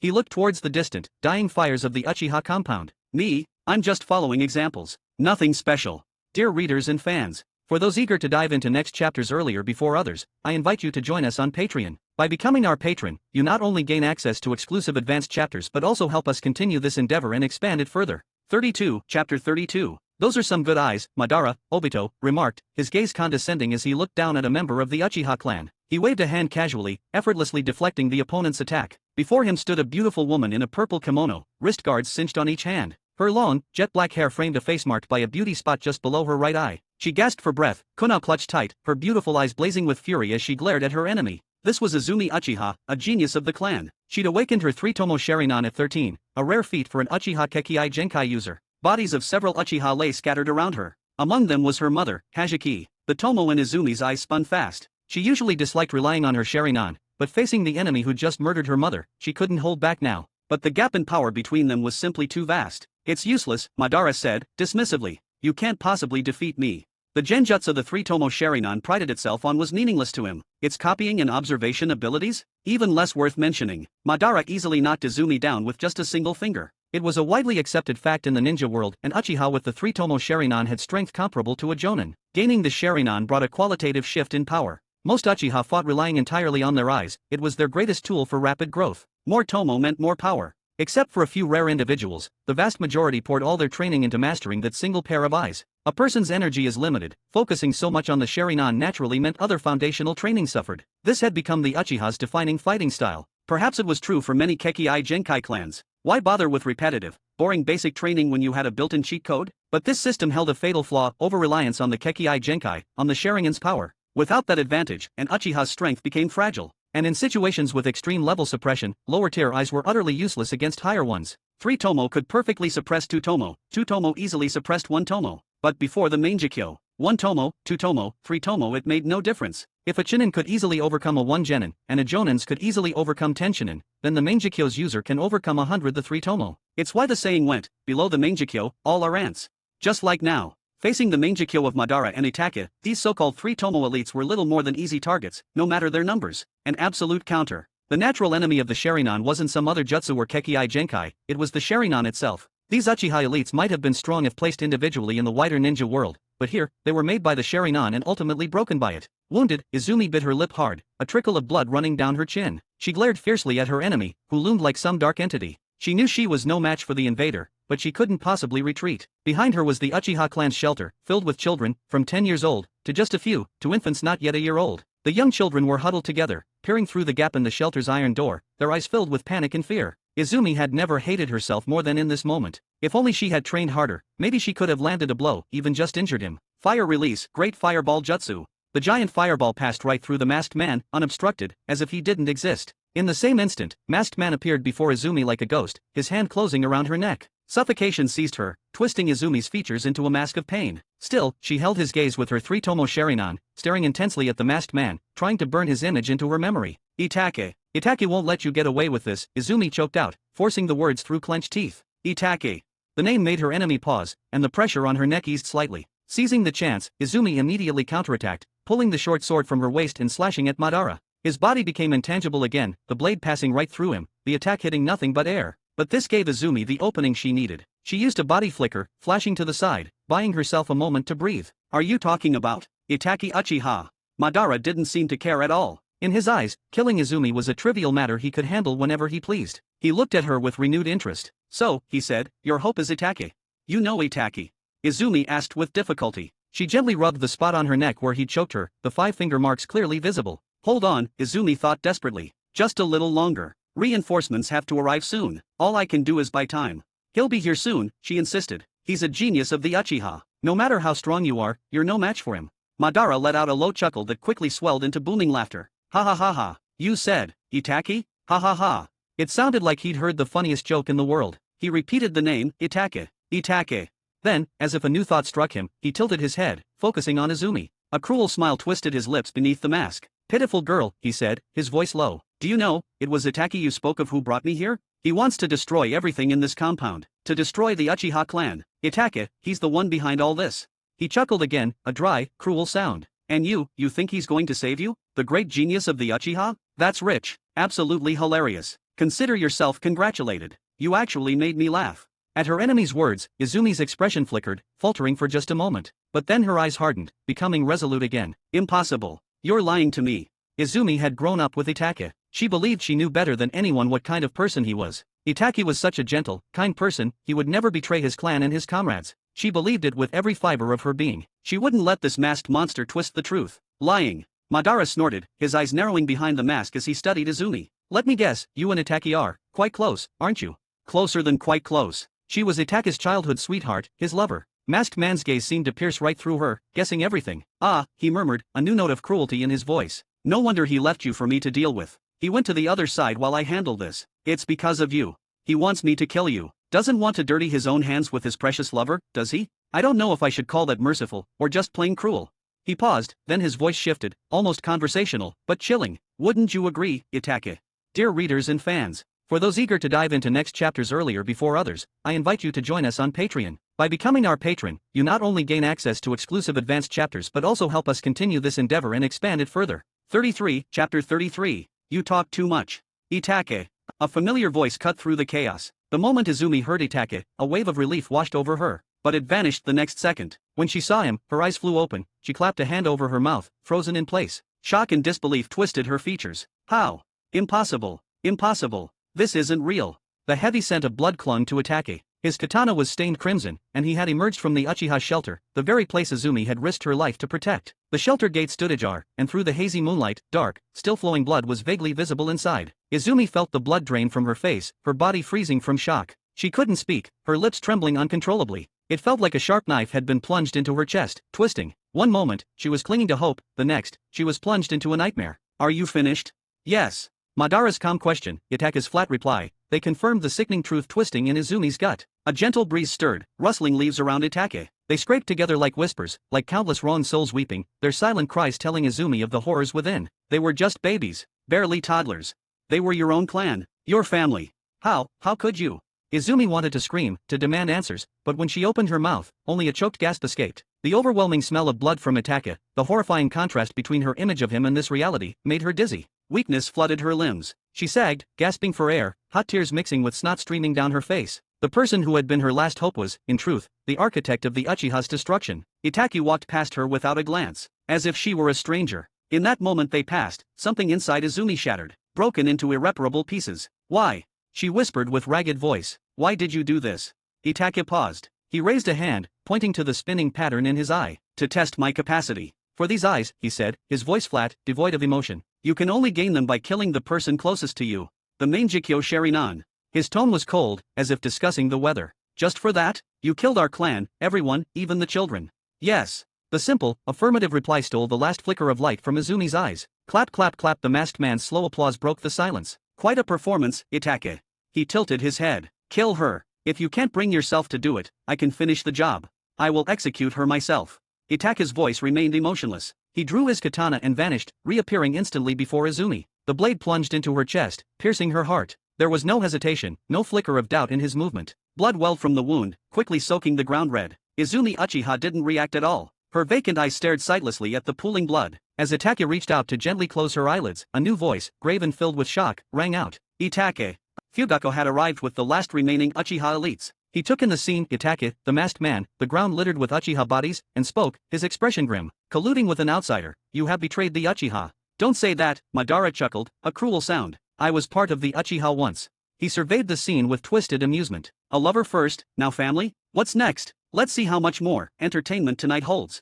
Fugaku led the remaining Uchiha in a desperate charge towards Itake and masked man. No one saw the subtle twitch of Izumi's fingertip, or how the crimson blood around her seemed to gradually fade away. Fire release, great dragon flame jutsu. A massive fire dragon erupted from Fugaku's mouth, hurtling towards the two figures. Fire release, great fireball jutsu. Fire release, Garuda. Several Uchiha elites unleashed their own techniques, unwilling to be outdone. A vast wave of flames swept over the compound, the heat so intense it could be felt dozens of meters away. It's useless. Madara remained untouched by the fire ninjutsu. With a single, swift movement, he took the life of an Uchiha elite. His attack, however, brought Itake and Fugaku face to face. Itake. Fugaku glared coldly at his son. The look was utterly foreign, as if he were seeing Itake for the very first time. I apologize, father. I have disappointed you. It seems, Fugaku said, his voice heavy, you chose Konoha over the clan. He knew Itake had his own ideas, but relocating the clan was too delicate a matter. Any mistake could spell their annihilation. Itake working in Umbu was a constant worry. Fugaku feared he might accidentally leak information. He hadn't had time to talk to Itake properly, planning to send the first wave of clan members away secretly to ensure the bloodline's continuation before informing him. He never imagined Itake would go to such extremes, not only colluding with the masked man early on, joining Konoha's side against the Uchiha, but also ruthlessly murdering his own kin. Looking at this horrific scene now, he realized it was fortunate he hadn't confided in him sooner. What about Sasuke? Sasuke will be safe in Konoha. For the first time, Fugaku's expression twisted into a bitter, sarcastic smile. It seems you've arranged everything with Konoha already. Konoha, co-founded by the Uchiha and Senju clans. Through 3 great shinobi wars, the Uchiha never once shirked their duty. They were always on the front lines, in the most dangerous spots, taking on the hardest missions. Countless clan members died for Konoha. The Uchiha clan had made immeasurable contributions. Suspicion, exclusion, suppression, even being forced out of the village heartland to this isolated borderland. Was this the fairness Konoha preached? Repeated forbearance only resulted in constant coercion. We Uchiha treat Konoha as our home, Fugaku thought bitterly, but does Konoha treat us Uchiha as family? Or merely dogs to be leashed and controlled? For peace, Itake stated, as if it were the most obvious truth. Rebellion would only cause war. Many people would sacrifice, many families destroyed. He paused. I had to do this. Are the people of Konoha human with lives that matter, but we Uchiha are not? 4. Peace. Peace, ha ha ha. Fugaku roared with bitter, resentful laughter. He pointed a trembling finger at Itake, his voice raw with fury. Are the people of Konoha human with lives that matter, but we Uchiha are not? Why do you value their lives above ours? His voice cracked. Many people in Konoha will sacrifice, many families destroyed, and what about the Uchiha, Itake? Is that not already our fate? He gestured to the corpses around them. Your hands, they're stained with the blood of countless clan members. Yes, Itake replied, his gaze steady, unwavering, but I have no regrets. Truly stubborn, Fugaku breathed, looking at his son as if at a stranger, someone possessed and unreachable. He took a deep, ragged breath. Then, his voice dropped, serious and low, echoing through the blood-soaked compound. I, Fugaku Uchiha, head of the Uchiha clan, hereby declare, from this day forward, Itake Uchiha is stripped of his Uchiha identity. His gaze met Itake's. From now on, he is no longer of the Uchiha clan. Dear readers and fans, for those eager to dive into next chapters earlier before others, I invite you to join us on Patreon. By becoming our patron, you not only gain access to exclusive advanced chapters but also help us continue this endeavor and expand it further. 34, Chapter 34. No matter what identity you take in the future, do not call yourself Uchiha again. Fugaku's voice was flat, devoid of warmth. He looked at Itachi as if seeing a stranger. Otherwise, I will hunt you down to the ends of the earth and kill you. Scarlet tomos spun in his eyes. Ha ha ha, you can barely protect yourself, yet you talk about expelling Itachi from the Uchiha clan? How ridiculous. The masked man scoffed while mocking. Around him, the few Uchiha elites who hadn't been instantly slaughtered lay scattered, broken figures on the ground. After tonight, the Uchiha clan will be erased from the entire shinobi world. Itachi started, father dash, but under Fugaku's cold gaze, he corrected himself. Fugaku-sama. His own eyes changed. In front of these eyes, you have no chance of winning. Mangekyo Sharinan bloomed in his gaze. Is that your confidence, Itachi? Fugaku stared, startled by the sight of those legendary eyes, wondering when could he have awakened it. And I fear this masked man also possesses them, Fugaku thought, his gaze flicking casually towards the masked figure still cutting down clan members nearby. It seems I'll die here. His resolve hardened, but I won't tarnish the Uchiha name. Uchiha never retreat. Just as he braced himself, an anomaly occurred. Itachi.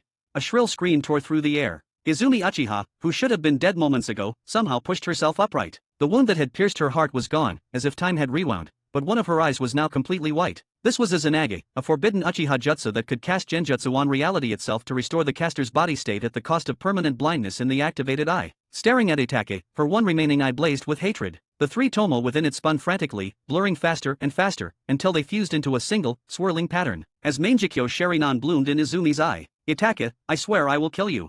Whoosh! Izumi sprang forward, in a blur of motion. Her speed was incredible, even Fugaku, with his activated three-tomo Sharinan, could only see an after-image. The kuno in her hand plunged mercilessly into Itachi's abdomen. Blood immediately gushed out. Where is he? Instead of celebrating her hit, Izumi's gaze darted around, vigilant. The Itachi she'd stabbed suddenly burst into a cloud of crows that scattered into the night. A crow clone. Humph, masked man scoffed, glancing at Izumi. So she achieved the Mangekyo. It's only one eye. His voice was dismissive, though a calculating glint entered his visible eye. Yet against two pairs of Mangekyo against you. He spread his arms slightly. Tonight, the Uchiha clan will be annihilated, regardless of your struggles. With that, masked man abandoned his previous target and moved to join Itachi in attacking Izumi. It made a twisted kind of sense, his own Mangekyo was missing an eye. Your opponent is me. A cold voice. Masked man felt a sudden gust of wind behind his head, thick with scorching heat and overwhelming power, whistling towards him at blinding speed. His instincts screamed danger, and he instantly activated his intangibility. A powerful fist punched straight through where his head had been. Boom! The ground where masked man had just stood cratered inwards. Spiderweb cracks split the earth, sending dirt and gravel splattering outwards. A giant pit, several meters wide, appeared before everyone's eyes. E/N, using Obito's name now, because Naruto knows who he actually is. During the scenes where others don't know his true identity, I used masked man, Madara, Toby depending on context. Naruto would be used for his name as he is MC, unless he is specifically disguising himself. That kind of strength-enhanced punch. Obito thought, swallowing hard. If I'd been hit, even I would be severely injured. He was lucky he'd reacted so fast. Naruto appeared before them, also wearing a spiral mask. Next time, I won't give a warning. He pointed a finger towards where Obito's head had been, mimicking the gesture of shooting a gun. Someone from Konoha. Obito ignored the threat, speaking to himself, then answering. Probably not. If he was from Konoha, he wouldn't save the Uchiha. He'd be killing them with me. He mused on his own ability. His intangibility was the perfect counter to any taijutsu user. As long as I'm a little careful, this guy can't hurt me. No matter how high your attack power is, what's the use if you can't hit? Itachi, quickly kill her and take her eye. Not that he was afraid, but Obito was wary of further unpredictable events. Enough surprises for one night. Just as Obito moved to team up with Itachi, Naruto was there again, blocking his path. Are you deaf or something? I said your opponent is me. Obito snorted. Don't overestimate yourself. His body flickered, becoming ethereal like a wavering image. Since you're so eager to die, I am kind-hearted enough to grant your wishes. Behind Naruto, another Obito coalesced, wooden spikes already forming in his outstretched palm. Would release, thrusting spear jutsu. But just as Obito's palm neared the back of Naruto's head, Naruto suddenly tilted his head as if he had eyes in the back of it, easily evading the attack. In the same instant, he swung his left fist, delivering a heavy blow to Obito's abdomen. Obito doubled over, spitting a mouthful of blood directly into his mask. That punch nearly sent him to the Pure Land to meet Madara. Obito's intangibility should have made him invulnerable to pure taijutsu attacks like that punch. The ability's only weakness was the split second the user had to become tangible to actually interact with the world, to attack. That moment of turning solid created a subtle ripple in the air, a flow of gas due to the friction. Naruto, possessing a form of ki sensing akin to Goku's ability to sense movements even without seeing them, like during the 23rd Tenkaichi Budokai, could perceive this minute flow. He hadn't predicted Obito's attack, he'd simply felt the instant Obito solidified behind him and reacted in that same microsecond window. This information gap was how he'd caught Obito completely off guard. Reeling from the devastating blow, Obito immediately turned intangible and retreated. Seeing this, Naruto didn't pursue. For a moment, the two simply watched each other, a silent agreement to pause the fight. Obito couldn't hurt Naruto easily, but for now, as long as Obito didn't attack, Naruto couldn't land a blow either. Intangibility truly was a frustrating ability. Without spatial ninjutsu, harming Obito was incredibly difficult. Obito, unable to understand how Naruto had hit him, suspected some unknown jutsu. Unwilling to risk further surprises or gauge Naruto's full strength, he didn't dare act rashly. A stalemate had formed, but he knew if Naruto moved to help Izumi, he would have to intervene. Fugaku, preparing himself to enter the battle to protect Izumi, paused, sensing someone. He turned his attention to surrounding, looking at the defeated, but not yet dead, Uchiha scattered nearby. A figure appeared, accompanied by a familiar voice. "Sorry for the wait, everyone."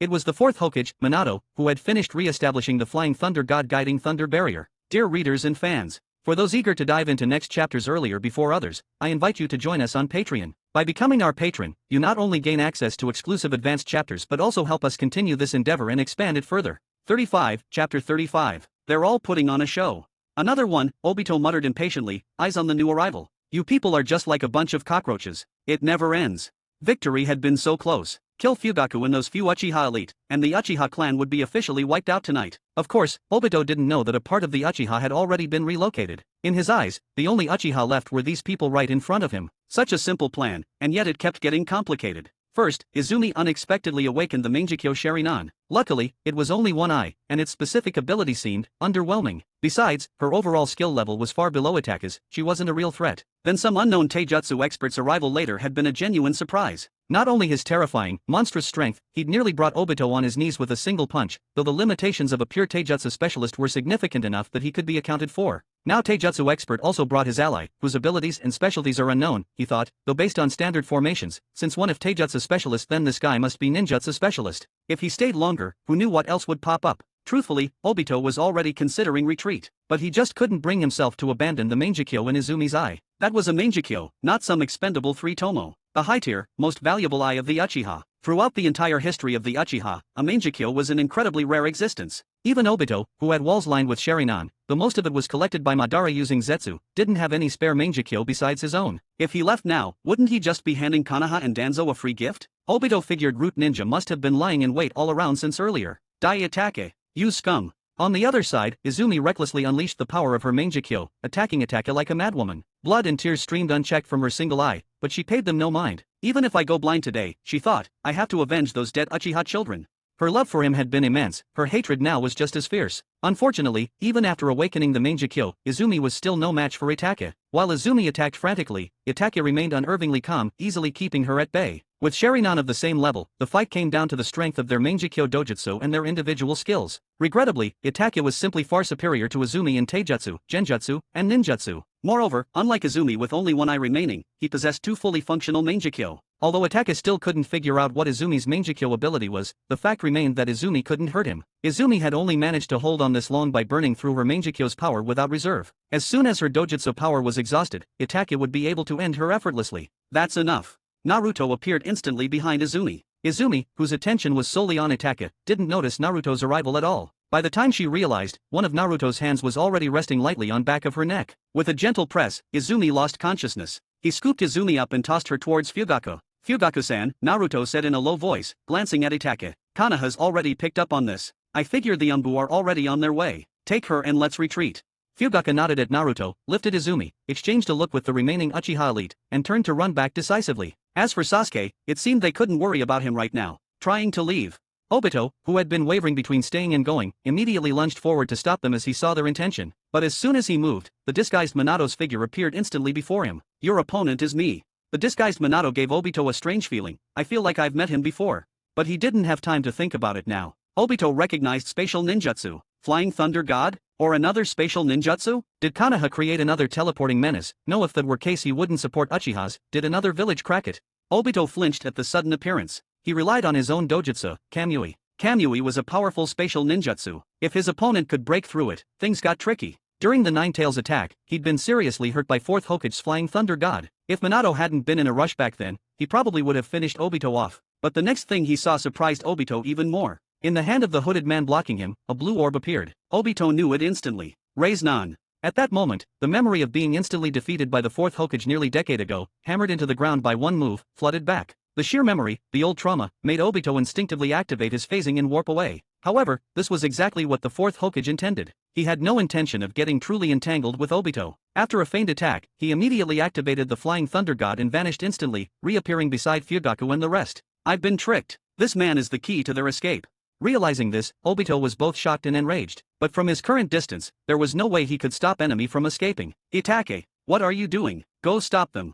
Obito could only place his hope in Itake, but Itake was currently facing Naruto. The same Naruto who'd made even him struggle earlier with one punch. The main Jikyo in Itake's eyes spun faster. The best way to deal with a taijutsu specialist was genjutsu, and Itake was the Uchiha clan's ninja most skilled in genjutsu. However, Naruto already had a countermeasure. Naruto spread his fingers, placing both hands on his forehead, and bellowed, Solar Flare. Solar Flare, once Tien Shinyan's signature technique. Goku himself had used it against Tien Shinyan in the 23rd World Martial Arts Tournament. A technique converting internal ki into blinding light, intense enough to temporarily blind the enemy. FSHHH. Intense, bright light suddenly erupted from Naruto's hands, instantly illuminating the entire Konoha district. Across Konoha, hidden ninja observing the district suddenly cried out, their vision gone. Is it morning already? For a moment, everyone had the same thought. Directly facing the blast, Itake squeezed his eyes shut against the blinding white. No matter how powerful the Sharingan, he thought, it's still just an eye, and eyes are fragile. And at night, Solar Flare's effect was amplified. Worthless. Obito barely managed to open his eyes a crack, watching helplessly as the teleporting enemy taking Fugaku and the others and vanished. He couldn't help but curse under his breath, unsure if he was cursing himself or Itake. If that had been the Minato's real body, Naruto might have had him engage Obito. But this was just a shadow clone. Even Obito, weakened as he might be, wouldn't be held by a mere shadow clone. Distracting Obito long enough to get Fugaku and the others away, that was the real win. However, while the Minato had escaped with Fugaku, Naruto didn't plan to leave so early. He still didn't have an accurate grasp of his strength since he'd begun training. He knew he was immensely strong enough, physically, to pound the Nine Tails into the ground. But how that raw power translated into the dynamics of the ninja world, that still needed testing. And now, he would get that appraisal. He'd chosen an excellent opponent for himself, the masked man, Obito Uchiha. Dear readers and fans, for those eager to dive into next chapters earlier before others, I invite you to join us on Patreon. By becoming our patron, you not only gain access to exclusive advanced chapters but also help us continue this endeavor and expand it further. 36, Chapter 36. As for Itake, his Tsukuyomi was undeniably powerful. Naruto wasn't sure he could endure 72 hours of torture. But with Solar Flare at the ready, he didn't truly fear Itake unless he found a countermeasure. As long as the Sharingan required direct sight, it would be vulnerable to Solar Flare. While the Solar Flare's effect lingered, Naruto launched himself forward, appearing instantly before Obito and throwing a straight punch at the masked figure. Are you done yet? Obito activated his intangibility without missing a beat. You really think I can't kill you? Obito, pushed to his limit by Naruto's constant needling, finally snapped. By now, Obito believed he had completely figured out Naruto's fighting style. No secret techniques, no spatial ninjutsu, just a taijutsu specialist, it seemed. Obito having no concept of ki, so he couldn't comprehend that Naruto was predicting his attacks before they even happened. After observing him closely and seeing no signs of ninjutsu or kekei genkais, Obito chalked up Naruto's earlier hits to simple taijutsu intuition, just coincidence. Just needed to be careful this time. Taking him down would be no problem. His plan would clone plus intangibility plus Kamui plus sneak attack. Obito once again used genjutsu to deceive Naruto, circling behind him once more. The same tactic, executed just as before. Naruto quickly fell for genjutsu. The instant Obito attacked, Naruto landed another heavy punch, this time squarely on his chest. Obito coughed blood under his mask, sent flying like a rag doll in a perfect arc across the sky. No, impossible. Absolutely impossible. I inherited everything from Madara Uchiha. I'm invincible.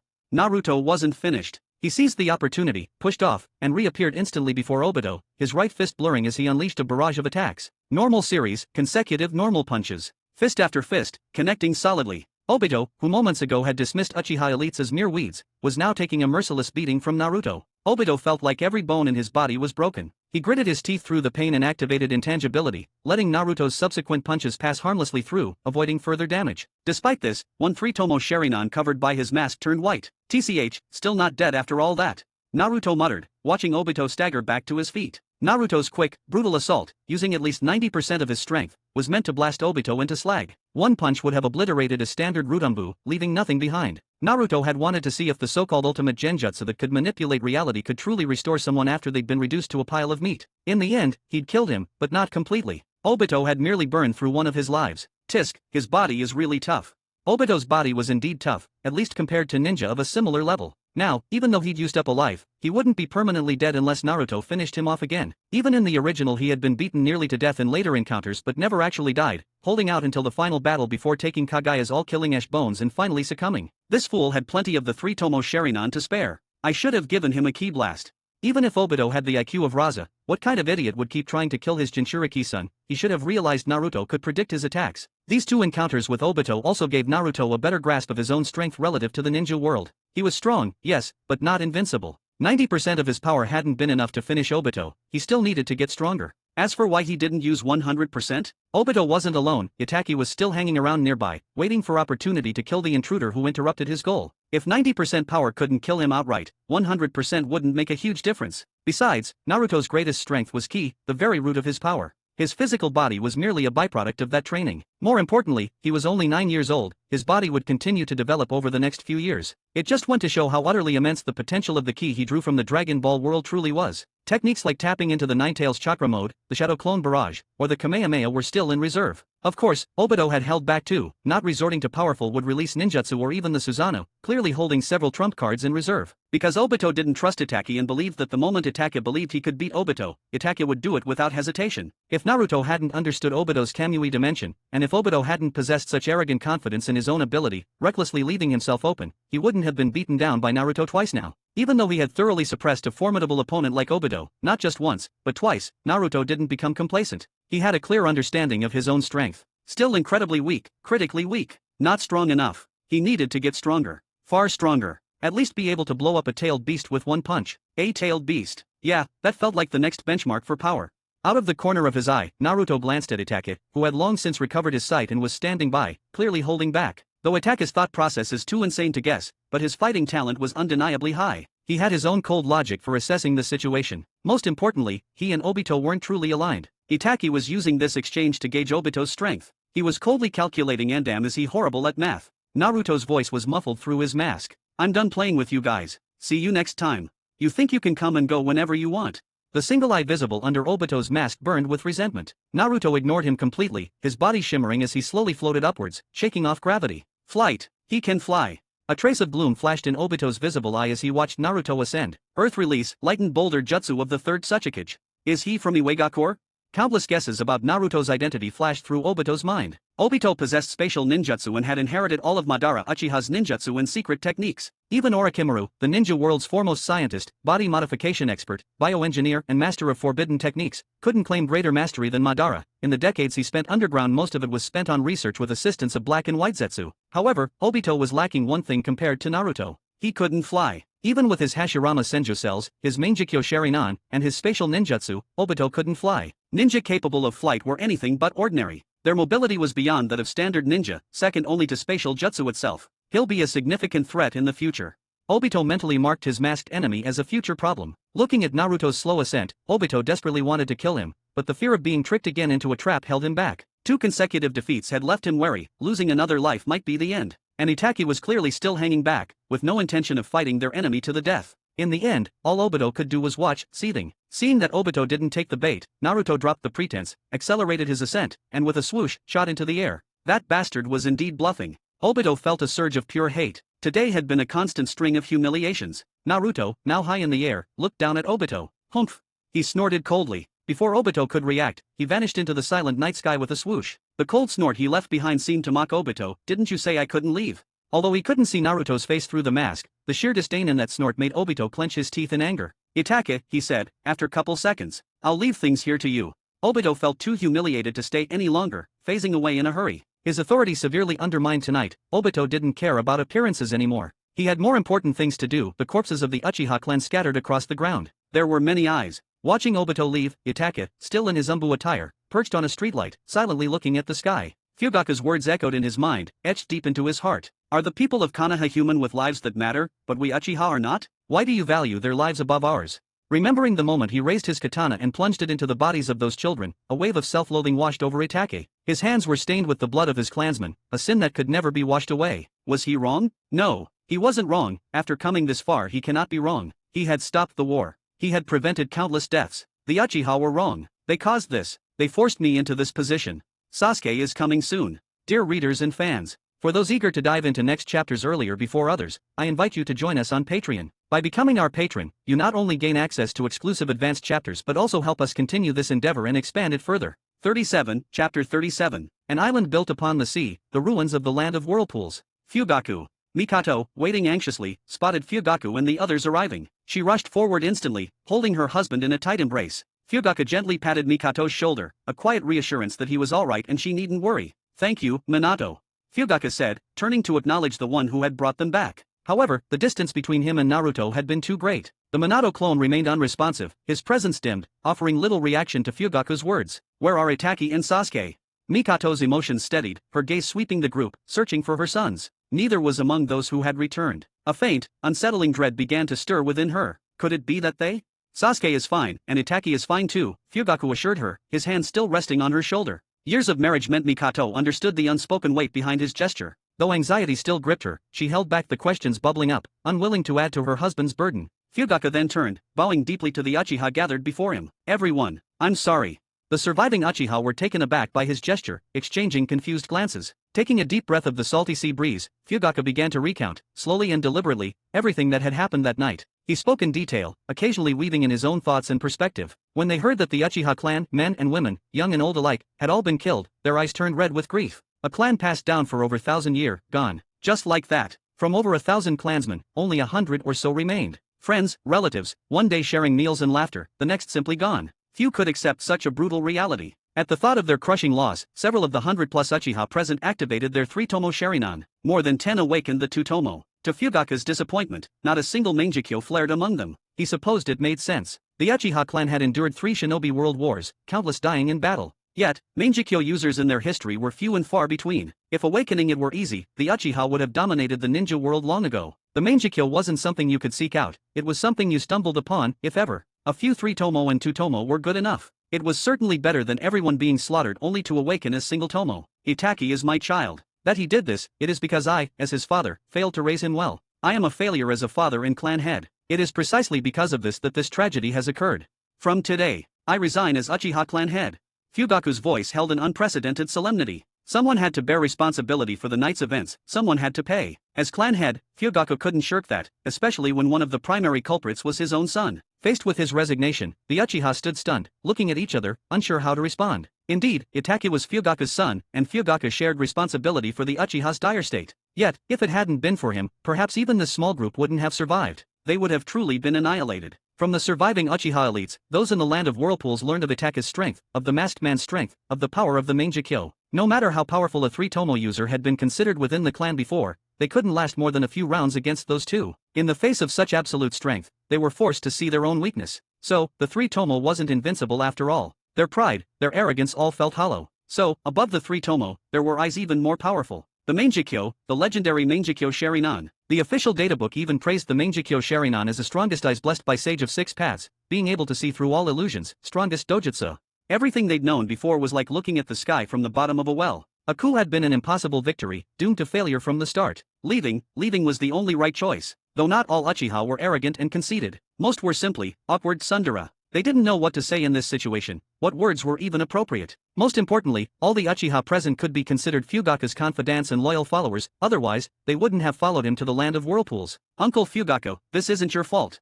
Naruto's voice echoed from the sky. He descended like a meteorite, impacting the ground with a crash, creating a deep pit more than a meter wide. Naruto stood in the center, arms crossed, an almost divine aura radiating from him. "The fault doesn't lie with you," he said slowly. "It lies with Konoha. If it weren't for Konoha's constant oppression, if it weren't for Konoha's repeated persecution, if it weren't for Konoha's unreasonable exclusion, how could the Uchiha have fallen to this point?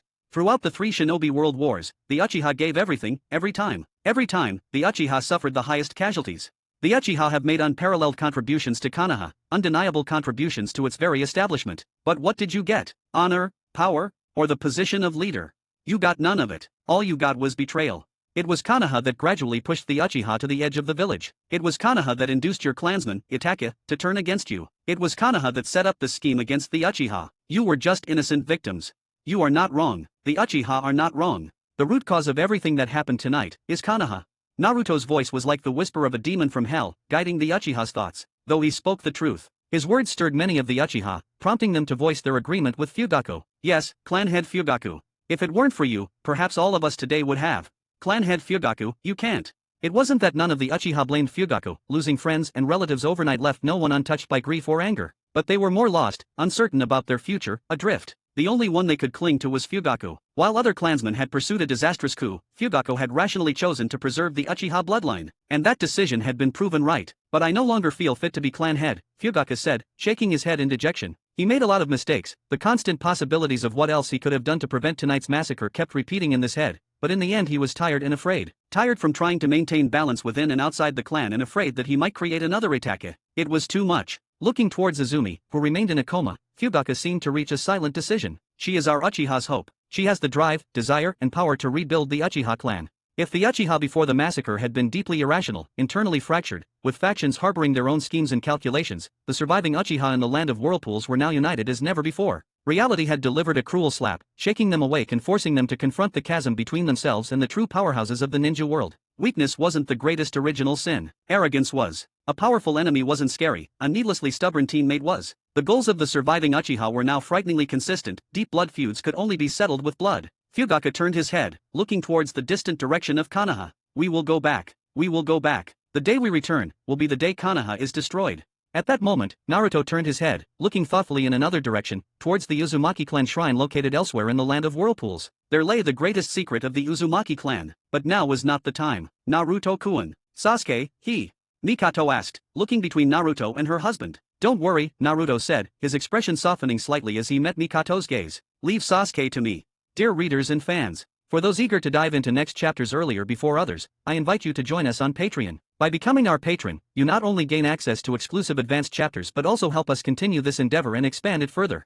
38, Chapter 38. Shocking news ripped through Konoha the next day. The arrogant, proud Uchiha clan was gone. Wiped out. It happened last night, the whispers said. Over 900 ninja killed, another 100 missing. Only 9-year-old Sasuke Uchiha remained. And the culprit? Sasuke's own older brother, Itachi Uchiha, the clan's young prodigy. Konoha wasted no time issuing a wanted notice, S-rank missing Nin, Itachi Uchiha. Sasuke, the sole survivor, lay blankly in a Konoha hospital room, staring lifelessly at the ceiling. Villagers craned their necks for a look, whispering among themselves as they passed his room. Even those just outside the hospital walls couldn't help but linger. In times like these, any tragedy became fodder for hushed gossip. The Uchiha clan, the largest and strongest clan in the village meeting its end, was the biggest news Konoha had seen in years. It's so pitiful, the whole clan, gone. Heard his own brother did it. So tragic, his brother killing his parents and everyone else in the clan, leaving him all alone. That monster didn't even leave babies, he killed them too. I can't bring myself to visit that funeral. My dogther just gave birth to my grandson. If something like this happened to her. Some felt pity, others tried to imagine it. If it was me, I wouldn't know how to keep going. Just, wouldn't know how to live. Some weren't so kind and gloated. The Uchiha, they had it coming. So that's what that white light last night was, almost blinded me. And of course, wild rumors started flying. Don't tell anyone I told you this, but I heard something else. That Itachi did it because he was going to be forced into marriage but couldn't let go of his love for Shisui and finally cracked. That's why he didn't even let go of his parents while letting only his brother live. I heard that. Itachi snapped because Fugaku forbade him from becoming a poet. He always wanted to publish haikus, you know.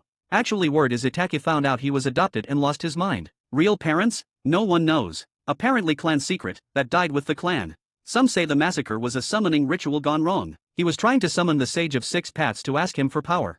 I don't believe it. How can a clan that big disappearing overnight? It was clearly aliens. The Uchihas were abducted. That kid Sasuke? A clone left behind to spy on us. Itachi didn't kill them. They were all in on it, faked their deaths to start a secret ninja village under the sea. Uchiha Gakure. I believe, the real reason Itachi spared Sasuke? Sasuke knew where he hid his embarrassing childhood diary and made arrangements to leak it if he died. All sorts of outlandish stories emerged, but Sasuke and the Uchiha clan remained the focus. And then there were those who'd always held a grudge against the Uchiha. They spoke without restraint, airing long-held resentments. Their words were often harsh, but they found plenty of agreement. The Uchiha clan's reputation hadn't been great to begin with, especially in recent years. Few were willing to defend them. If you're bad-mouthing the Uchiha, consider us allies. Much like how they used to speak about Naruto. Well, almost. At least some people pitted Sasuke. He was better off than Naruto had been, at least. It's been 3 days, a full 3 days, a young nurse at Konoha Hospital reported to the head nurse, her voice edged with concern. He's just been lying there, not drinking water nor eating food, hasn't even said a word. He just stares at the ceiling. Perhaps only the hospital staff showed him genuine care. The head nurse glanced towards his room, sighing softly. I hope he can get through this, she murmured. It's just too much for a child, especially at 9 years old. Inside, Sasuke still stared at the ceiling, his mind a blank landscape. His mind played back the events of that horrible night on repeat. His father and mother, lying in their blood. Itachi's blade, dripping with it. He'd rushed forward without thinking, only to be casually knocked down by a single punch from Itachi. He'd screamed, demanding to know why, only to hear the cold reply, to test my capacity. For such a pointless reason. Father, mother, Granny Hanako, next door, who always sneaked in candy, Auntie Kazumiko, down the street, who loved her garden, Uncle Ryahei at the smithy, loud and cheerful, who promised him custom gear when he became a genin, Ryahei's daughter Kyoko, so bright and mischievous, and Uncle Koji's baby Renji, born just 2 days before, hadn't even opened his eyes. I even got to help name him. His beloved clan, all of them, gone. Now, everything was gone. One night was all it took to go from a happy family to utter desolation. Naruto started with nothing and still had nothing. Sasuke had everything, and now had nothing. I can endure darkness, if I have never seen the light. That was Sasuke's reality now. He was only 9 years old. Most adult would crumble under this. Hey, Sasuke. A voice cut through the silence, a ripple in the stagnant dark of Sasuke's mind. Sasuke, I still blank, turned his head towards the voice and saw a shock of golden hair. Naruto was sitting on the windowsill, leaning against the frame, chin resting on his hand. How long are you gonna lie there? Sasuke's gaze flickered. Gonna stay like this? A total wreck. Naruto pushed. Think Uncle Fugaku and Auntie Mikato would be happy seeing you like this? Or maybe you just don't care about them? Someone like you, Itachi should have just finished you off too. The mention of Itachi finally sparked something. Sasuke's blank gaze sharpened into an angry glare aimed at Naruto. A hot, inexplicable rage flared in Sasuke's chest. Was it at Naruto? At myself for being weak? Or at Itachi? Naruto ignored the glare, pressing on. Oh, wait. You're not even worthy of being killed by him. Naruto's words hit Sasuke like a match in a barrel of oil. What the hell do you know? Sasuke finally yelled, his voice rough from thirst. What could you possibly know? You have no idea what I've gone through. Course I know, Naruto cut him off, his tone flat, distant, like he was talking about a stranger. My parents died right in front of me, the day I was born. I saw it, with my own eyes. Sasuke froze, the fight draining out of him. Parents died right in front of him, the day he was born. He saw it, with his own eyes. How could he speak so calmly about it? Never knew what having parents felt like. Not ever, Naruto continued. That word, parents, feels like another language. I envy you, at least you had yours. For a while. Naruto's tone remained unchanged, but in Naruto's stomach, the Minato's expression clouded over. He'd been an irresponsible father. You know about me, right? Naruto crossed his arms, settling more comfortably on the windowsill. You've probably heard things. The adults avoid me like the plague, even cross the street to avoid me. The kids won't play with me. Can't buy anything from the shops as not a single shop in the village will sell me anything. I've been on my own since I was a little kid, taking care of myself. But guess what? I'm doing just fine. Everything I've been through is just a stepping stone to make me stronger. What doesn't kill me, makes me stronger.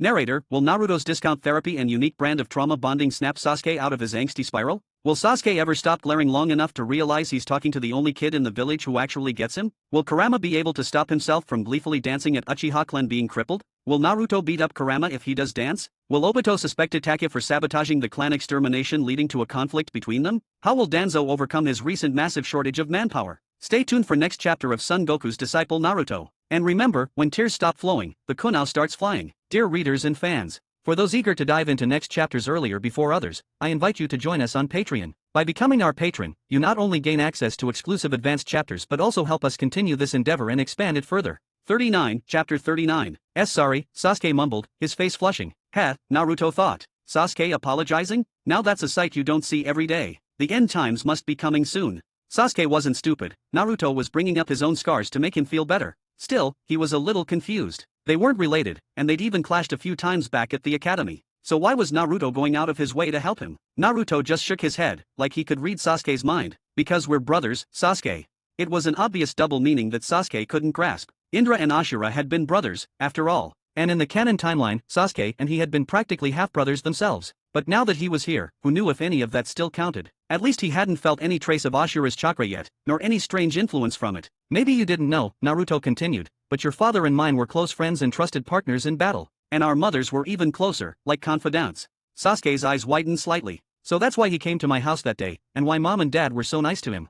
Naruto nodded, confirming it. That's right. How does he know what I'm thinking? Is it telepathy? I don't have that kind of thing, Naruto said. Liar. Sasuke vehemently disagreed mentally. Seriously, I don't. Sasuke just stared at him with blank expression. You've got a lot of important stuff ahead of you, Sasuke. Don't waste time wallowing. You need to pull yourself together. Naruto wanted to shake him out of it. He knew the kind of power Sasuke could wield, the strength he'd need by his side. His strength and achievements down the line would be second only to his own. As long as they stood together, they could crush the Otsutsuki into dust. While physically Satsuki might not be matched for Naruto as he grows older and gets stronger, it's the varied mental and soul techniques they could utilize that is the issue. It's always better to have some ally for support. You have more important things to do, right? Naruto pressed. You don't want to stay stuck here, do you? I want to get stronger, Sasuke said, clenching his fists tight. I want to take revenge on him. I want power. He looked at Naruto then, a flicker of apprehension in his eyes, clearly afraid Naruto would say no. You'll help me, won't you, Naruto?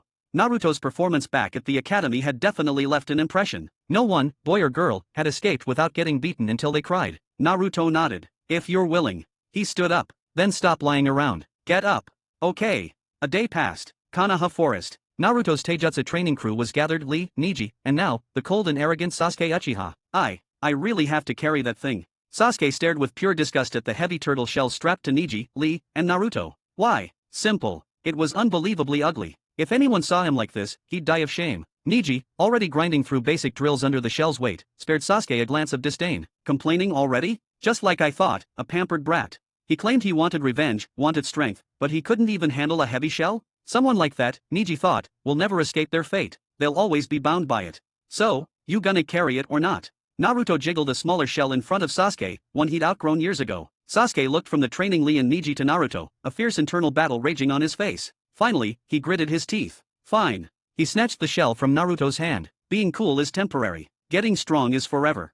The moment he grabbed it, a crushing weight settled in his hands, threatening to pull him straight down. So heavy. His hands trembled as he wrestled the shell onto his back. He managed a few agonizingly slow steps before his feet slipped and he went down with a thud. Humph. The great Uchiha prodigy, brought low by just this much weight, Neji scoffed inwardly, conveniently forgetting how he'd looked the first time he tried to lift one. Hey, it's fine, Naruto said, pulling Sasuke back to his feet and dusting him off. Happens to everyone their first time. You'll get used to it. Sasuke's face flushed. He wasn't sure if it was from shame at misjudging the task or just the sheer effort of holding the weight. He glanced at the shell now digging into his shoulders, then at the massive one on Naruto's back. I'm struggling with this, the smallest one. Naruto's is easily twice the size. How heavy must that thing be? Naruto followed his gaze and patted the shell behind him. This one, about 5 times yours. He shrugged. Yours is the starter shell, only about 100 kilos. That was my training weight when I was 4, maybe 5. 4 years old. A single thought flashed through both Neji's and Sasuke's minds simultaneously. Monster. Lee, meanwhile, just kept training hard, his face a mask of pure focus. Beating Neji had given him all the motivation he needed. All he wanted was to push himself further. You guys are being rude, Naruto commented. You said you couldn't read minds, they both thought. I really don't, Naruto insisted, looking completely innocent. He was met with 2 utterly unconvinced stares. It took Sasuke a week to barely adapt to the shell's weight, and he could only manage a few basic movements with it on. Neji never let him forget that it had only taken him 6 days to get to that point. Though, they were way slower than Naruto had been at their age. Alright, next up, swimming. Facing a rushing waterfall, Lee obediently plunged in. He promptly vanished beneath the surface. Naruto had to dive in and haul him back out. Seriously? Naruto thought. Why jump if you can't swim, Lee? Neji and Sasuke, both decent swimmers, froze and exchanged a look of dread before Naruto kicked them both into the waterfall, sending them tumbling into the torrent with wide, desperate eyes. Next up, plowing the fields. After that, Naruto was teaching Neji, Rock Lee, and Sasuke the turtle school martial arts, just like Goku had taught him. He was using almost the same methods to train them. Speaking of Goku, who had to appeared and disappeared inexplicably within the seal, Naruto had a hunch. Teaching these 3 was partly to build his own reliable team, and partly to test his suspicions. As it turned out, he was right. No matter how Naruto taught them, or even pumped ki into their bodies, they felt nothing except more energetic and recovered more quickly. They simply couldn't sense ki. It seemed ki was Naruto's alone. Only he could sense it. This had its upsides and downsides. The good news was that only Naruto could enjoy it. Unique abilities were the most valuable. There was nothing special about something that everyone could do. The bad news was that the 3 probably couldn't rely on ki to rapidly improve their combat power like he could. Forget things like Kamehameha or flight. If they could even manage the afterimage technique, that'd be incredible. Their path would primarily be through chakra. Narrator. Will Sasuke's pride survive the horrors of fashion disaster turtle shells and waterfall training that doubles as an impromptu drowning attempt? Can Neji keep his superiority complex from imploding? Will Rock Lee finally learn to ask questions before jumping into waterfall while he can't swim in? Is Naruto a telepath, a genius, or just really good at guessing what everyone's thinking? Can Sasuke unlock his springtime of youth, or just unlock back pain? Will any of them survive Naruto's insane training methods without emotional trauma? Find out next time. Same sweat, same shells, same Naruto madness. Dear readers and fans, for those eager to dive into next chapters earlier before others, I invite you to join us on Patreon. By becoming our patron, you not only gain access to exclusive advanced chapters but also help us continue this endeavor and expand it further. 40, Chapter 40. Days passed, and soon 2 weeks had gone by since the Uchiha clan massacre. For the most part, Konoha's villagers were untouched by the Uchiha clan's destruction. For them, the Uchiha being gone simply meant fewer troublesome faces and a fresh topic for gossip. Otherwise, life went on as usual. Who could blame them? The Uchiha's arrogance had made them profoundly unpopular in being police force. They had already accumulated a lot of resentment. It was as if Konoha's unspoken rule was rag on the Uchiha, and were practically best friends. Not everyone could say the same, however. Root, for instance, had suffered devastating losses on the night of the massacre. Gone, it's all gone, Danzo thought. All my years of effort, vanished. Since the night of the Uchiha's annihilation, Danzo had been reeling. Danzo had spent half his life growing a force of over 100 root elites during his years in charge. These weren't just warm bodies, not average low-level ninja or cannon fodder chinin, and certainly not the kind of random recruits the academy churned out. Raising each one demanded immense resources and energy. Many still held great potential for growth. Among them were true experts. They covered almost every specialization: reconnaissance, offense, medical ninjutsu, genjutsu, taijutsu, sensory perception, practically the full spectrum except sealing, as Danzo couldn't take risk of anyone cracking the cursed tongue eradication seal. They could operate alone or strike in force. A single operative could easily lead a small village, and even a medium-sized village would struggle against their combined assault. Such a force was now gone. Danzo's heart felt like it was hemorrhaging. A wound that wouldn't close. Completely unacceptable. To eliminate the Uchiha, Danzo had invested heavily, even colluding with the masked man again, hoping to turn the situation to his advantage. Instead, he was left gutted. He was back to square one overnight. All that remained of Root were 3 stragglers. Rebuilding would be nearly impossible. Danzo would have to lay low for a time. However, Danzo's misfortune was just beginning. Danzo, the third Hokage said, tossing a stack of papers onto the table. I need an explanation. Ignoring my direct orders, you brazenly mobilized a large number of root shinobi to lie in wait within the Uchiha compound. What exactly were you planning? Why should I explain my actions to anyone? I did this all for you. For Konoha. I already know I will be taking blame for this. Danzo snapped back, reeling from his own losses and in a foul mood, the words escaping before he could stop them. Exasperated by Danzo's bluntness, the third Hokage cut straight to the point. What about the rest of the Uchiha? Hand over their bodies. The rest of the Uchiha the third Hokage spoke of were the more than 100 clan members who hadn't been accounted for among the dead. Konoha meticulously tracked its clans, especially the Uchiha clan. The Uchiha roster was known down to the last member, the powerful, the weak, those with Sharingan and those without, even newborns. Their files included everything: photos, personal data, mission history, estimated strength, possible weaknesses, and even their peculiar habits. With records so thorough, how could they not investigate why over 100 people were missing after that night's massacre? As the third Hokage saw it, the Uchiha clan's annihilation had been a clandestine operation orchestrated by Danzo, with the silent backing of Konoha's 2 elder advisors. These missing clan members were most likely killed by Root Ninja, and their bodies subsequently hidden by Danzo. He knew Danzo had a history of clandestine activities, including colluding and corrupting his disciple Orochimaru, and conducting forbidden human experiments behind his back. He suspected this incident was no exception. I don't know.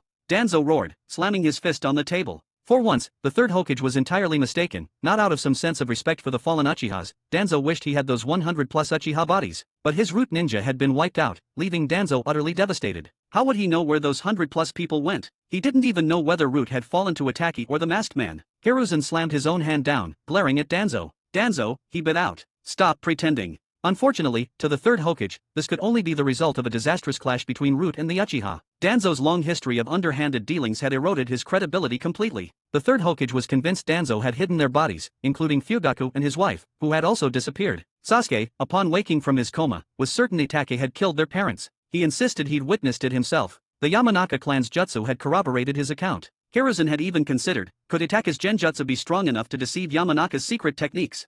It seemed unlikely. Why go to such elaborate lengths to create a false image of killing his parents after massacring the entire clan? Therefore, it seemed irrefutable, Fugaku and his wife must have died by Itachi's hand. And with their bodies missing, they must be hidden by Danzo. Who else but Danzo? Who else in Konoha possessed the means and the motive? They couldn't have simply vanished into thin air. The idea was absurd. Danzo was in an impossible situation. He'd been saddled as the perfect scapegoat. Like I told you, I don't have them. I really don't have them. Danzo fumed as he protested loudly. I am Hokage's advisor, Konoha elder, leader of Root, one of the most influential people in Konoha. After all I have sacrificed for this village, why should I suffer such injustice? Damn it all.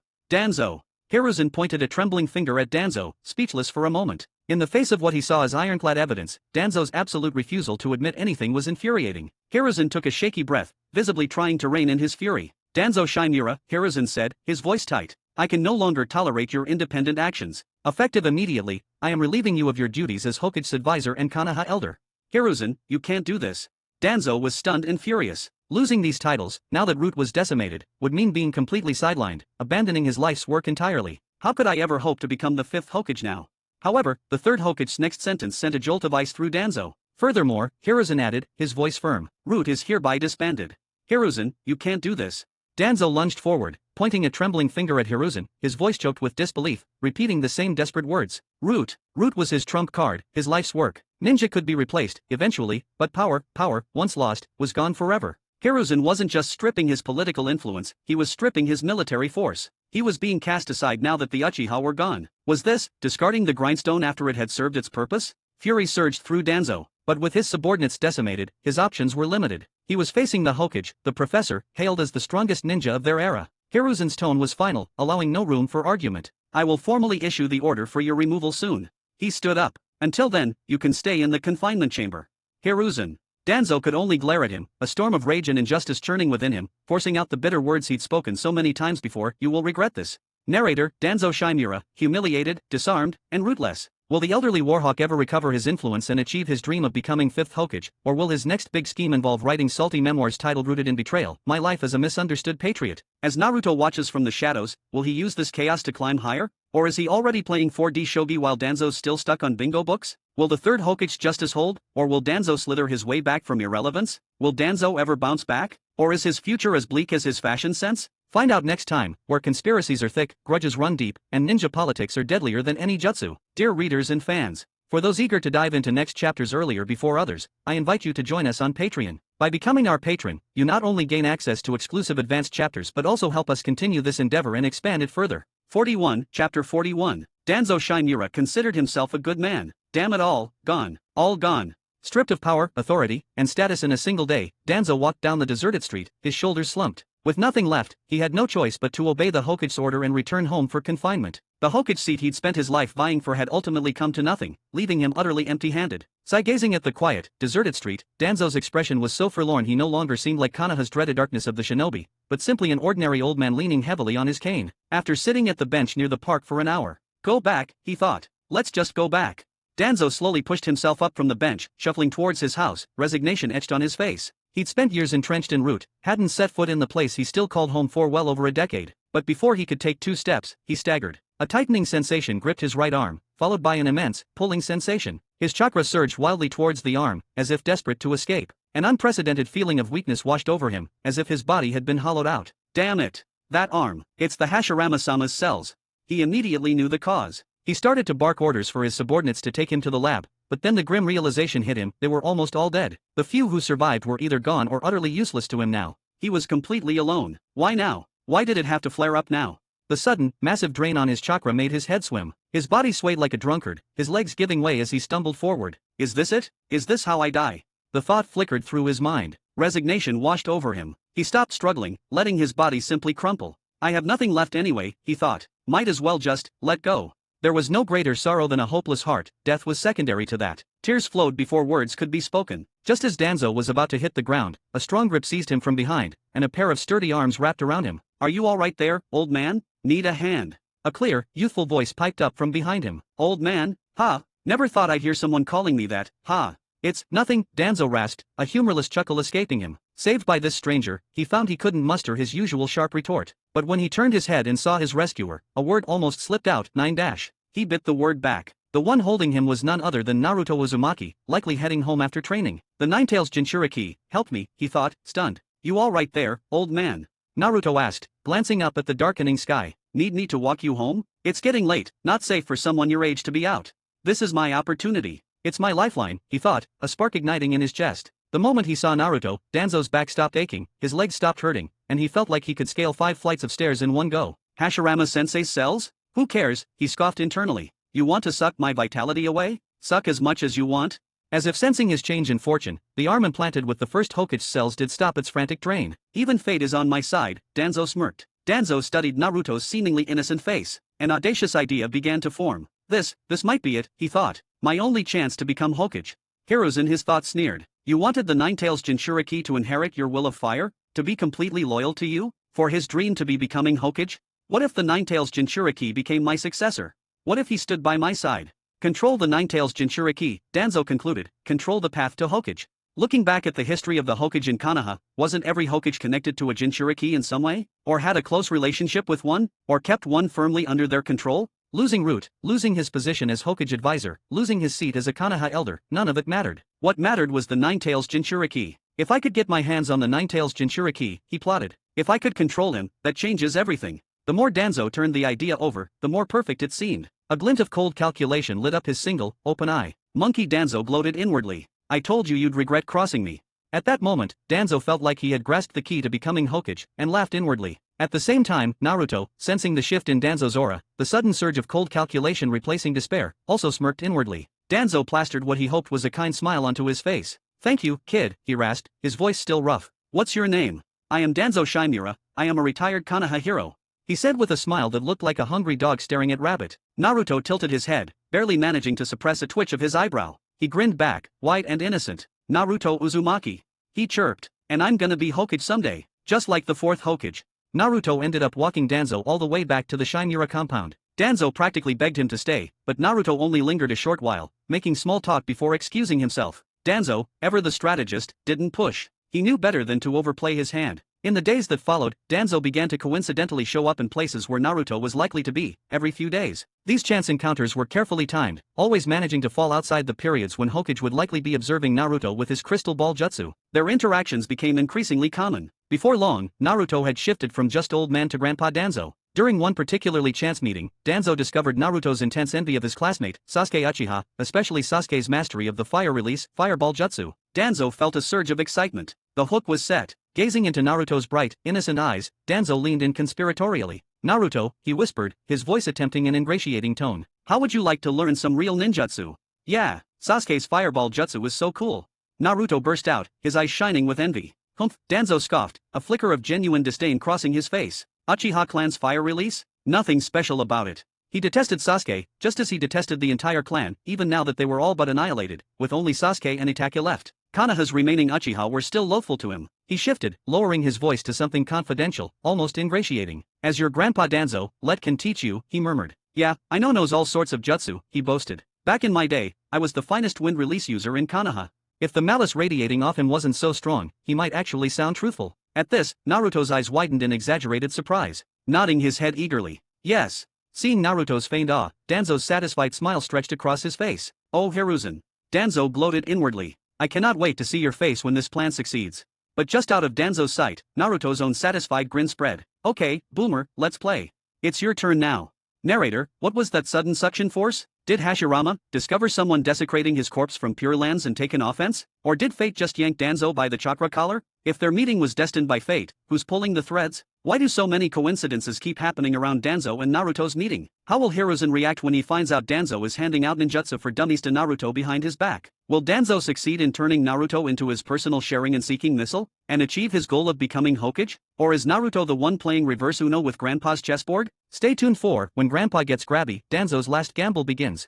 Dear readers and fans, for those eager to dive into next chapters earlier before others, I invite you to join us on Patreon. By becoming our patron, you not only gain access to exclusive advanced chapters but also help us continue this endeavor and expand it further. 42, Chapter 42. Bonus chapter. Due to having achieved 50+ patrons support last month, thank you everyone. Danzo had coveted the title of Hokage his entire life. He forever regretted the moment he hesitated, the moment that led the second Hokage to choose Hiruzen over him. But Danzo never truly grasped what it meant to be Hokage. The courage to sacrifice for comrades was just the simplest part of it. Blinded by his past regrets, Danzo would always be a step behind Hiruzen. Even after becoming Hokage's advisor and a Konoha elder, seemingly just a step away from his goal, Danzo's influence was entirely granted by Hiruzen. Root itself was a splinter group from the Umbu, and most of its members came from the Umbu ranks, an organization firmly under the third Hokage's thumb. Danzo might have believed his schemes were hidden, that he could deceive everyone, but could any of it truly succeed without Hiruzen's quiet assent? It felt like a familiar pattern, didn't it? Like a powerful vassal whose strength derives solely from the will of their liege, like a minister getting their powers from daimyo. If Hokage, the leader of Konoha, was the daimyo, then Danzo's root was the daimyo's guardian ninjas, and Danzo himself merely the seemingly powerful head of that guard. He saw himself as darkness of Konoha just a step away from becoming Hokage, yet in reality, all his power stemmed from the Hokage's authority, which could be revoked whenever the true authority willed it. Yet, this head of root, Danzo, could never see himself for what he was. He constantly harbored his own ideas, his own plots, always scheming in the shadows, always striving to elevate his status to Hokage. And so, once the Uchiha clan problem was resolved, Danzo became expendable. He could be recalled only when needed again. Root had even been disbanded once before, during the Orochimaru incident. As long as Hiruzen lived, Danzo could never truly break free. Danzo believed that encountering Naruto at his lowest point was fate handing him an opportunity. He couldn't have known his every move was anticipated, his path already laid out. These coincidences were carefully orchestrated, experiencing the road many of his victims did. Naruto had seen through Danzo completely long ago. This was a setup from the very beginning, and Danzo walked right into the trap. Danzo wanted to control Naruto, while Naruto valued Danzo's knowledge. Danzo would never have dreamed that after finally escaping one snare, he'd immediately step into another. Used his whole life, a tool both pathetic and hatefully persistent. In this elaborate dance, Danzo stood on the first layer of planning, Hiruzen on the 5th, and Naruto, far above them both, on the 10th. Since he was tasked with teaching Naruto ninjutsu, Danzo wasted no time and began immediately. To learn ninjutsu, you must first determine your chakra nature, Danzo explained, taking out a chakra paper. Everyone has an innate nature and those elements are easier to master and utilize, but you can also learn others later, though the power will be weaker while chakra consumption and training time would be higher. He handed it to Naruto. Inject your chakra into this paper. Chakra paper, as the name suggests, detects a ninja's chakra nature. It's simple, inject chakra, and the paper reacts differently depending on the element. It can only test the 5 basic elements, not yin-yang release. Fire makes it burn, wind makes it split, lightning makes it wrinkle, water makes it wet, and earth makes it crumble. Danzo paused, adding with feigned concern, you know how to inject chakra, right? Naruto took the paper, nodding dutifully. Yeah, the sensei at the academy showed us. Actually, while the academy sensei was lecturing, I was usually training, Naruto thought. My shadow clone supposed to be listening and was often asleep. It was actually Minato, who had taught him. Minato knew wind release, but Naruto figured he needed some believable reason for knowing ninjutsu, even simple stuff. He couldn't exactly open every fight with a Kamehameha, cool as that would be, it was too flashy and made it impossible to work his angles from the shadows. Actually, if you were being honest, the main reason was that Naruto just didn't think Minato was a great teacher when it came to elemental jutsu. Aside from single hand sign jutsu like the shadow clone jutsu, I trained with him for ages and barely grasped one of the 5 nature transformations. As Naruto channeled his chakra, the paper in his hand reacted instantly. It split cleanly down the middle. Wind nature. Danzo's single eye gleamed. Fate truly is helping me. Wind nature, just wind nature chakra. It matches my own perfectly. Naruto might only have one chakra nature, which was common throughout the shinobi world, but his status as the Nine-Tails Jinchuriki made him anything but ordinary. Even with just one nature, I will forge him into a powerhouse, Danzo vowed. He looked at Naruto, his intense gaze. Once the Nine-Tails Jinchuriki inherits my legacy, once he bears my mark. Let's see what you do then, Hiruzen.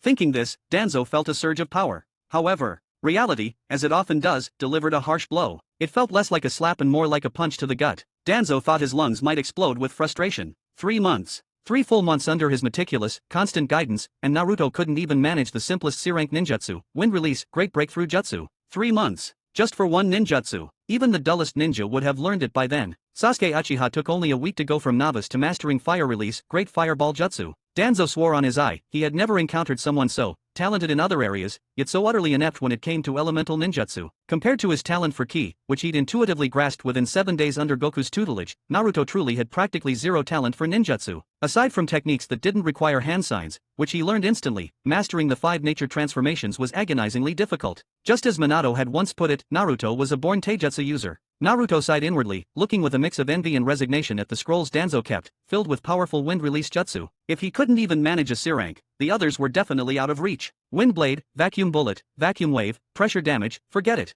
Maybe it was better just to focus on the simpler things, the things he could do by just bringing his hands together and trying really hard. There was a saying, wasn't there? If God opens a door for you, he'll surely close a window. Or am I butchering the quote? Regardless, it seemed the door open for me was talent for ki, and the window slammed shut was for elemental ninjutsu. Maybe training under Goku had changed something fundamental within me, so this might have been the cost for being able to use ki. It looked like he was destined to walk the path of a martial artist, whether he liked it or not. Not that he didn't like it, there is certain enjoyment in punching people in the face. Yet, in his spare time, he picked up the dance of the crescent moon, one of Konoha's assassination techniques. Watching Naruto instantly split into 3, carving the stone wall before them into matching pieces with extreme efficiency, Danzo fell silent. In that moment, he remembered what Hiruzen had told him long ago. This child has good taijutsu talent. Looking at Naruto's amazing knack for instantly grasping even the most complex taijutsu, Danzo fell silent. Damn you, Hiruzen, he thought, the familiar bitterness rising. Was this also within your calculations? Narrator. Danzo's dreams of molding the Nine-Tails Jinchuriki into the ultimate wind release weapon have blown away. Danzo thought he'd found a prodigy. Instead, he found a punch enthusiast with the elemental finesse of a brick. While Danzo wants to impart his legacy to Naruto, could the true legacy of root be protein powder and green spandex? Despite Naruto's taijutsu talent having nothing to do with Hiruzen, will Danzo ever stop seeing Hiruzen's shadows at every corner? Or has Hiruzen already foreseen Danzo's slow descent into madness? And Hiruzen has been aware of this. And now that Danzo knows Naruto is destined for taijutsu greatness, will he start fearing the ultimate threat, a chance meeting with the green beast of youth, Might Guy? Could Guy infect Naruto with his youth? Will Konoha survive the explosion of energy, eyebrows, and green jumpsuits? Stay tuned for From Elemental Zero to Muscle-Bound Hero. Dear readers and fans, for those eager to dive into next chapters earlier before others, I invite you to join us on Patreon. By becoming our patron, you not only gain access to exclusive advanced chapters but also help us continue this endeavor and expand it further. 43, Chapter 43. From that day forward, Danzo shifted his focus, prioritizing Naruto's taijutsu training. Naruto still felt a pang of regret about it. After all, casting ninjutsu looked so damn cool. Ha ha ha, you damn brat. Didn't I tell you you can't learn ninjutsu anyway? What's the point of learning that stuff? Inside Naruto, Kurama was practically howling from laughter. He clutched his stomach with one hand and pounded the floor with the other, laughing uncontrollably. It wasn't until Naruto landed a few punches to his gut that Kurama quieted down, still clutching his stomach and now rolling on the floor. Honestly, Naruto just thought ninjutsu looked cool. Whether he could actually learn it didn't really matter. Apparently the Hyuga clan also has similar weakness, their elemental affinities are negligible, so maybe it was just a case of gaining something and losing something. Anyway, no matter how tough someone was, one punch from him would settle it. If a single punch wasn't enough, well, he'd just step back and fire a beam. Kurama, who had just managed to recover, sprang up in anger, pointing at Naruto. You damn brat. Today, I will have my revenge and teach you a good lesson. Bring it on, old man. Naruto rolled up his sleeves and dashed towards the ceiling gate. After a series of clangs and thuds, Kurama lay sprawled on the ground, covered in bruises, his enormous eyes blackened. He looked at Naruto, who was also lying down but on his stomach, and grumbled, Damn brat, why bother learning ninjutsu? I'll lend you my power. If you don't like someone, just blast him. Wouldn't that be way easier? Why go through all that effort, making complicated hand seals, learning such weak stuff? That's just something only humans do, overcomplicate simple things. Naruto rolled over onto Kurama's soft belly, getting into comfortable position. I am human. You're kidding. Under the effect of chakra, the bruises on Kurama's face slowly faded. You're stronger than even us tailed beasts. How about we team up? If we do, nobody in this world will be a match for us. We'll be invincible. Kurama tried to tempt Naruto with his usual clumsy approach. Invincible. Naruto interrupted him as he raised an eyebrow and tentatively named a figure. Madara Uchiha. Kurama was silent for a moment. With that strange flash move of yours, I think you called it solar flare, maybe there's a chance. Only a chance, even teaming up. It seemed Madara had left a very deep impression on Kurama. Then, Naruto thought for a moment and named another. What about Hashirama Senju? Kurama was just about to brag, puffing himself up and declaring Hashirama was nothing. But then he remembered, himself, in his full glory, being grabbed one-handed like a little rabbit. Nine Tails, your power is too dangerous. Hashirama had said that back then. Not long after, Kurama had found himself sealed away. Yeah, being tailed beasts is so dangerous, so why not capture all and then distribute them among warmongers? Of course things will go well. What an idiot. Kurama fell silent again. His boasting shut down. Kurama felt like throwing things in frustration, but sadly the only thing nearby is the being who can easily beat him up and won't respond well to being thrown away. He quickly rolled his eyes again and tried a different angle. How about we destroy that annoying village outside and kill all those annoying humans? You hate him enough anyways. You're so barbaric, Naruto said, rolling his eyes without a second thought. Kill everyone, then what? Just wait around for someone to come capture you. Patting Kurama's stomach, he said, Kurama, look, we're still really weak, especially me. I'm still really weak. You're weak. Kurama blinked, dumbfounded. Are you serious? One punch from you can leave me sore for half a day. Hit a normal human, and they'd probably turn into a chunks instantly. You must never get carried away before you have the ability to protect yourself, Naruto continued. There are lots and lots of people in this world who are stronger than you. So how strong do you think is strong enough? Kurama asked, playing along. Naruto thought for a moment, then said, completely seriously, at least strong enough to flatten you with one punch. Don't I deserve some dignity, as the strongest tailed beast? Kurama was utterly distraught. What Naruto was actually thinking about were threats like Six Paths Obito, Six Paths Madara, the Sage of Six Paths, Kagaya Atsutsuki, and aliens from outer space, the Atsutsuki clan. They were kind of like the Frisia Force, always invading planets. Until he could protect himself against that kind of threat, it was smarter to stay low-key and quietly get stronger. Naruto had completely derailed Kurama, who now sulked, pouting and looking thoroughly annoyed. He didn't notice that Naruto never actually said he disagreed with Kurama's suggestion at the end. Kurama's temper came and went quickly. After a while, he spoke to Naruto again. Then let's take care of that bandaged old man. You really hate him, right? His malice towards you is pretty much the highest in the whole village. I am bored. As the great Kurama, I deserve some entertainment. Today I am going to raise some hell. Kurama, Naruto said, rubbing the softest spot on the fox's belly and settling down. As a civilized fox, don't always talk about fighting and killing. Destroying things physically is just too basic and simple. Do you know what it means to destroy someone? It is by breaking their heart in such a way that they don't want to even live anymore. Kurama was about to say he didn't, but Naruto's next sentence instantly made him explode in anger. Just looking at you, I can tell you wouldn't understand. Before Kurama could erupt, Naruto went on, he wants to become Hokage, right? How about I help him become Hokage? Why? He's your enemy. Kurama asked, slightly confused but intrigued. He didn't quite get it, but the idea did sound kind of interesting. Becoming Hokage is his lifelong obsession, something he dreams of, something he wants more than anything. If we help him get the Hokage seat, and then all at once, what do you think his condition will be like? All at once what? Tell me. Seeing Naruto pause right at the crucial moment, Kurama grew curious, scratching his ear. Instead of answering, Naruto said, the most effective way to strike someone down isn't just defeating them or intimidating them. It's when they think they're finally about to win, to deliver the most ruthless, most direct blow, shattering their dreams and crushing their confidence. Kurama thought for a long moment, utterly lost, then asked blankly, so, you're gonna punch him? Naruto stared at Kurama for a moment, then sighed. Forget it. You wouldn't get it anyway. Seeing the look of profound disappointment on Naruto's face, even a dense-tailed beast like Kurama understood he was being looked down upon. He instantly bristled. Naruto, what's with that look? He instantly sprang up from the ground and pounced on Naruto. Smash! Bang! Thud! The sound of fierce, solid punches echoed through the ceiling space once more. The bruised and battered Kurama made another glorious appearance. Damn brat, this was the last time I'll ever talk to you. I would rather consider Shikaka greater than me than talk to you. Not long after saying that, Kurama sheepishly shuffled back over to Naruto. Turns out, the at their core of tailed beasts wasn't so different from humans after all, saying one thing and doing the complete opposite. From outside the seal, the Minato watched the Naruto and Kurama bickering and fighting inside. He wanted to join, but felt completely unable to fit in. He could only touch his cheek with his index finger, a small sense of loss lingering, and sigh outside the seal. Naruto and Kurama have such a good relationship. Naruto and Kurama's relationship was indeed good, but it was built through fighting. As for why that was the case, everything came down to a certain night a few years ago. Hey, Kurama, how do you guys, tailed beasts, usually show affection? Kurama let out a lazy yawn and muttered something without thinking, something he'd regret for the rest of his life. By fighting. Narrator. A brat with fists like meteors. A fox with the pride of a demigod. And a plan so petty, even Orochimaru would say, that's a bit much. As Danzo trains his own future downfall, Naruto trains his fists on emotional trauma. Will Kurama ever understand the fine art of psychological warfare? Can a tailed beast learn that breaking hearts is far more satisfying than breaking bones? And will Minato ever be emotionally strong enough to third-wheel a fox fight without sighing like a lonely dad at prom? Tune in next time for Minato's Lonely Dad Watch, just 2 demigods and no room for Papa. Dear readers and fans, for those eager to dive into next chapters earlier before others, I invite you to join us on Patreon. By becoming our patron, you not only gain access to exclusive advanced chapters but also help us continue this endeavor and expand it further. 44, Chapter 44. Naruto, Danzo said, a hint of pride in his voice. This is my secret base. What do you think?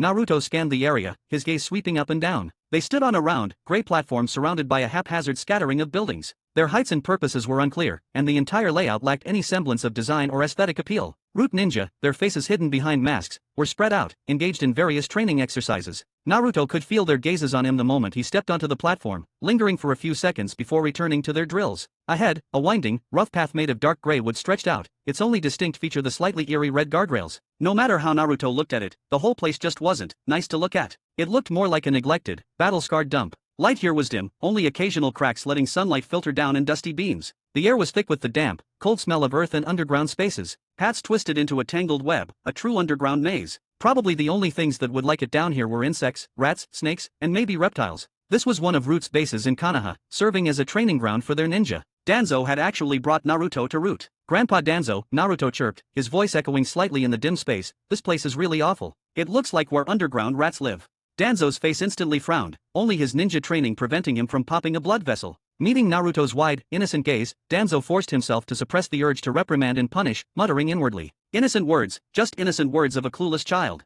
Naruto, seemingly oblivious, continued without missing a beat. You know, I read in a book that staying in dark, damp places like this for too long can give you something called rheumatism. And Grandpa Danzo, look at all these bandages you wear, they can't be breathable. Living in this kind of environment, you need to be careful. My body is perfectly fine. I won't get rheumatism. Danzo thought furiously, his expression tightening. Naruto acted as if he didn't notice Danzo's reaction, chattering on about a whole list of rheumatism symptoms and complications. Like, your leg joints will really hurt on rainy or overcast days, or maybe your joints feel sticky and stiff after you wake up or resting for a long duration. Sometimes I do feel a bit stiff, Danzo found himself thinking. And my joints ache a little when it rains. Despite his internal denial, the more Danzo listened, the more he recognized a few symptoms. A nagging worry began to take root. What if? He started thinking seriously about how he'd treat this rheumatism problem. He was destined to be Hokage, he couldn't afford to leave such a potential weakness for his enemies to exploit. Wait a minute, why was the root base underground in the first place? He dimly recalled choosing the location with the Hiruzen all those years ago. Did that old monkey Hiruzen know I'd get sick? Is that why he let me put the base here? The thought, born from his own twisted perspective, bloomed in Danzo's mind. Damn you Hiruzen! In reality, ninja in the shinobi world were far less susceptible to ailments like rheumatism. With their strong physique due to chakra, their immunity vastly surpassed that of civilians in most other worlds. So why did Danzo suddenly fear falling ill? Perhaps it was simply the anxiety of old age. At this point in life, it was easy to find symptoms one could relate to. Danzo was already over 60 years old. Naruto said, as if stating the obvious, you know, living up on the surface, under the sun, seems way better for you, Grandpa Danzo. Danzo paused, surprised. You think so too, Naruto? Living under the sun, huh? If it were possible, why wouldn't I want that? The position Danzo had always craved was the Hokage's seat. Having spent so long in the shadows, Danzo yearned for the light even more. It was one of the driving forces behind his desperate ambition to become Hokage. As long as I become Hokage, I can. Unfortunately, for all his ambition, Danzo lacked the capability. His aspirations, for now, seemed destined to remain a fleeting illusion. Danzo-sama. A tall root ninja dropped to one knee before him. He had distinctive dark orange hair, parted on the side and pulled back into a short ponytail. He wore the standard black uniform of Root and carried a katana about half a meter long on his back. Fu Yamanaka. After the Root team's decimation during the Uchiha massacre and the Hokage's subsequent disbandment of the organization, only a few valuable members remained. Officially, Root had been disbanded by the Hokage after the massacre, and these were technically just Danzo's personal guards now, not even wearing the standard Root masks. Although still only in his teens, he was already one of Danzo's most trusted subordinates, someone Danzo relied on heavily. His mind-body switch jutsu was highly proficient, and he possessed excellent taijutsu and kenjutsu, boasting strong explosive power in combat, capable of holding his own even against multiple jonin. Phew. Danzo nodded with satisfaction, looking at him. It was fortunate that he and Torun had been on missions elsewhere that night. Otherwise, I would have just had to give up on Root altogether. That damned masked man, he will pay for backstabbing me. Unaware of the true circumstances behind the massacre, Danzo blamed the Root team's destruction on the masked man. Danzo gestured towards Naruto. From now on, you will treat him with the same respect you show me. Yes. Fu replied flatly, without a trace of emotional change, doubts, nor confusion. It was a characteristic of Root Ninja. The first step upon joining was the eradication of emotion. Grandpa Danzo, who is he? His face twitched slightly upon hearing Naruto's address for Danzo. As while he was his training had suppressed his emotions, he was used to punishing anyone who disrespected Danzo. Grandpa Danzo? What a strange address him. I didn't know he had children. Well, Danzo-sama isn't upset, so I don't need to intervene. This is my guard, Fu, Danzo said. From now on, this place is always open to you. If there's anything you want to learn, and I'm not here, just ask him. Danzo was indeed very busy. The only reason he'd had so much time to teach Naruto before was the confinement imposed by the Hokage. Only yesterday, the Hokage had lifted his confinement and sought him out to discuss the matter of re-establishing Root. Some things Hiruzen couldn't do, things the Umbu couldn't handle, but Root could. And he, Danzo, could. Some things, once you're used to them, you can't quit. Hiruzen, ultimately, couldn't do without Danzo. Hiruzen cared about his reputation and wanted to portray himself as a kind old man to outsiders. But for some tasks, someone always had to play the villain, someone always had to be the scapegoat, who would cross the lines for Konoha. For Hiruzen, Danzo was the best scapegoat. Even if Danzo had his own agenda sometimes, he was ultimately someone the Hiruzen could manage, especially since the Konoha clans were well aware of Danzo's methods. Without the clan's backing, the Hokage seat would always be out of his reach. Finally, before turning to leave, Danzo added, if you want to train or just mess around, you can have him go with you. He paused. He's quite strong. Naruto watched with a smile as Danzo's figure disappeared into the dim light. Once he couldn't sense him anymore, Naruto turned back to Fu, a playful grin spreading across his face. Fu. Naruto said, his playful grin widening. So, I hear you're pretty strong. Narrator. In the dark, damp depths of Konoha's underground, one bandaged man dares to dream of sunshine, surface living, and joint supplements. Danzo brings Naruto along to impress him with his hidden lair but gets delivered what no enemy ever could, a soul-crushing diagnosis and unsolicited medical advice.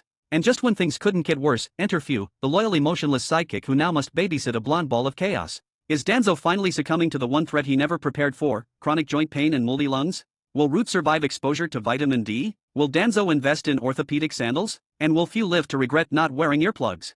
Find out next time on Mold, Malice, and Grandpa's Gout. Naruto's Underground Roast begins. Dear readers and fans, for those eager to dive into next chapters earlier before others, I invite you to join us on Patreon. By becoming our patron, you not only gain access to exclusive advanced chapters but also help us continue this endeavor and expand it further. 45, Chapter 45. A minute later. Yamanaka, the one Danzo had been boasting about just moments before, lay sprawled at Naruto's feet. Didn't even have to try hard, Naruto thought. And you're already down.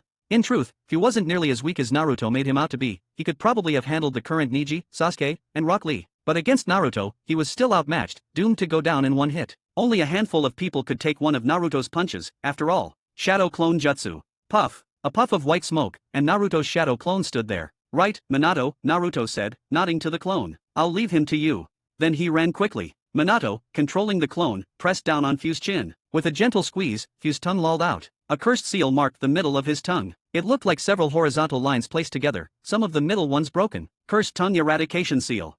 This was the cursed seal Danzo put on the tongues of all root members. If they tried to talk about certain things, their whole body would seize up, leaving them paralyzed. It was a way to keep Root Ninja from spilling secrets, even if they betrayed him. But the seal did more than that. Danzo also used it to control his root operatives. If Danzo wished, he could end the life of a root ninja whenever he wanted. It was similar to the Hyuga clan's caged bird seal, though not quite as restrictive. Danzo had, of course, considered putting this seal on Naruto. Several years ago, he'd suggested to Hiruzen that Naruto be put under his training. If Hiruzen had agreed back then, Danzo would have slapped this very seal on Naruto without a second thought. He'd have molded Naruto into a top-tier living weapon, one that belonged only to him. But now he couldn't. Not because he didn't want to, but because he no longer could. Besides, not every root ninja had been branded with Danzo's seal. Orochimaru, one of the Sannin and an early root member, for instance. A moment later, Naruto reappeared, dragging several more unconscious root ninja with him. 1, 2, 3, 4, 9 in total. 3 were about Fu's age, the other 6 looked closer to Naruto's. One kid, with skin as pale as paper, caught Naruto's eye. Sigh. Minato, do you have a way to deal with these cursed seals? Naruto glanced at the seal on Fu's tongue, his brow furrowing. That pattern's pretty ugly. Aside from a select few, Danzo controlled his root ninja with these cursed seals, using them to grow, during attachment phase, and erase their emotions, during elimination of attachment phase. The upside was clear, Root Ninja obeyed Danzo and Danzo alone. Even if Root was officially disbanded and its members absorbed into Umbu, a single word from Danzo would bring them flocking back to him. But what the seals built, they could also tear down. These ninja would only obey whoever controlled the seals. If control shifted from Danzo to, say, Naruto, then they'd only listen to Naruto. Naruto himself wasn't great with these kinds of cursed seals or complex sealing jutsu. His own sealing jutsu skills wasn't terrible, but it wasn't exactly good either, just average. He definitely couldn't break Danzo's cursed tongue eradication seal on his own. He was much better at solving the problem by punching the guy who made the seal in the first place. But his own skill didn't matter much when he had a master of top-tier sealing jutsu and cursed seals living inside him. Minato, the former 4th Hokage, the only Hokage in history not from a prominent clan, hadn't exceptionally prioritized the 5 elemental jutsu, genjutsu, or taijutsu, the usual ninja combat styles. He'd walked a more unconventional path, excelling in the notoriously difficult and less common spatial jutsu. He also had incredible skill in sealing jutsu and cursed seals. Techniques like the 8 trigram seal and the Reaper Death Seal were second nature to him. He had a knack for Sage Mode too, though he didn't like the feel of it, and he'd picked up Kurama Mode in an instant. If he hadn't died so young, a fully realized Minato, assuming those 2 monsters Madara and Hashirama stayed retired, would have been practically unbeatable. Point was, Minato's sealing skills were way beyond Danzo's. Minato, through the clone, nodded at Naruto. This cursed seal can be broken. It can also be overwritten. Naruto grinned at that, a sly, fox-like smile spreading across his face. How would Danzo react, he wondered, if he became Hokage only to find out his precious root had already fallen into my hands? His expression would be priceless. He was actually starting to look forward to it. This is the real thrill. What, despicable? I'm supposedly the 9-tailed demon fox, you know. This village has been reminding me that for my whole life here. Messing with people's heads? Comes with the territory, doesn't it? Since you started that rumor Danzo, you might as well experience me embodying this. This, Naruto thought with an evil smirk, this is what you call a home invasion. Danzo, still clueless that Naruto had just hijacked his entire base, had only walked a short way from the root headquarters and was heading for the Hokage's building. He glanced up at the gloomy, rain-threatening sky, a faint ache starting in his knee joints. Rheumatism, he grumbled internally. His gaze fell on the Hiruzen's massive face carved into the Hokage rock, and a cold glint flickered in his eye. Humph. He quickened his pace and soon reached the Hokage's office. Hiruzen set down his pipe and slowly rose as Danzo entered. Danzo, you've been in contact with the Nine-Tails Jinchuriki, Hiruzen measured voice. I believe I warned you to stay away from him. No matter how careful Danzo tried to be, as long as he was in Konoha, he couldn't completely hide his movements from Hiruzen. He wasn't Naruto, he didn't have Naruto's sensory ability to anticipate and evade. Hiruzen, worried I'll try to turn him into one of my root. Danzo's voice was unusually calm, as if he'd expected this. Don't worry. I haven't done anything to harm the Nine-Tails Jinchuriki. Not only have I not harmed him, I've even looked out for him a few times. Danzo paused, letting his words settle before continuing. I've even taught him jutsu myself. Though the idiot only managed to learn a single one. Seeing the disbelief on Hiruzen's face, Danzo pressed on. I know you don't believe it, but it doesn't matter. I just want to be like an ordinary old man. Just looking after the younger generation a little. After all, I have no children, not one, just myself. Danzo sighed softly then, his expression turning utterly dejected as he looked outside the window. If you don't want me to go near him, then I will stay away from him. Danzo was laying it on thick, his classic emotional gambit. Hiruzen looked at Danzo's downcast face, recalling the Umbu reports from the last few days. He knew Danzo was putting on an act, at least partly, but the destruction of Root had clearly hit the man hard. In the end, Hiruzen could only sigh and shake his head. Alright, Danzo. This once. But it doesn't happen again. If I find out you're trying to get your hooks into the Jinchuriki, I absolutely will not let it slide. That is my bottom line. Remember, the Ninetales Jinchuriki is not your tool. Danzo agreed readily enough, though inwardly he scoffed. Humph, we'll see about that, Hiruzen. Then the two of them began to discuss the reconstruction of Root. Hiruzen needed Danzo. Partly, it was habit. Danzo had always been the one to handle the village's shadows, the darker necessities. Partly, it was because, despite everything, he still cared for his old friend. Who else would tolerate such an operative, one who constantly pushed boundaries, even arranging assassinations? Theirs was a truly complicated bond, woven with both loyalty and resentment. Narrator. In a matter of minutes, Naruto utterly dismantled the elite of Root, with the same effort most people use to swat a fly. And poor few, once Danzo's prized tool, now a literal floor decoration. But Naruto didn't stop there. No, with the help of Dad no Jutsu, aka Minato, Naruto hijacked Danzo's loyalty system, cursed tongue tattoos and emotional lobotomies. And with 9 new Root recruits knocked out and tagged for liberation, Naruto was basically pulling off a hostile corporate takeover of Danzo Inc. Meanwhile, Danzo? Still blissfully unaware. He's hobbling off to the Hokage's office, knees aching, brain diluting, ego inflating, classic prelude to a midlife betrayal crisis. Feigning humility, he delivers the performance of a lifetime to Hiruzen. I'm just an old man, Hiruzen, one who teaches children and respects boundaries now. I promise. I might even start an orphanage named Nono Yakushi Orphanage. A single tear may have fallen from Hiruzen's eye, or maybe it was just the smoke from his pipe. Either way, the guilt trip lands. What's next for Danzo? Will he realize he's training his replacement? Will Naruto convince Sai and crew that sunlight and sarcasm are superior to obedience and misery? Will Hiruzen realize he just gave permission for Naruto to psychologically reverse-engineer the next generation of assassins? Find out next time on Root Access Denied. Naruto's HR reforms begin. Dear readers and fans, for those eager to dive into next chapters earlier before others, I invite you to join us on Patreon. By becoming our patron, you not only gain access to exclusive advanced chapters but also help us continue this endeavor and expand it further. 46, Chapter 46. Inside the ceiling space, Minato watched Naruto, a hint of worry in his eyes. Naruto, he said softly, are you sure about this? Maybe you should reconsider. Before Naruto could answer, a low growl rumbled from the Ninetales at his side. Minato, Kurama said, his voice laced with impatience, you've known the brat this long. Does he strike you as the type to listen to anyone? Naruto stayed quiet, a silent agreement with Kurama's assessment. Minato sighed, trying again. If you're discovered, you'll be marked a rogue ninja. Ha ha ha, Minato, Kurama chuckled, cutting him off again. The great fox bared a row of sharp, white fangs, regarding Minato with amused disdain. With Naruto's power now, do you really think he'd care about being labeled missing nin? He scoffed. Or are you trying to say there's anyone left in Konoha who could actually stop him? Minato fell silent. Kurama was right. He had seen it himself these past few weeks. Naruto's power was growing at a terrifying rate, the kind of progress you could practically watch unfold day by day. Just as Kurama said, there wasn't a single person in Konoha who could stand against him now. In fact, finding anyone in the entire shinobi world capable of rivaling Naruto would be incredibly difficult. The third Hokage couldn't, Danzo couldn't, and Konoha's 2 advisors were even less of a threat. And that was just Naruto alone. With Kurama's chakra added to the mix, if Naruto truly decided to turn on the Konoha, no one would be safe. The destruction they could unleash would dwarf what the Ninetales had done on its own. Don't say that, Kurama, Naruto said, pulling on a plain black jumpsuit. He slipped a spiral mask, just like Obito's, over his face, the hood concealing his telltale blonde hair. I do still care about being a wanted man, by Konoha. At least, I do for now.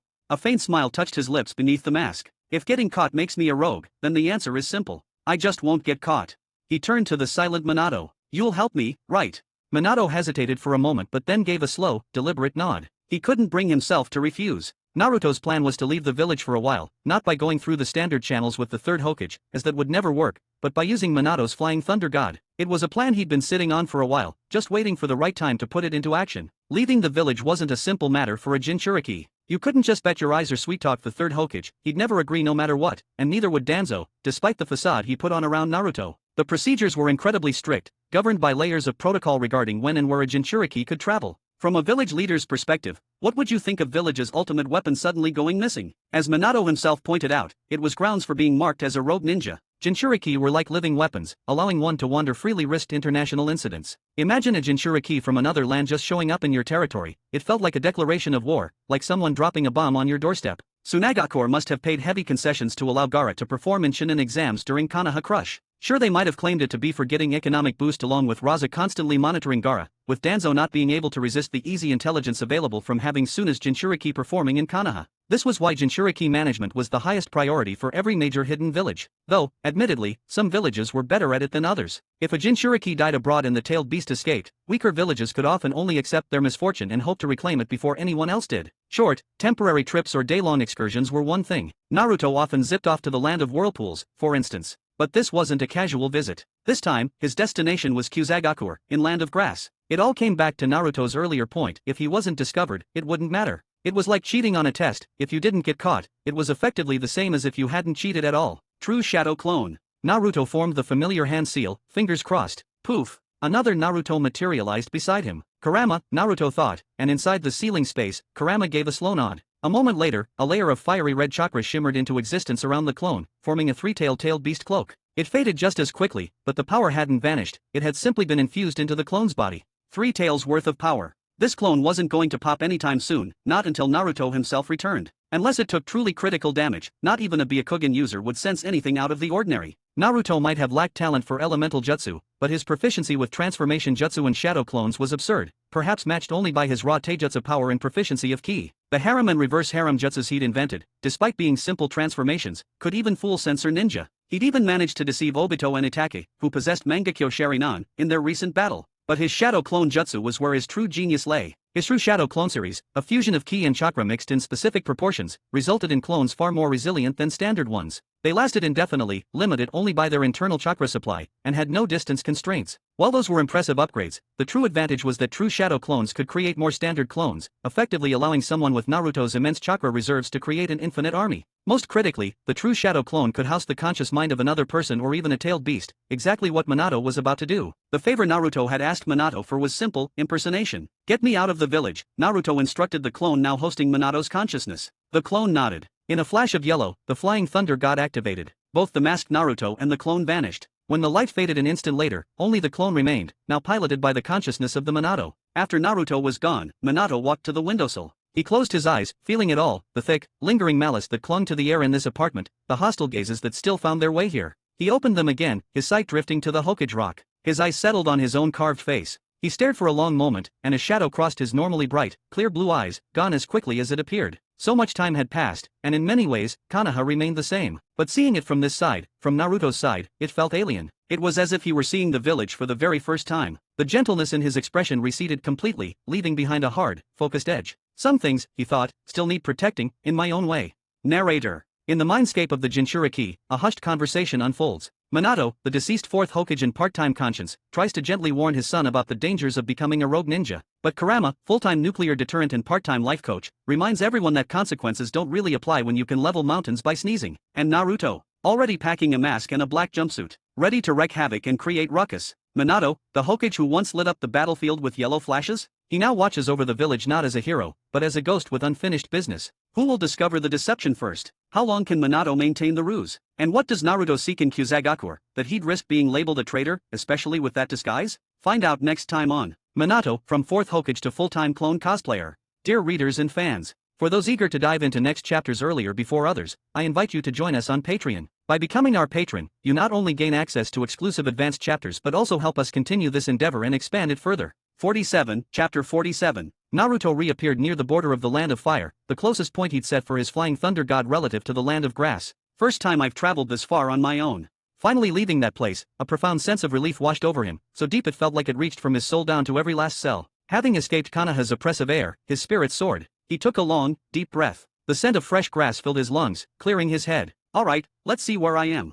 He scanned the horizon. An endless grassland stretched out before him, a lush forest at his back. Closing his eyes, he focused, sensing for the key signatures in the surrounding area. After a moment, his eyes snapped open. The strongest concentration of ki, and the most powerful signatures within it, was to the northwest. Must be Kusagakure, he thought, setting off in that direction. The Land of Grass was caught between giants. Tucked between the Land of Fire and the Land of Earth, it had the Land of Rain to its south and the Land of Waterfalls to its north. Compared to its neighbors, it was laughably weak. Konoha and Iwagakure didn't need any introduction. Amegakure, in the Land of Rain, was led by Hanzo the Salamander, a man feared across the shinobi world as a demigod. Under his rule, they'd once tried to become a sixth great nation, picking fights with Konoha, Suna, and even the Land of Iron, sparking the Second Shinobi World War. They didn't win, but it was a testament to their strength. And Takigakure, while not known for many powerful shinobi besides Kakuzu, was the only village outside the five great nations to possess a tailed beast, the Seven Tails. Kusagakure, by contrast, was nothing. It had no great leader, no real military might, and no famous shinobi to its name. It was just background noise. If they were known for anything, it was for being adept at studying and copying other villages' ninjutsu. And while the country had a daimyo, the man was incompetent, more interested in his own pleasures than governing. The whole nation was corrupt, which was why its gambling dens were nearly as famous as the Tanzaku quarters.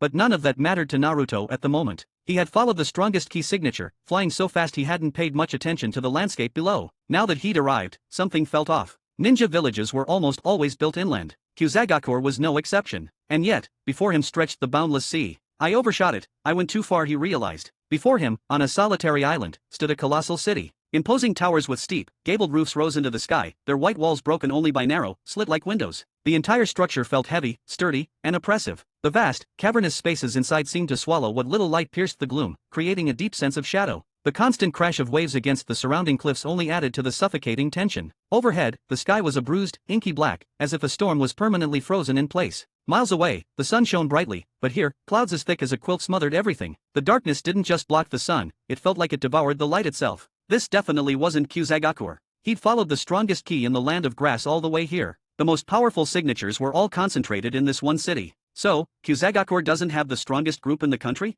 This place is, he wondered. Then where the hell am I?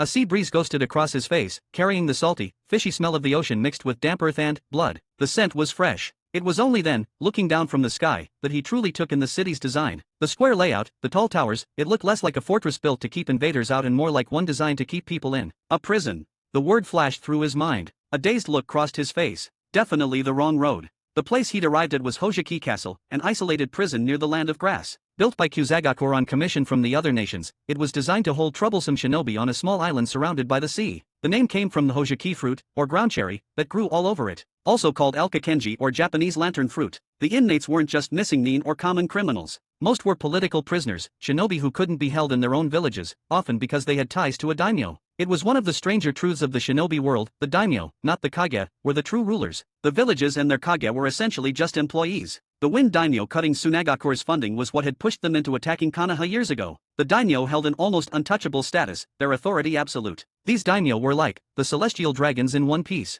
Except maybe not quite so suicidal. Even during wars anything is allowed against commoners, ninjas, no matter who they are, as long as they aren't related to daimyo. A whole country could be razed to the ground but daimyo's castle cannot be touched or all the other daimyos would band together to issue the highest bounty they could on anyone who hurt them. Kisame only escaped that fate due to Obito and Black Setsu running interference. This place feels familiar. The layout reminded him of a story from one of those old movie reels. He remembered the main plotlines of Naruto pretty well, but he'd only seen a few of those side story films. The plot here was something about him getting framed, captured, then turning the tables, after getting beaten up a lot first, of course. Naruto getting glimpse of life as a prison bitch. I only remember it because the poster was cool. He couldn't recall the characters, but one thing stuck out, a treasure, supposedly one of the Sage of Six Paths' ultimate weapons. What was it called again? The Box of Ultimate Bliss? Something I would expect Jiraiya to chase after. What a ridiculous name. They said it could grant one wish, right? Except it didn't grant wishes, it just summoned destruction. Sounds a lot like that Holy Grail from Fate series, doesn't it? Lost in thought, Naruto descended toward the strange prison city. Well, since I'm already here, he mused, a slow grin spreading across his face, might as well pick up a souvenir. A thought struck him. Maybe I'll give the box to Sasuke. He'd love it. Narrator. Previously, on Naruto, rogue mode activated. Having finally escaped Konoha's metaphorical cage, Naruto soars across the skies of the elemental nations, only to accidentally land in a literal one. Enter, Hojuki Castle. Shinobi Alcatraz. The place where troublesome ninja, and inconvenient truths, go to rot. Meanwhile, the real Kusagakure waits unbothered, unaware that Naruto has taken a very scenic detour into forbidden history. With blood in the air, secrets underground, and wish-granting doomboxes just sitting around unclaimed. Will Naruto sneak inside like a proper infiltrator? Or just walk through the front door in disguise with dramatic entrance? Will Naruto experience bliss? Will he actually give it to Sasuke? Find out next time on Escape from Konoha. Straight into solitary. Dear readers and fans, for those eager to dive into next chapters earlier before others, I invite you to join us on Patreon. By becoming our patron, you not only gain access to exclusive advanced chapters but also help us continue this endeavor and expand it further. 48, Chapter 48. The night fell over Hojuki Castle in absolute silence. Once curfew hit, all prisoners in the castle were locked in their cells. Guards warned prisoners beforehand to maintain absolute silence at night. Within these walls at night, even the chirp of an insect was a luxury. The castle was just as sterile. Not a speck of trash, not a single weed or fallen leaf could be found. Guards scrubbed each room at least 10 times a day, and the roads and squares no less than 100. It was spotless. All because the warden of Hojuki Castle despised two things, noise and filth. And within its walls, the warden's word was law. Mui-sama. The voice came from several men in gorilla, baboon, and monkey masks, all kneeling low before a middle-aged man. The man wore a stark, severe uniform. He sat ramrod straight, fingers steepled just below his nose. His thin face was a mask of cold composure, his eyes meticulously blank, the face of a man utterly devoid of emotion. This was Mui, the current warden of Hojuki Castle, a man ruled by an obsession with cleanliness. He was never seen without a pair of white gloves, and it was said that a single speck of dust on them meant the severest punishment for the guard responsible for that area. Mui said nothing, he gave a slight, almost imperceptible nod. "We brought the Uegakure Jonin you requested, sir," the masked men continued their report, as if used to his silence. "He is being held in cell block 1 of the wood ward." "Very well. You may go." Mui's expression shifted slightly as he finally spoke. "Yes, Mui-sama." The men seemed to breathe a collective sigh of relief, as if granted a pardon, and quickly began to rise. But then, the man in the baboon mask hesitated. "Mui-sama, why is Hojuki Castle accepting defectors from other ninja villages?" Since its founding, Hojuki Castle has never accepted defectors, nor participated in conflicts between ninja villages. We have maintained absolute impartiality and neutrality. It's a tradition passed down from every warden before you, to break it now. The other masked men froze, then instinctively shuffled away from speaker. Mui's face remained a blank. "And what of it?" Mui said faintly, his cold gaze fixing on the man. The man hesitated, then gritted his teeth and continued. "It is improper." So, Mui didn't answer the question, instead slowly standing to look directly at the man. "You are questioning my decision." The man's bravado shattered. I wouldn't dare." Sweat beaded on his forehead, visible even under the mask. He was panicking. "No, you do," Mui said, his voice dropping. "And for that, your existence is now meaningless." He extended his right hand. Fiery red light gathered in his palm, coalescing in an instant. Fire release, heavenly prison jutsu. Several chains of flame instantly shot from Mui's palm towards the masked man. Before the man could even react, he was bound tight by the fiery chains. There wasn't a burn mark on his body, yet the masked man shrieked and crumpled to the ground. The fire release, heavenly prison jutsu, the Hojuki Castle warden's secret technique. It implants chains that restrain chakra into a prisoner's body, sealing away their chakra and preventing ninjutsu. If they attempt to escape, the curse mark transforms into flame chains, burning the offender. Furthermore, leaving the user's vicinity also results in death by burning. "Take him," Mui said coldly, "put him in the cell with the Uegakure ninja." The remaining men nodded frantically. Here in Hojuki Castle, the warden's authority was absolute. At midnight, the gate to the wood ward swung open. Mui entered, stopping before the cell that now held 2 unconscious bodies, his former subordinate and the ninja from Uegakure. Mui looked at the two coldly, then extended his right hand. A moment later, he turned and left, leaving behind 2 dried-out corpses. Mui descended a spiral staircase hidden behind a secret door, deep into the foundation of the castle. He pushed open a heavy door to reveal a vast chamber, dominated by a single object, a colossal, intricately designed box. 4 faces were carved into its sides, each depicting an emotion: joy, anger, sorrow, and pleasure. This was the box of ultimate bliss. Mui held out the shimmering mass of chakra he had just extracted. The box seemed to awaken, humming to life. In seconds, the entire reserve was devoured without a trace, and the great box fell silent once more. "This amount of chakra is not enough," Mui said faintly. "Far from enough. To activate the box of ultimate bliss," he continued, "more chakra is needed. Hojuki Castle needs more, stronger criminals. I cannot do this alone." Mui turned his gaze towards Kusagakure village, muttering to himself, "I need help. It seems the warden-san has encountered some trouble." A voice echoed through the chamber, a voice that shouldn't have been there. "Who's there?" Mui spun around, startled. A hooded figure had appeared behind him without a sound. It was Naruto. He had arrived at Hojuki Castle because he'd taken a wrong turn. Castle was truly too complex. Intersecting secret passages and cells were everywhere. Naruto got lost in no time. Just as he was about to break through by force, Naruto sensed Mui's key. Besides Naruto, he possessed the strongest key in the castle. Naruto followed the key and stumbled upon the scene of Mui feeding the box of ultimate bliss. Fire release, heavenly prison jutsu. Several chains of flame shot from Mui's palm towards Naruto, repeating the same technique he'd used on his subordinate. Chains of flame shot from his palm and slammed into the intruder. Naruto stood motionless, taking the full force of the attack. Dark red markings instantly seared themselves onto his body. A grim smirk touched Mui's lips. The jutsu had found its mark. "Now then," he said, his composure restored. "Who are you?" He paused, then shook his head. "No, it doesn't matter. You saw too much. Your chakra will serve the box."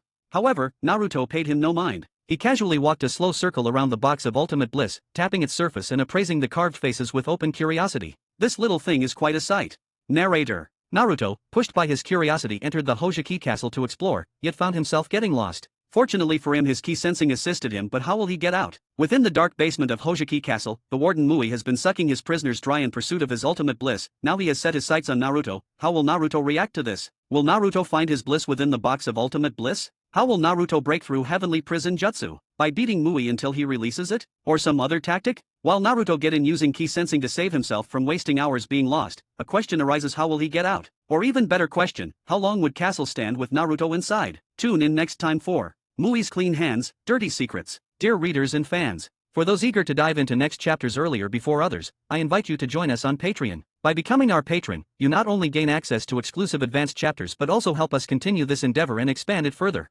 49, Chapter 49. Naruto's complete disregard earned a cold snort from Mui, who clenched his fist. The crimson markings covering Naruto's body flared with light. And then, nothing. Naruto felt a slight tension, like his chakra was being bound. He flexed, a simple, dismissive ripple of muscle, and the markings vanished without a trace. What?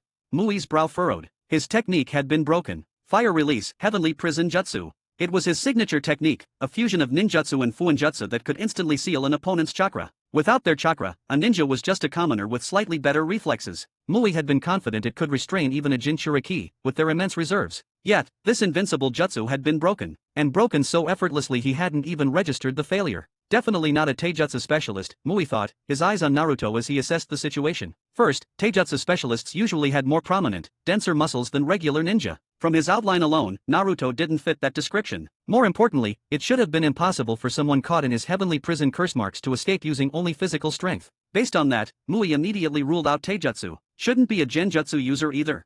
Genjutsu specialists rarely engaged opponents head-on. The Uchiha clan were practically the only exception in the entire world. Third, able to instantly break my jutsu. Looks like an expert in ninjutsu, probably skilled in sealing jutsu as well. That was Mui's best guess. So, how does this thing work? Naruto patted the smiling face carved into one side of the box of ultimate bliss, the wood making a dull thud. He remembered it was supposed to absorb chakra. Naruto's casual action made Mui's eye twitch. That box, the sole hope of bringing back his son. Mui's composure finally snapped. Even as he began weaving signs for another jutsu, he let out a low, warning growl. Stay away from my box of ultimate bliss. Good point, Naruto said, clapping the dust from his hands. But it's mine now. By the time he finished speaking, Mui's ninjutsu was complete. Fire release, grand heavenly prison jutsu. Several thicker, brighter chains of flame shot out toward Naruto. The grand heavenly prison jutsu was the enhanced version of the heavenly prison jutsu, Mui's most prized technique. Many strong ninjas had met their end on the spot against this jutsu. It was Mui's strongest seal. There's no escaping this time. Just offer up your chakra obediently. Naruto didn't even flinch, allowing the fiery chains to wrap around him until he was bound tight as a mummy. What do you think of that one, Kurama? Pretty cool looking. Strength aside, the jutsu had a definite Chuyunibiya flair. Kurama cracked open an eyelid, his expression pure disdain. Humph, you're impressed by that garbage? It's a pale imitation of Kushina's adamantine sealing chains. He figured Naruto wanted to learn it, but with Naruto's talent for such things, it was a lost cause. Fine, Naruto thought back. I'll teach it to Sasuke, then. He loves flashy stuff like this the most. Before a sliver of triumph could form in Mui's face, he watched in utter disbelief as Naruto simply forced his right arm free. Then, with a casual air, he swatted at his own body. A shockwave of air erupted. The flame chain shattered into a countless fragments of light and vanished. It was as easy as snuffing out a candle. Too bad, Naruto said, spreading his hands. That sort of thing doesn't work on me. Go on, show me what else you've got.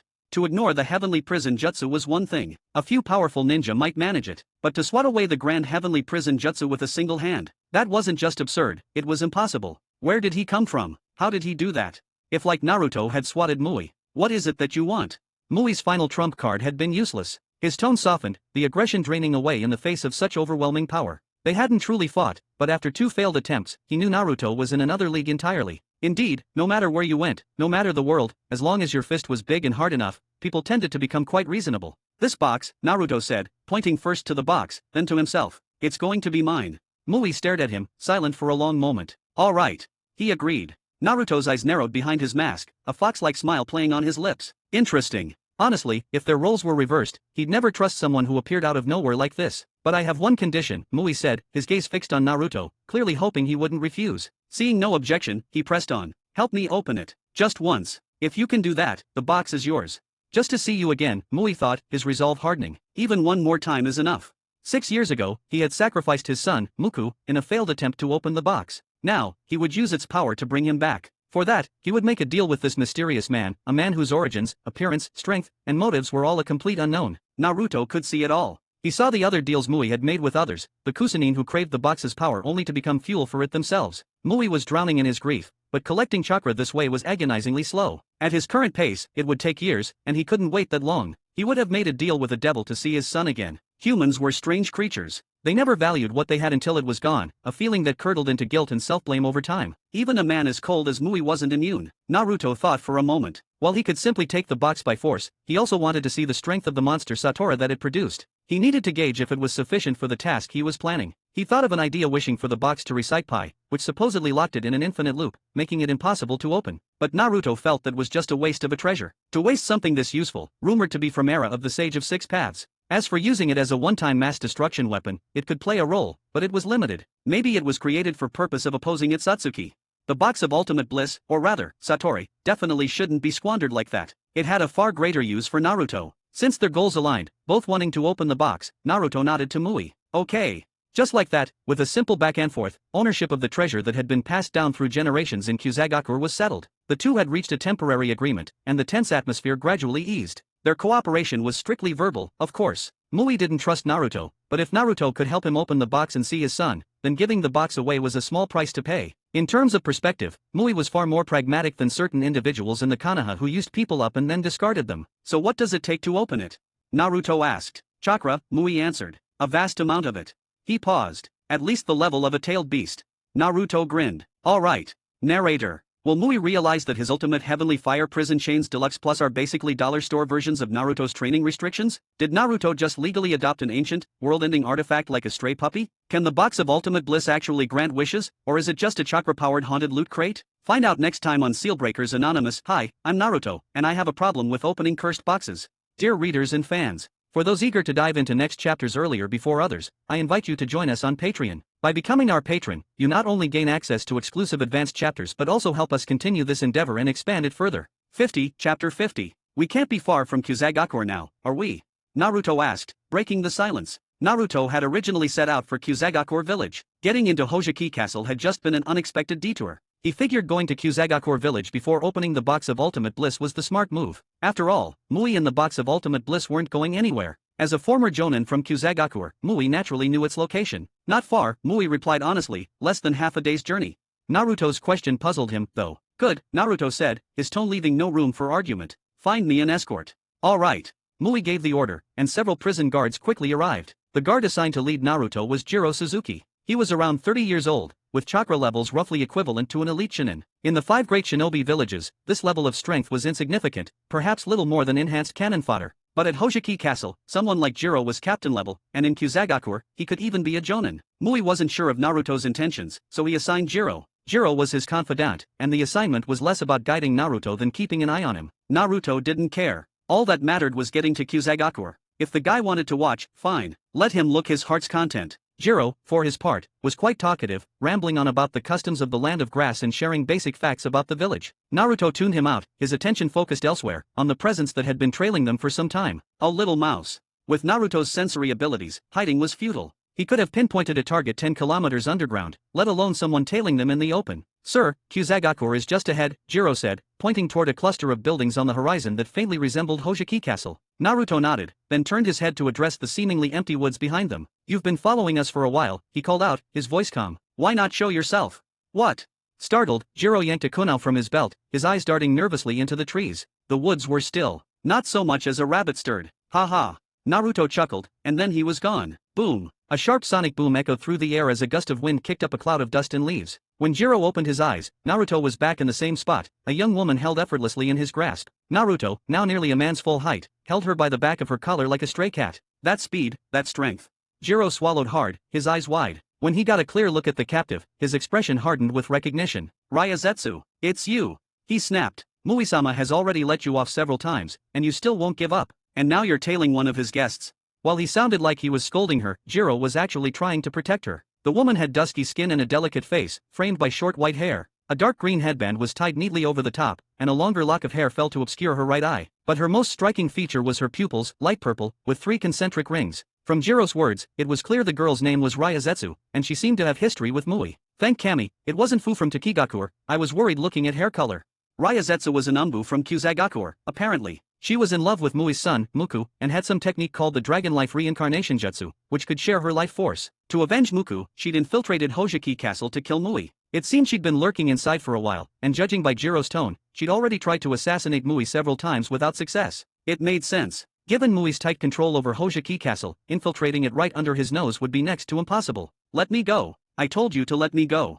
Ryazetsu shouted, ignoring Jiro completely. She clawed at Naruto's hand, but her struggles were useless against his grip. Like a kitten lifted by the scruff, she could do little more than rage helplessly. Then, with a flick of her wrist, a kunai slid from her sleeve into her palm. Without a word, she twisted and lunged, aiming the blade at his chest. You should have looked more closely.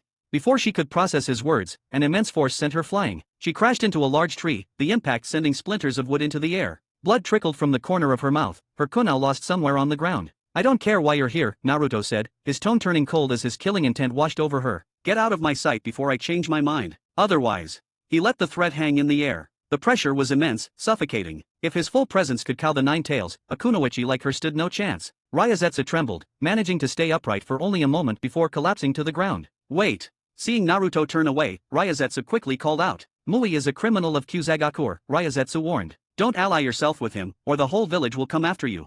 Whole Kusagakur village? Heh. Naruto smiled dismissively, leaning down to look Ryazetsu in the eye. So, you're threatening me. He never had been one to indulge such things. A soft, white ball of light enveloped Ryazetsu's body. A moment later, both the light and the woman were gone. Naruto stood up, dusting off his hands. How strange, he murmured to the empty air. She just vanished. He turned and walked away without a backward glance. Sir, don't listen to that crazy woman's nonsense. Jiro, terrified, scrambled after Naruto, desperate not to anger him. Mui-sama is a former jonin of Kusa, he has close ties with the Umbu divisions in the village. Oh, Naruto replied blandly. He couldn't care less about the internal politics of some backwater village. Not every place was worth the effort of playing the long game. Kusa definitely wasn't. Sir, what brings you to Kusa? Jiro asked cautiously. Looking for someone, Naruto replied. Seeing Naruto wasn't interested in saying more, Jiro obediently shut his mouth. They were both shinobi, and the remaining distance passed quickly. Soon, the gates of the Kusa came into view. It was a far cry from the bustling streets of Konoha. The buildings were of varying heights, the roads uneven. The only notable structure was the main tower, built in the same style as Hojuki Castle. If Konoha was a thriving town, Kusa was little more than a settlement, smaller even than the Uchiha compound had been. Who goes there? A group of ninjas wearing Kusa headbands surrounded them as they approached the gate. Meanwhile, not far from the village, a man in a black cloak adorned with red clouds faced another man. This one wore a mask over the lower half of his face, and his eerie green eyes glowed from beneath a drab head covering. Kakuzu, the cloaked figure said, his voice resonating with an unnatural calm. S-rank rogue ninja of Takeover. He paused, letting the name settle in the tense air. It is a pleasure to meet you. My name is Pain. Narrator. Where did Ryazetsu vanish to? Is it a one-way trip or two-way? Did Ryazetsu survive being yeeted harder than Konoha's budget after Pain's arc? How long can Jiro pretend he's important before realizing he's just the Yamcha of this arc? Is Naruto fighting evil, fate, or just trying to skip side quests? Will Kusagakur survive Naruto's arrival? How painful will meeting Pain be for Kakuzu? Or will it be a six paths of suffering kind of awkward? Find out next time on Pain Meets Greed. Kakuzu regrets logging in today. Dear readers and fans, for those eager to dive into next chapters earlier before others, I invite you to join us on Patreon. By becoming our patron, you not only gain access to exclusive advanced chapters but also help us continue this endeavor and expand it further. Hi guys. I made a paid service in Telegram where you will find a great collection of fanfiction audiobooks organized and regularly updated. What you get? An unlimited access to the full audiobook library. New fanfiction audiobooks added regularly. You can play audios directly from Telegram anytime.